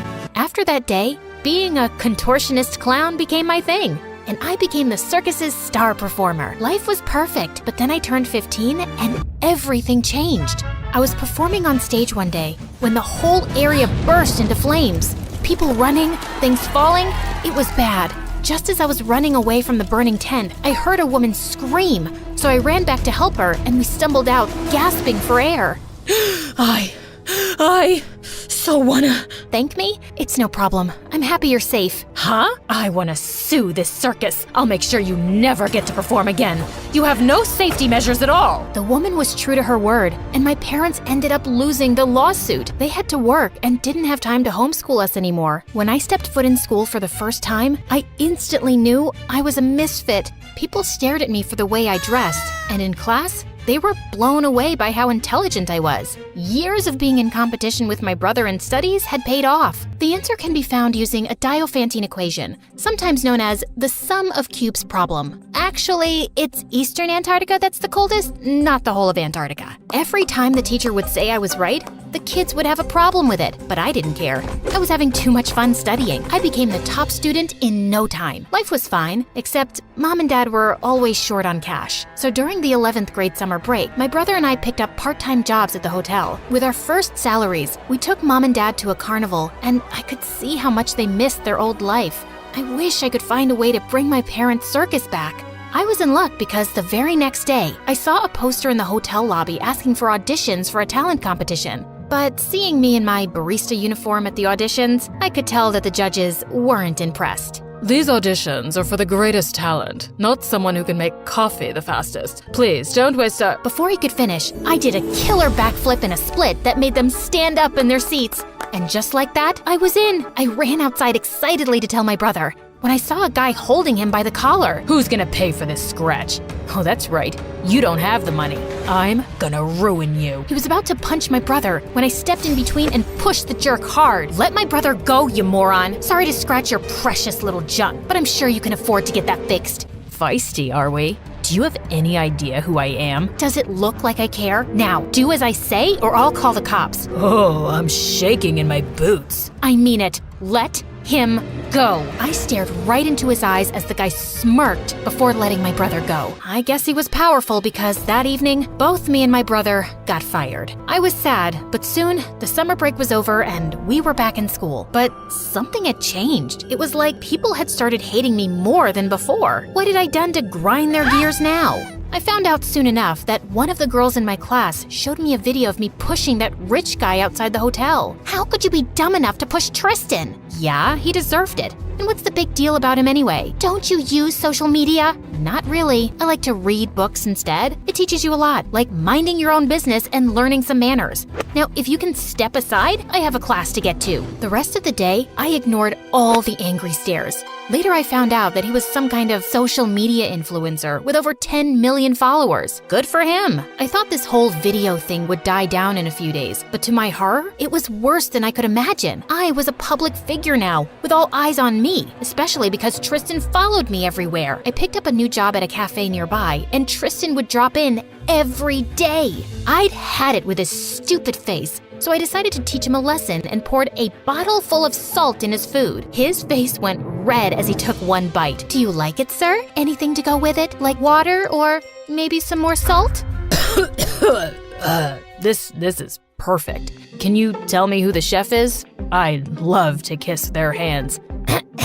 She's busy. Anyway, if you're done for the day, kindly leave. You're catching too much attention and it's a little annoying. I'm guessing you're talking about all those ladies by the window. I can tell them to leave, if you agree to go out on a date with me. Are you bored or simply crazy? What makes you think I'll ever go on a date with a moron like you? Ouch, that hurt. But I deserve it. I was a jerk. It's just that I had a big argument with my mom and I took all the anger out on you, which was totally not cool. Yeah, it wasn't.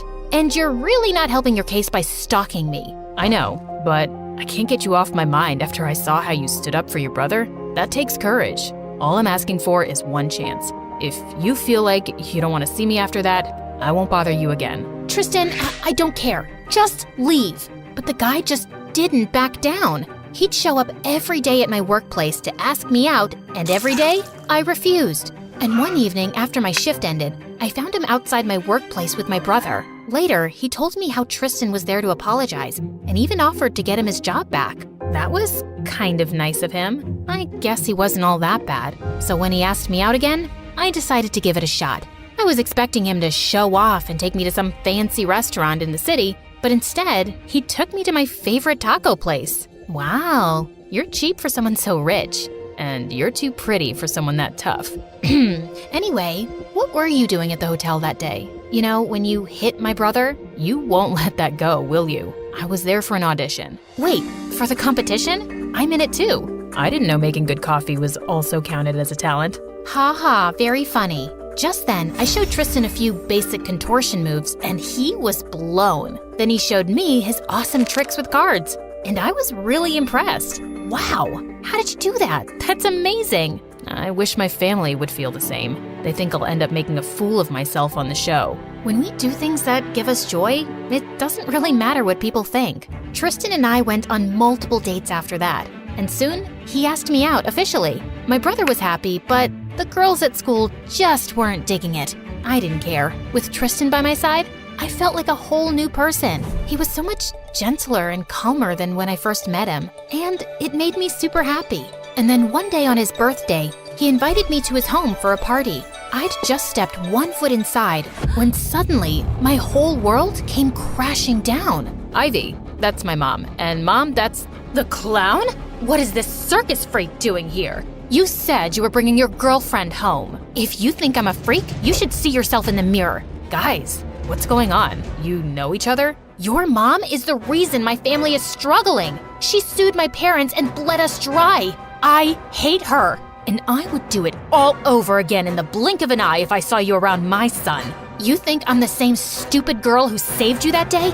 If you come close to my family, I'll be your worst nightmare. I wanted to say more, but I was too shocked and upset, so I just turned around and left. Tristan tried his best to reach out to me, but I just didn't want to talk to him. If he was her son, then there was no chance of us ever being together. Soon, it was time for the competition, so I forgot about my issues and started practicing. The competition lasted for days, and I was able to reach the finals. People rooted for me, and I was confident I'd win it too.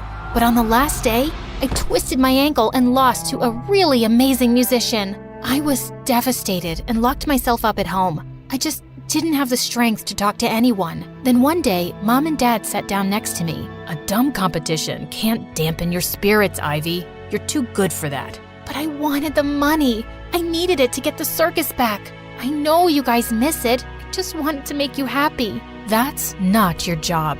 And we're happy as long as you are. Now come on, we need you to get out of the house. How about some ice cream? Or a trip to the petting zoo? Anything you say. After talking to Mom and Dad, I felt a lot better. But there was something that still troubled me a lot. Tristan and his mom. I had been ignoring them for the past few weeks, but he was back to being his stalker self, and it was super annoying. Then one day at home, I was busy watching an MSA video when my dad told me I had a friend waiting for me downstairs. And of course, it was Tristan. What do you want? I know you don't want to see me, but Ivy, you have to know this. My stepmom... Hold on, stepmom? Yeah, Mom left us when I was a baby, and Dad married her so I would never miss Mom. So did that help? What? No, you're missing the point. After you left, I did a little digging and realized that your parents aren't the only one Mom has wrongfully sued. She does it often to scam people for money. Tristan went on to explain how his stepmom was a lawyer and sued people for damages they couldn't afford. Once you get stuck in the whole thing, she makes sure that she gets the most money out of you by creating fake issues, like the fire at your circus. She started that. How do you know she started a fire, and why are you telling me this? I heard her talking to her assistant yesterday. I guess when she saw you, she felt threatened and started planning another lawsuit so you wouldn't get in her way. I don't know what to say. Even if what you're saying is true, how will anyone believe us without proper evidence? I'm her son, so if I give a statement, maybe the police can start an investigation. It'll be worth a shot. Tristan was right. I had to try something to make his stepmom pay, so I went with him and filed an official complaint. It took some weeks, but finally, the police were able to gather all the evidence against Tristan's stepmom. They froze her account, but before they could arrest her, she simply vanished. My parents won huge compensation from the court and used that to build the circus. I was so happy, and I only had Tristan to thank for everything. I always liked him, but this only made me fall for him more. We were walking over the bridge one day when suddenly Tristan turned to face me. Ivy, I love you. I'm sorry, I tried to let you go, but I can't. I wanted to tell you, but before I could complete my sentence, someone pulled me hard. Tristan's stepmom. You witch! You ruined everything I had built! You'll pay for this! Saying that, the woman pushed me. As I backed up, I tripped and ended up falling. Okay, so here we are, right where we started. I thought I was done for, but Tristan grabbed my arm and pulled me right back up. Are you crazy? She could have gotten hurt. Oh, yeah, whatever. She's fine, right? And that was a mistake. Was it? You know, I can imagine you being a witch to everyone, but this is unacceptable. Leave, or I'll have you arrested. Dad knows what you've been up to. Oh, come on. I'm your mom, Tristan. You can't turn me in. Now be a doll and give me some money. What? You won't get anything from me, okay? You brat. I will. Just stop it, okay?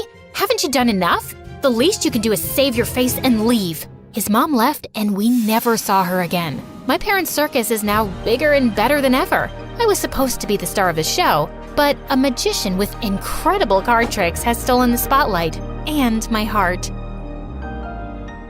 Hi, my name is Ada, and I'm from New York. Me and my twin sister Gia were born to two very chaotic parents who fought like Tom and Jerry all the time. And on the very day we were born, they picked up a twin each and decided to make us the best version of themselves. Ada is hungry. She needs milk. Oh, since you chose her, why don't you feed her from your nipples? Yep, Dad picked me, and growing up, he taught me the Turkish language because he was from Turkey. And Gia was Mom's favorite, so Mom taught her Italian because she was from Italy. Although we spoke English at home, that whole language thing kinda became the reason for all the chaos and misunderstandings in the family. Because of Mom and Dad's fights, I could never get close to Mom, and I hated that. So once when I was 8, I decided to make a card for Mom for the new year and asked Gia for help. When Mom saw it, she went ballistic. Sei una vaca grassa, which meant you're a fat cow. God, you're so rude, Ada.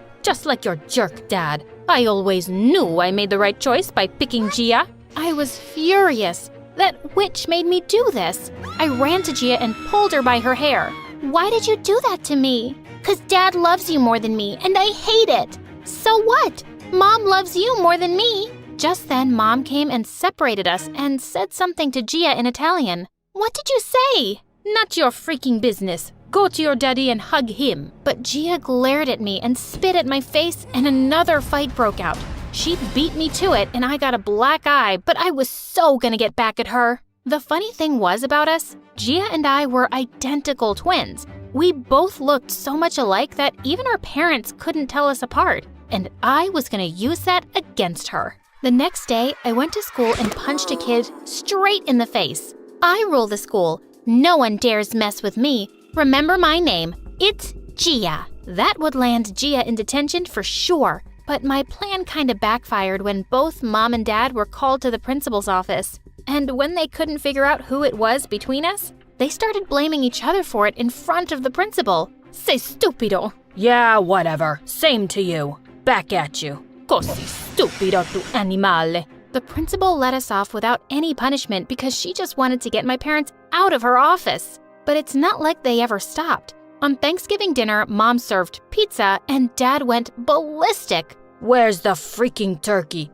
Who even makes pizza on Thanksgiving? You stupid woman. Turkey, turkey. Go ask your mother to make you a turkey. And saying that, Mom threw a plate at Dad, which he avoided, but then Dad grabbed the ketchup bottle and pointed it at Mom. Don't you dare. This is a designer top. Watch me. And he squeezed out all of the ketchup onto Mom's top. Mom shrieked, and soon our dinner table turned into a war zone.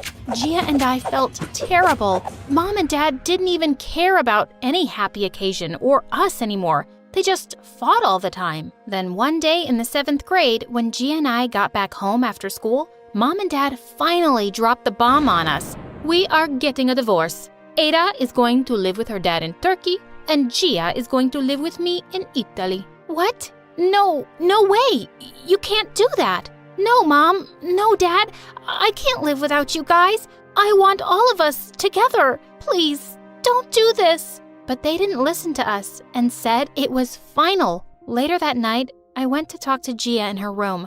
I thought she might not listen to me, but she hugged me as soon as she saw me. Oh, Ada, I'm so glad you're here. Even though we fight all the time, I can't live without you and Dad, sis. We have to do something. What can we do? Our parents just hate us. they're selfish and only think about themselves. Then let's just run away. They'll get busy looking for us, and then they'll forget all about this stupid divorce thing. They'll understand how much we need them. I won't let this happen. I won't let them ruin our lives. We have to stay together no matter what. But Mom and Dad had already filed for the divorce, and within a week, they even signed the final papers. But then I had a brilliant idea. I could switch places with Gia and go with Mom to Italy. We would tell them about the swap after 6 months. And when they'd meet again to exchange us, maybe they'd be less angry and realize that they still loved each other. Yes, this was perfect.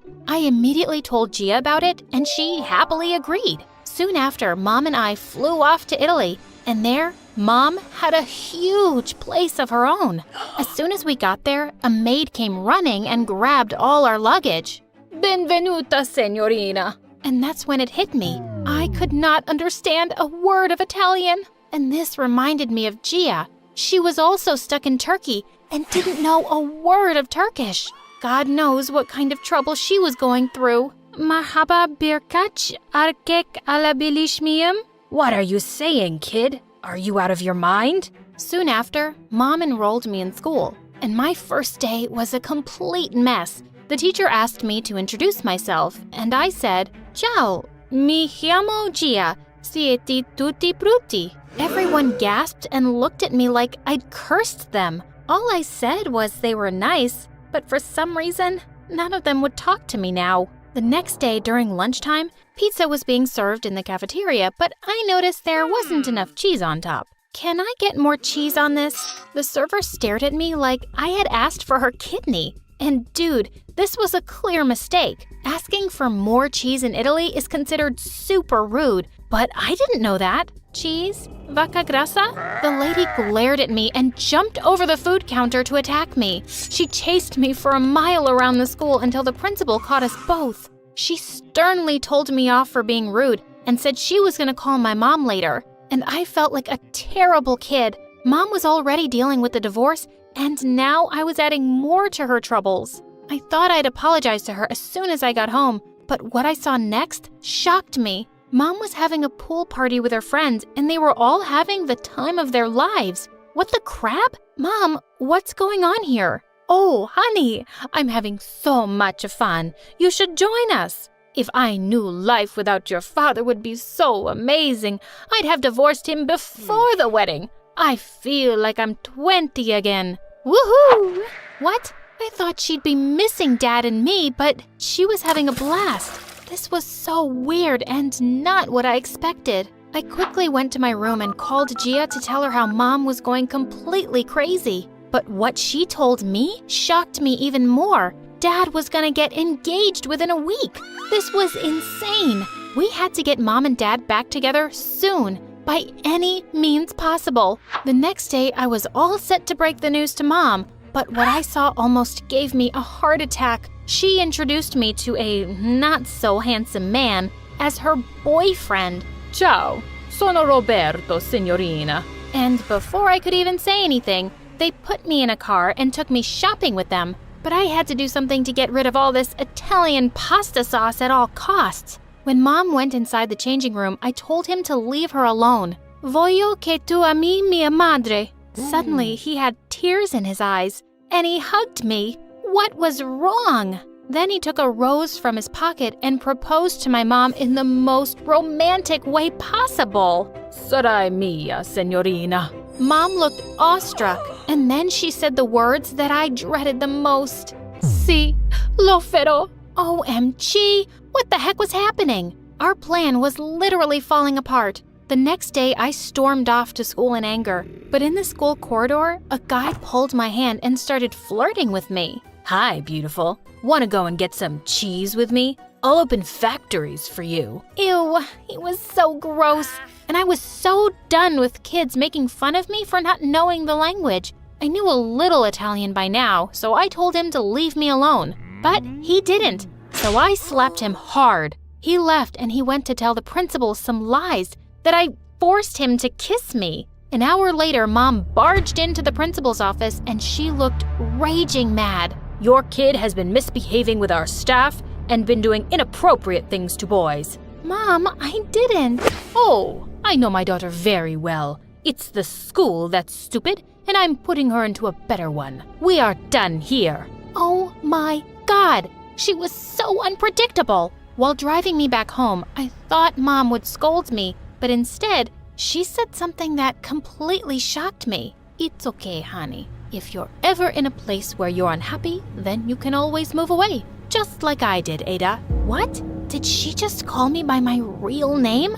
Mom, you know? Of course I know. You're my child. Really? Well, no. This morning after you left for school, I went to your room and I saw your pink-colored undies, which Gia hates. But why did you do this, honey? Imagine everything Gia has been going through there. She doesn't even know the language. We want you guys to get back together. But Mom didn't say a word to that. And as soon as we reached home, she called Dad and told him everything. But Dad, like always, wouldn't believe her. I'm not going to fall for your pranks, woman. Do you think I'm a fool? Of course I know it's my daughter. It's Ada. But minutes later, he called her back saying he knew from the beginning it wasn't me. Mom immediately got on a plane with me. When we landed at the airport, I saw Gia and Dad waiting for us outside. I ran towards her and she hugged me as soon as she saw me. I missed you so much, sister. Minutes later, Mom asked Gia to follow her and Dad asked me to come with him, but I had to try one last time. Enough, you guys. We are not going anywhere. We want to live together like a family. Please, can't you do this for us? Yes, I want to live with Ada and Mom. Not like this, where I feel so empty and alone and unloved. I want to be happy. Mom and Dad looked at us in complete surprise. Oh, honey, why would you ever think you're alone? No matter what happens between me and Mom, nothing could ever change the fact that we're your parents, and we love you so much. You'll always have both of us. Then why can't we all live together? Because that won't make any of us happy. We wanted to raise you in a happy home with great memories, but living together, we could never give you any of that. And now look at us. We are happy, and we can give you the best of the world, only if you choose to accept it. Suddenly, I had tears in my eyes. Maybe Mom was right. She looked a lot happier and healthier than she ever used to be with Dad. And Dad, he looked like he was gonna explode with joy. And now, the only people fighting against this happiness was me and Gia. This had to stop. I looked at her, and she looked at me, and we knew what the right thing to do was. We agreed to Mom and Dad's plan, but we decided we weren't going to sacrifice our happiness either. So Gia and I decided to live with Mom, and both of us moved back to Italy with her. But we often visited Dad and his new family, and we were the happiest. I'm Maya from New Orleans. Please like and subscribe to For Eve. I lived in an old house with Dad who worked as a potter. Mom left us when I was 4 to make it as a big movie star and never came back. With gorgeous hair and porcelain white skin, I looked exactly like her, and no one believed my dad and I were related, especially our nosy neighbors. Once when I was 6, Dad got a big order from the city. He worked all night to make all 20 vases. I was admiring them when I accidentally knocked them off, shattering them to pieces. I am so sorry, Dad. I didn't do it intentionally.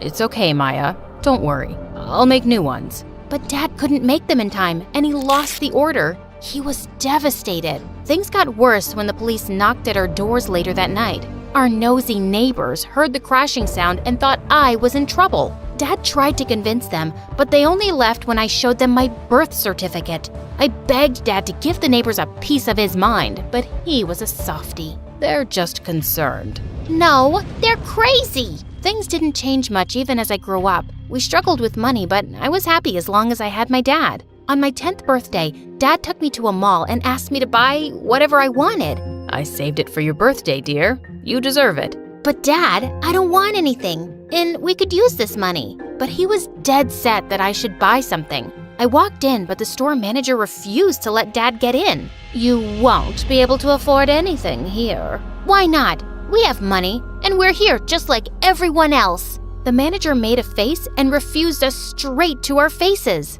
Eventually, Dad gave in, and we left. It was humiliating. That day, I decided I'd never let anyone bully us like that. Soon after, I got into boxing, and by the time I was in 12th grade, I was the toughest girl in my class, and I started participating in all the major competitions around town and aced them all.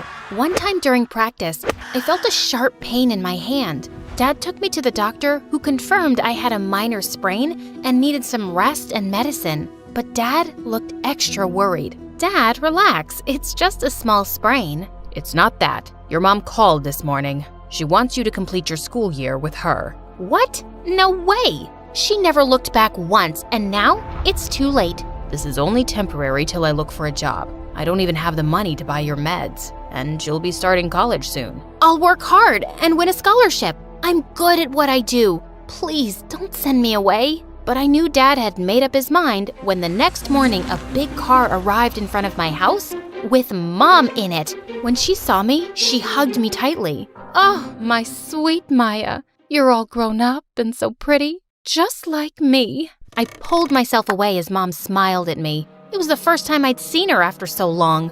If not for her movies, I would have never recognized her. I am nothing like you. And please, don't think that I'm happy to do this. As long as I have you. Mom got her staff to pack my stuff, and I was ready to move within minutes. I was still unsure if this was a good idea, but Dad promised he'd get me soon and we'd be together again. So I left him with a heavy heart. The next few days in Mom's mansion were a nightmare.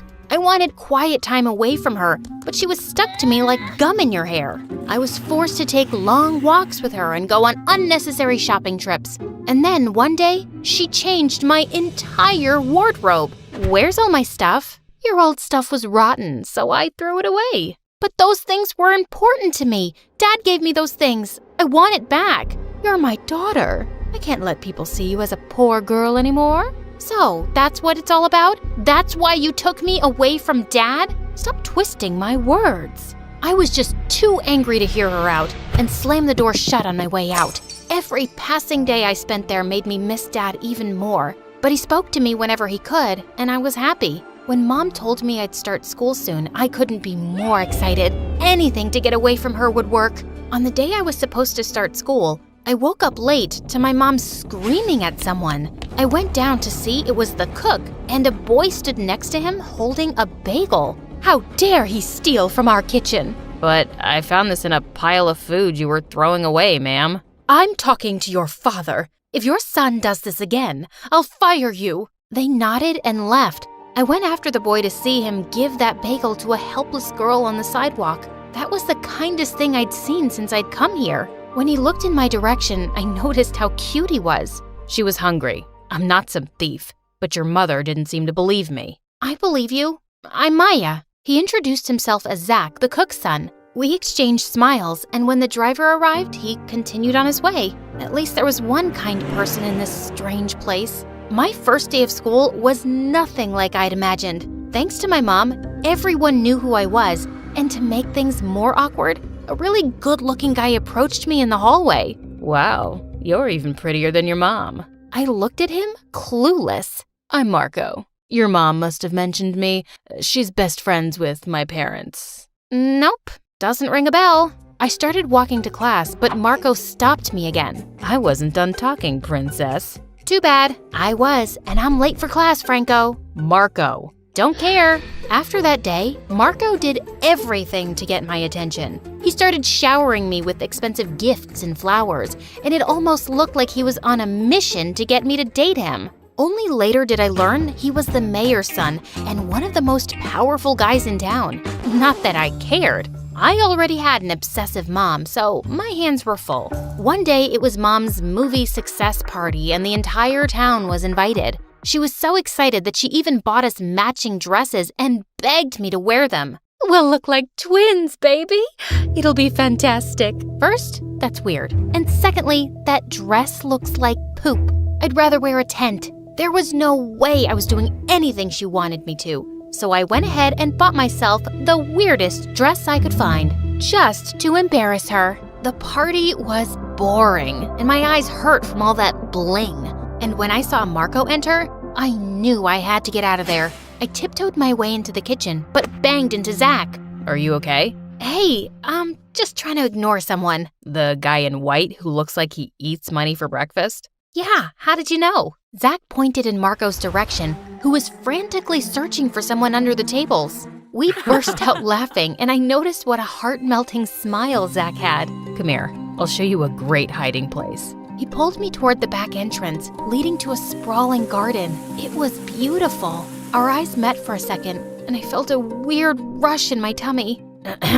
So, why were you hiding from him?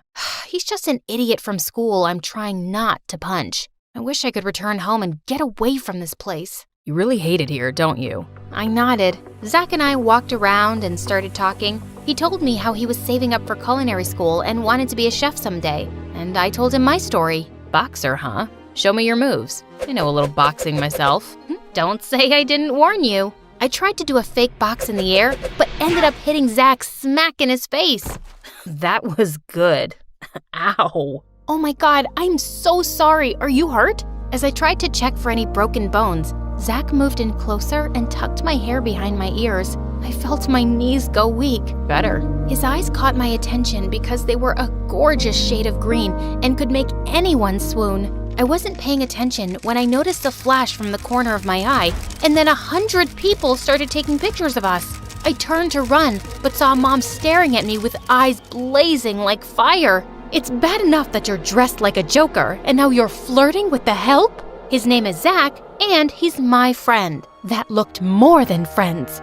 You embarrass me, Maya. Why don't you just abandon me then? You're good at that. Mom and I got crazy on each other, and the party fell silent. You rude child. I saved you from your pathetic father, and this is how you repay me? Mom reached for me, but she tripped over a rock and fell into the life-sized fountain.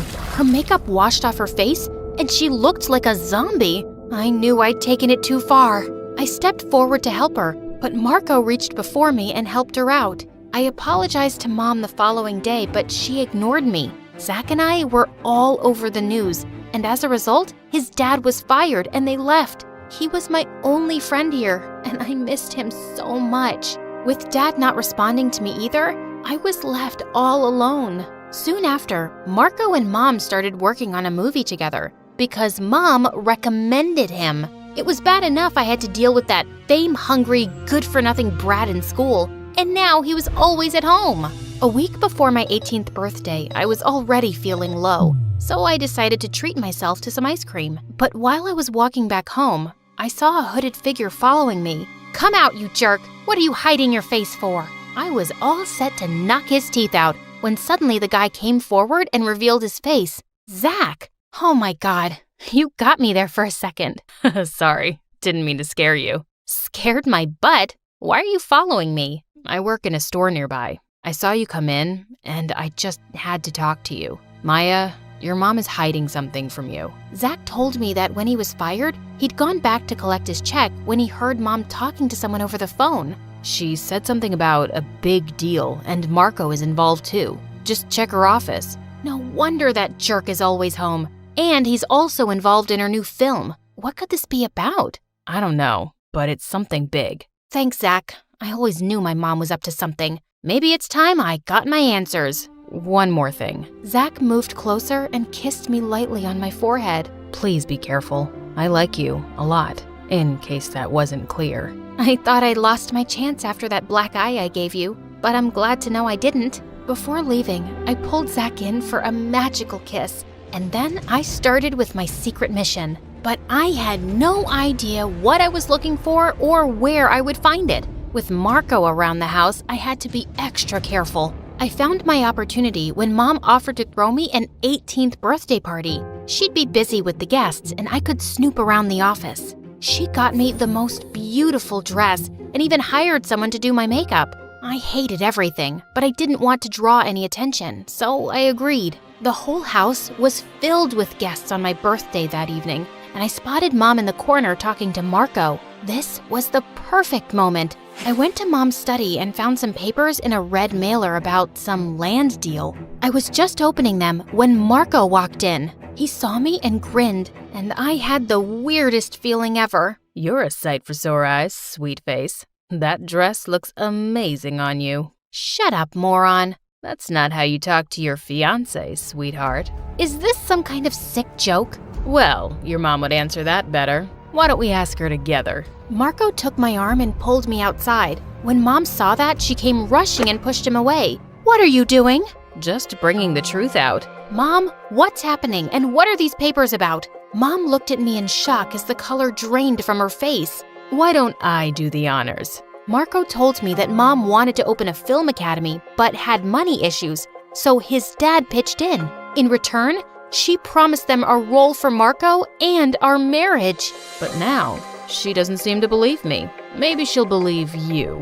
I looked at Mom in shock and she stayed silent. She totally did it. What kind of mother are you? First you abandon me, then you take me away from Dad, and now you want to use me as bait? My beauty won't last forever, so I had to think for myself, and I don't regret it one bit. You will marry Marco, and that's final. Not without my approval. Don't forget, you signed over full custody to me. I turned around to see my dad looking angrier than ever. I rushed to him and hugged him tight. Dad, I'm so glad you're here. Maya, there's someone I'd like you to meet. We all turned around and I was completely shocked to see Zach walk in. He told us how Zach had called him a few days back and told him I was in trouble. I was out of town to set up my pottery school. I wish I could have come sooner. You're just in time.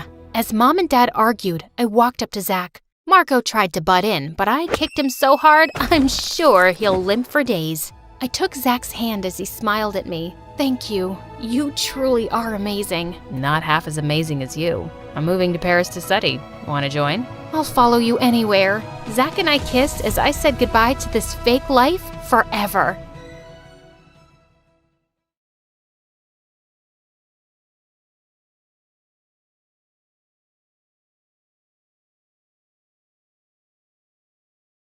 The first sound I ever heard in my life was a beeping so loud I thought my ears were going to explode. For 17 years, I'd lived in a bubble of silence. But my mom worked super hard and finally, she was able to afford hearing implants for me. Honestly though, the beeping wouldn't stop and I thought if this was what the world of hearing was like, I'm not sure I would ever cope. I looked at my boyfriend and he was making all these weird sounds. My boyfriend is still deaf. He'll be getting the implants soon, so I signed to him to stop crying. And that's when he laughed and signed that it was me who was crying like that. I'd waited for this moment for so long. But little did I know how many crazy things I'd now be able to hear, including some big secrets that would change my life forever. Things were about to get wild. Before I share everything that happened to me, click the like and subscribe button and who knows, maybe your hearing will become as sharp as mine and you'll find out some secrets of your own too.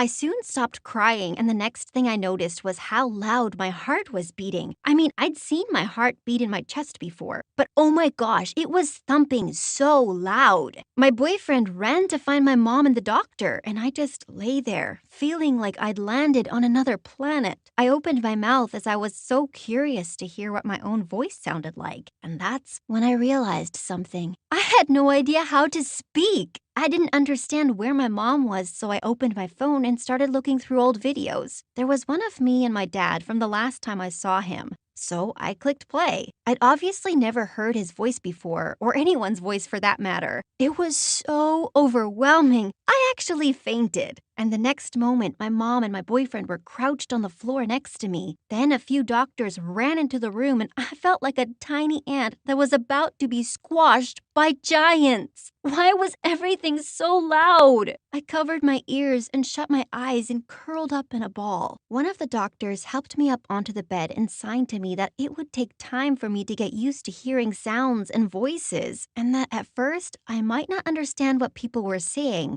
that it may sound like gibberish. Well, no kidding. My brain was fried. I couldn't keep up with anything going on around me. When the doctor finally told me I could go home, I practically leaped out of the bed. On the way out, I went to use the bathroom first. Obviously, I'd never heard someone pee before, so I got the fright of my life. It was so loud, and suddenly I felt so embarrassed. Had my friends at school heard me pee before? I ran out of the toilet so fast and bumped right into a woman who was waiting to go in. She looked disgusted and started shouting, but I had no idea what she was saying. I just walked off. But I was not ready for how overwhelming the outside world was going to be. I just froze. Cars were beeping, sirens were blaring, birds were flying everywhere and were making noises. Every time one flew near me, I ducked. They sounded so angry. I must have looked like an insane person. Then I heard something that sounded like a gunshot, and I just bolted across the road without even looking. I had no idea cars beeped, and I noticed just in time before a car almost crashed into me. The guy driving wound the window down and started shouting at me, and that made me think, was everyone always this angry? I ran straight into the park that I used to come to with my dad, and two of my friends from school were there. I felt so self-conscious about my new implants, and I didn't want them to see me. I hadn't told anyone at school about it, so I quickly ducked behind a tree. From there, I could still read their lips, and I couldn't believe what they were saying. How my boyfriend was only with me because it was easier to be with someone like him. But as soon as he gets his implants, he could get any girl he wanted, and that he was way too good for me. These girls were my so-called friends. How could they talk behind my back like this? A second later, my mom and boyfriend appeared in the park, and my mom looked angry. She was calling my name, and then the most awkward thing ever happened. She spotted my so-called friends and ran over to them asking if they'd seen me. She even told them I just had my implants done. They both went bright red and shook their heads, and suddenly I felt like they didn't deserve to get away with this.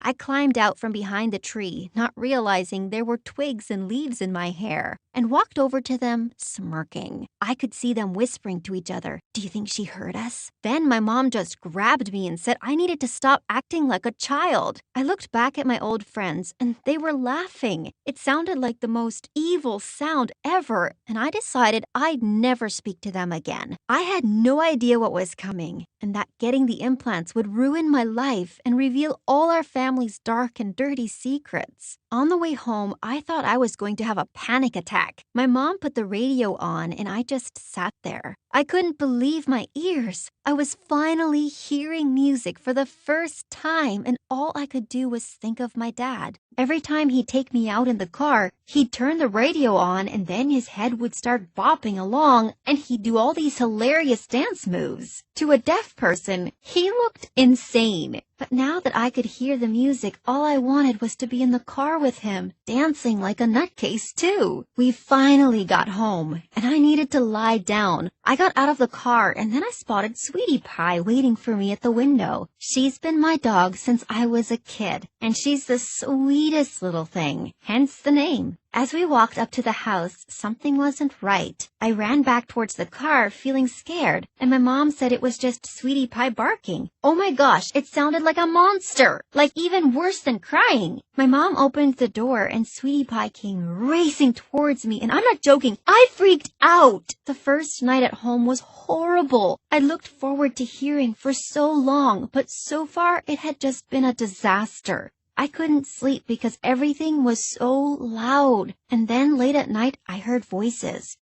They were coming from my mom's room, and I figured she was on the phone. I wanted to go tell her to be quiet, but when I tried to get into her room, her door was locked. I knocked, and suddenly I heard my mom say, "Shh." Then she poked her head out of the door and told me to go back to bed because she was on a work call. I didn't believe her for a second. Over the next few days, I felt more alone than ever before. My boyfriend came over to watch movies one night, and we always watched with the subtitles on. I know I should have kept the volume up to get used to hearing voices, but I couldn't stand it. It was giving me a migraine. Anyway, my mom came home in the middle of it and asked why I turned the sound off. Then she started shouting that she'd worked her butt off to afford these implants and that I was nothing but an ungrateful little girl. Then she stormed upstairs. I was so shocked. My mom was acting so different. And come to think of it, so was my boyfriend. He seemed quiet somehow, like something was wrong. He asked if we could talk, and I made a joke that only I could talk. After that, he got up and left, saying he was tired.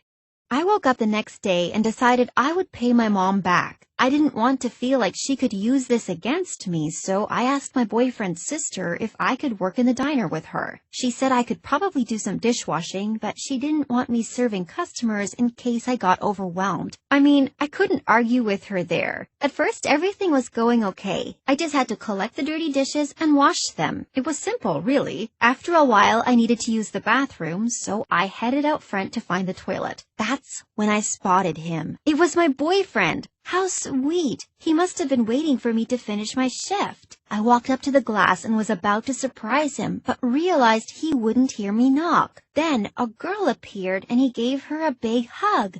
Who was she? Suddenly they were walking off together. I quickly ran back to the kitchen to get my phone. Then I smelled burning. The next moment, there was this insane beeping sound, and people started running. I was running too, because I had to catch up to my boyfriend. I looked around the kitchen, and it was up in flames, but I didn't care. My heart was up in flames too, and that was more important to me. I could hear my boyfriend's sister screaming my name, but I just kept running. I caught up to my boyfriend, but it was too late. He was kissing this girl. I started screaming. It was the first time I'd heard such a crazy sound coming out of my own mouth. People were looking at me in shock, but the only person I wanted to notice me was completely ignoring me. Of course, he couldn't hear me, but I thought at least the girl would. I noticed a woman running towards me asking if I was okay, but I just screamed at her and she quickly backed off. I was clearly scaring people. I tapped my boyfriend on the shoulder and he looked so shocked to see me. The girl he was with was so pretty, and I could tell she was deaf too. She signed to him asking who this monster was, and I swear I almost lost it. My boyfriend started walking away, and I signed back to her saying the only monster around here was the guy she was kissing, who just so happened to be my boyfriend. She looked really upset, and I thought it served her right. What did she have that I didn't? I chased after my boyfriend, and he just said that I'd changed too much and felt like he couldn't relate to me anymore. He said he'd tried to tell me, but I hadn't given him a chance to explain, and that he'd met that girl online and thought it was better if he dated someone who was also deaf. I couldn't believe it! What had I gained from getting these implants? Nothing, except one disaster after another. The day just went even more downhill after that. I got fired on my first shift, and my boyfriend's sister was so mad at me because it made her look bad. Great, I'd upset everyone. I went home and buried my head under the pillow, trying to block out all the sounds. My life was over. I'd been dumped because I could hear. I mean, how ridiculous is that? I must have fallen asleep because I woke up later that afternoon to a car pulling up outside. I looked out my window and saw it was a man, but I'd never seen him before. He knocked on the door, but I didn't want to answer. I crept downstairs, and then I heard him speaking. He was on the phone, and he was speaking to my mom. I heard him saying he was the house and that he thought it was time he finally met me. What? Who was this man? I thought about opening the door, but by then he'd got back in his car and driven off. Finally, my mom came home and she could tell straight away that I'd seen the man. She told me she could explain and that he was just a friend. Then she said my dad had left so long ago and that surely it was okay for her to date again. Okay, so he wasn't just a friend then. Had they been creeping around behind my back? I felt sick thinking about it. All I wanted was to see my dad. I missed him so much. I didn't want some other guy moving into our house. My mom asked if I could just give him a chance, saying I would really like him. Yeah, right. But what choice did I have? So that night, he came over for dinner. He acted like he knew everything about me. It was so weird. And then, when my mom was getting dessert, he said I was a lucky girl to have gotten these implants. I didn't like this guy one bit. My mom came back in and kept telling me to try practicing my speech, but I refused. At least if I used sign language, her boyfriend wouldn't know what I was saying. I signed to my mom that he was a loser. And then she screamed at me to go to my room. I couldn't wait to get out of there. As soon as I did, her boyfriend asked my mom if they could finally kiss now. And my mom told him to stop because now I could hear them. Ew!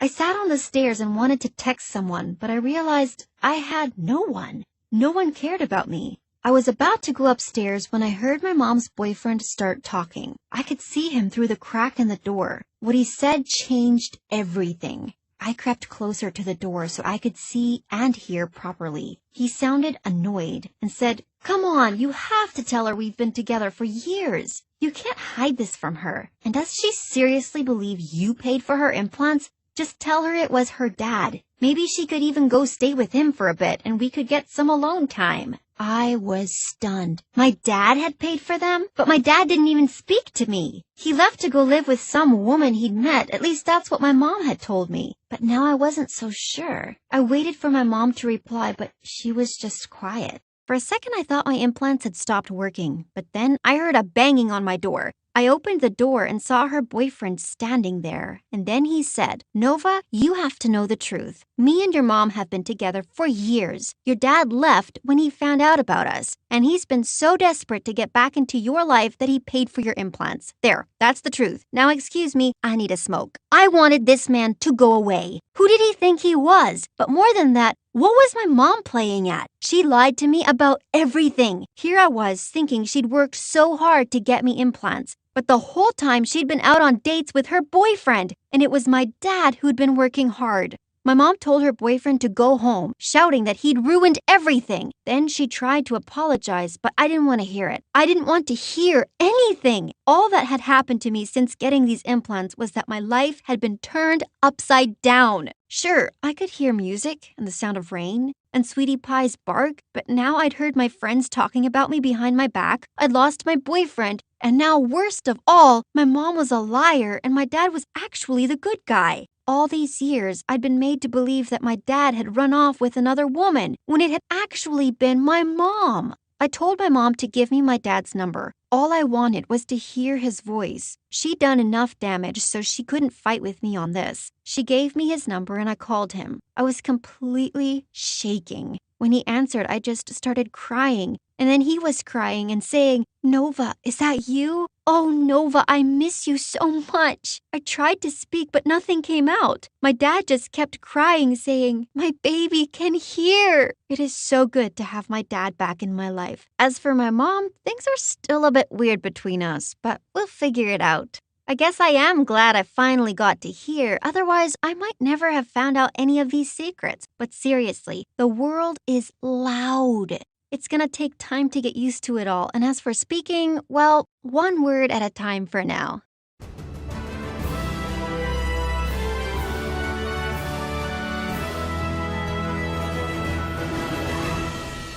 Tiptoed into the lounge. I nearly jumped out of my skin when I heard a voice. "You're gonna be in so much trouble."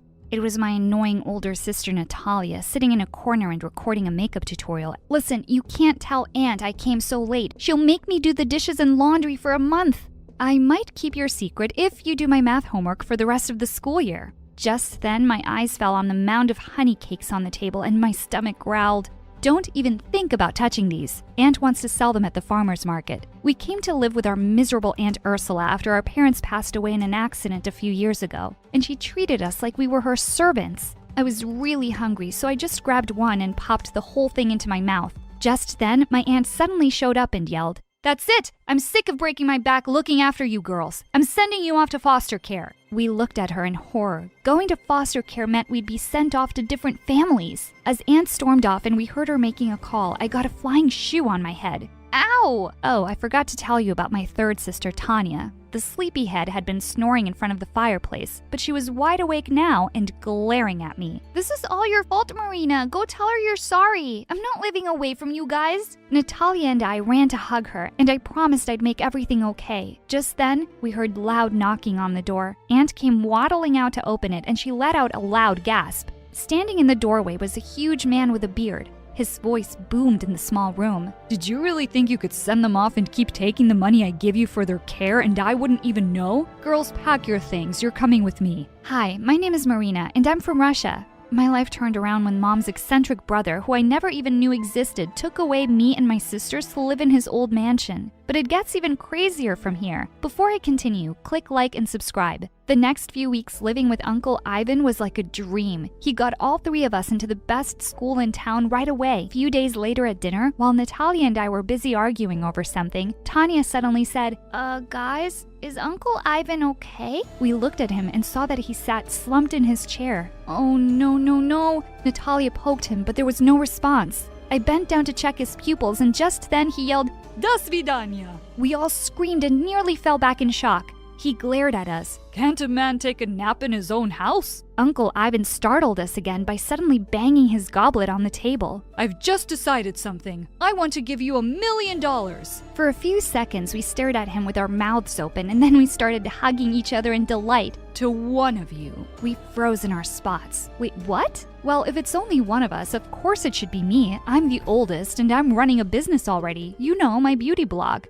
Your business is just Dumbos watching another Dumbo putting on makeup. I'm going to be a big shot singer one day, so I'll need that money for my album. Guys, come on, $1 million is a lot of money. We can share it. But the other two weren't even listening to me. How dare you call me a Dumbo, you little bug? I'm 11 and I can kick your butt. And before I knew it, they were attacking one another while I was trying to break it up. Uncle got up and looked at us with sad eyes. I will make my decision in 3 days. And with that, he walked off. The next morning, when I peeked into Natalia and Tanya's rooms and didn't find them there, I knew exactly where they'd be. And sure enough, I found them standing outside Uncle's bedroom with breakfast trays loaded with his favorite foods. Seriously, guys, we're family. I swear if I find the money, I'll happily split it with you two. Well, I wouldn't do that for you. Yeah, me neither. It's gonna be all mine. And with that, Tanya knocked on the door loudly, but there was no reply. We opened the door, and to our surprise, the bed was perfectly made and the room was empty. Just then, I caught sight of a note on his pillow and ran forward to pick it up.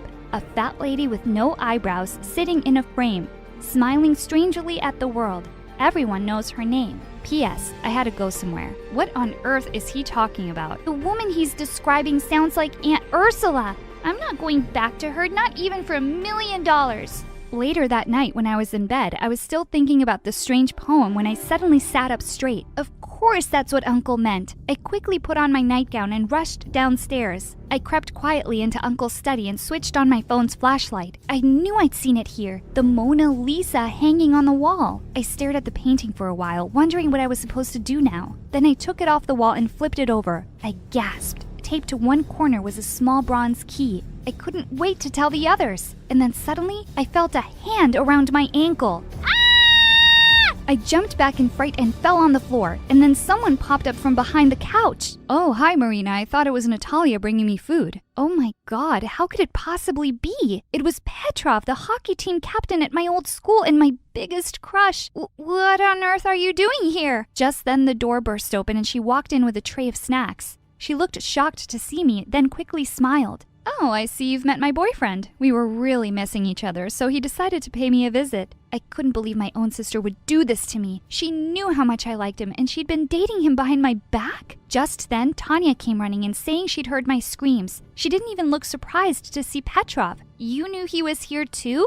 Yeah, I saw Natalia sneaking him in a few nights ago. Petrov, it's really uncool to eat someone's chocolates without asking, man. Petrov stared at her like she was crazy. What are you talking about? I didn't eat your stuff. Well, one of you is lying then because they were in the fridge this morning. Who ate them, ghosts? Just then, the study door behind us slammed shut and we all turned around startled. And then we heard a key turn in the lock. I ran towards the door and pulled the handle, but it wouldn't budge. Who could possibly have locked us inside? Petrov started banging on the door and screaming like a maniac. Help! This house is haunted! I don't want to die here! Jeez, Petrov, you're gonna wake up all the ghosts. He looked even more horrified, and Natalia kicked Tanya before taking him aside and calming him down. Just seeing the two of them sitting so close made my blood boil. And now we were just stuck here and would have to wait for Uncle to let us out. As we all sat there sulking quietly, Natalia suggested that we could play a game to pass the time. Oh, I have a great game in mind. It's called Reflection. I picked the antique mirror from Uncle's desk and shoved it in her face.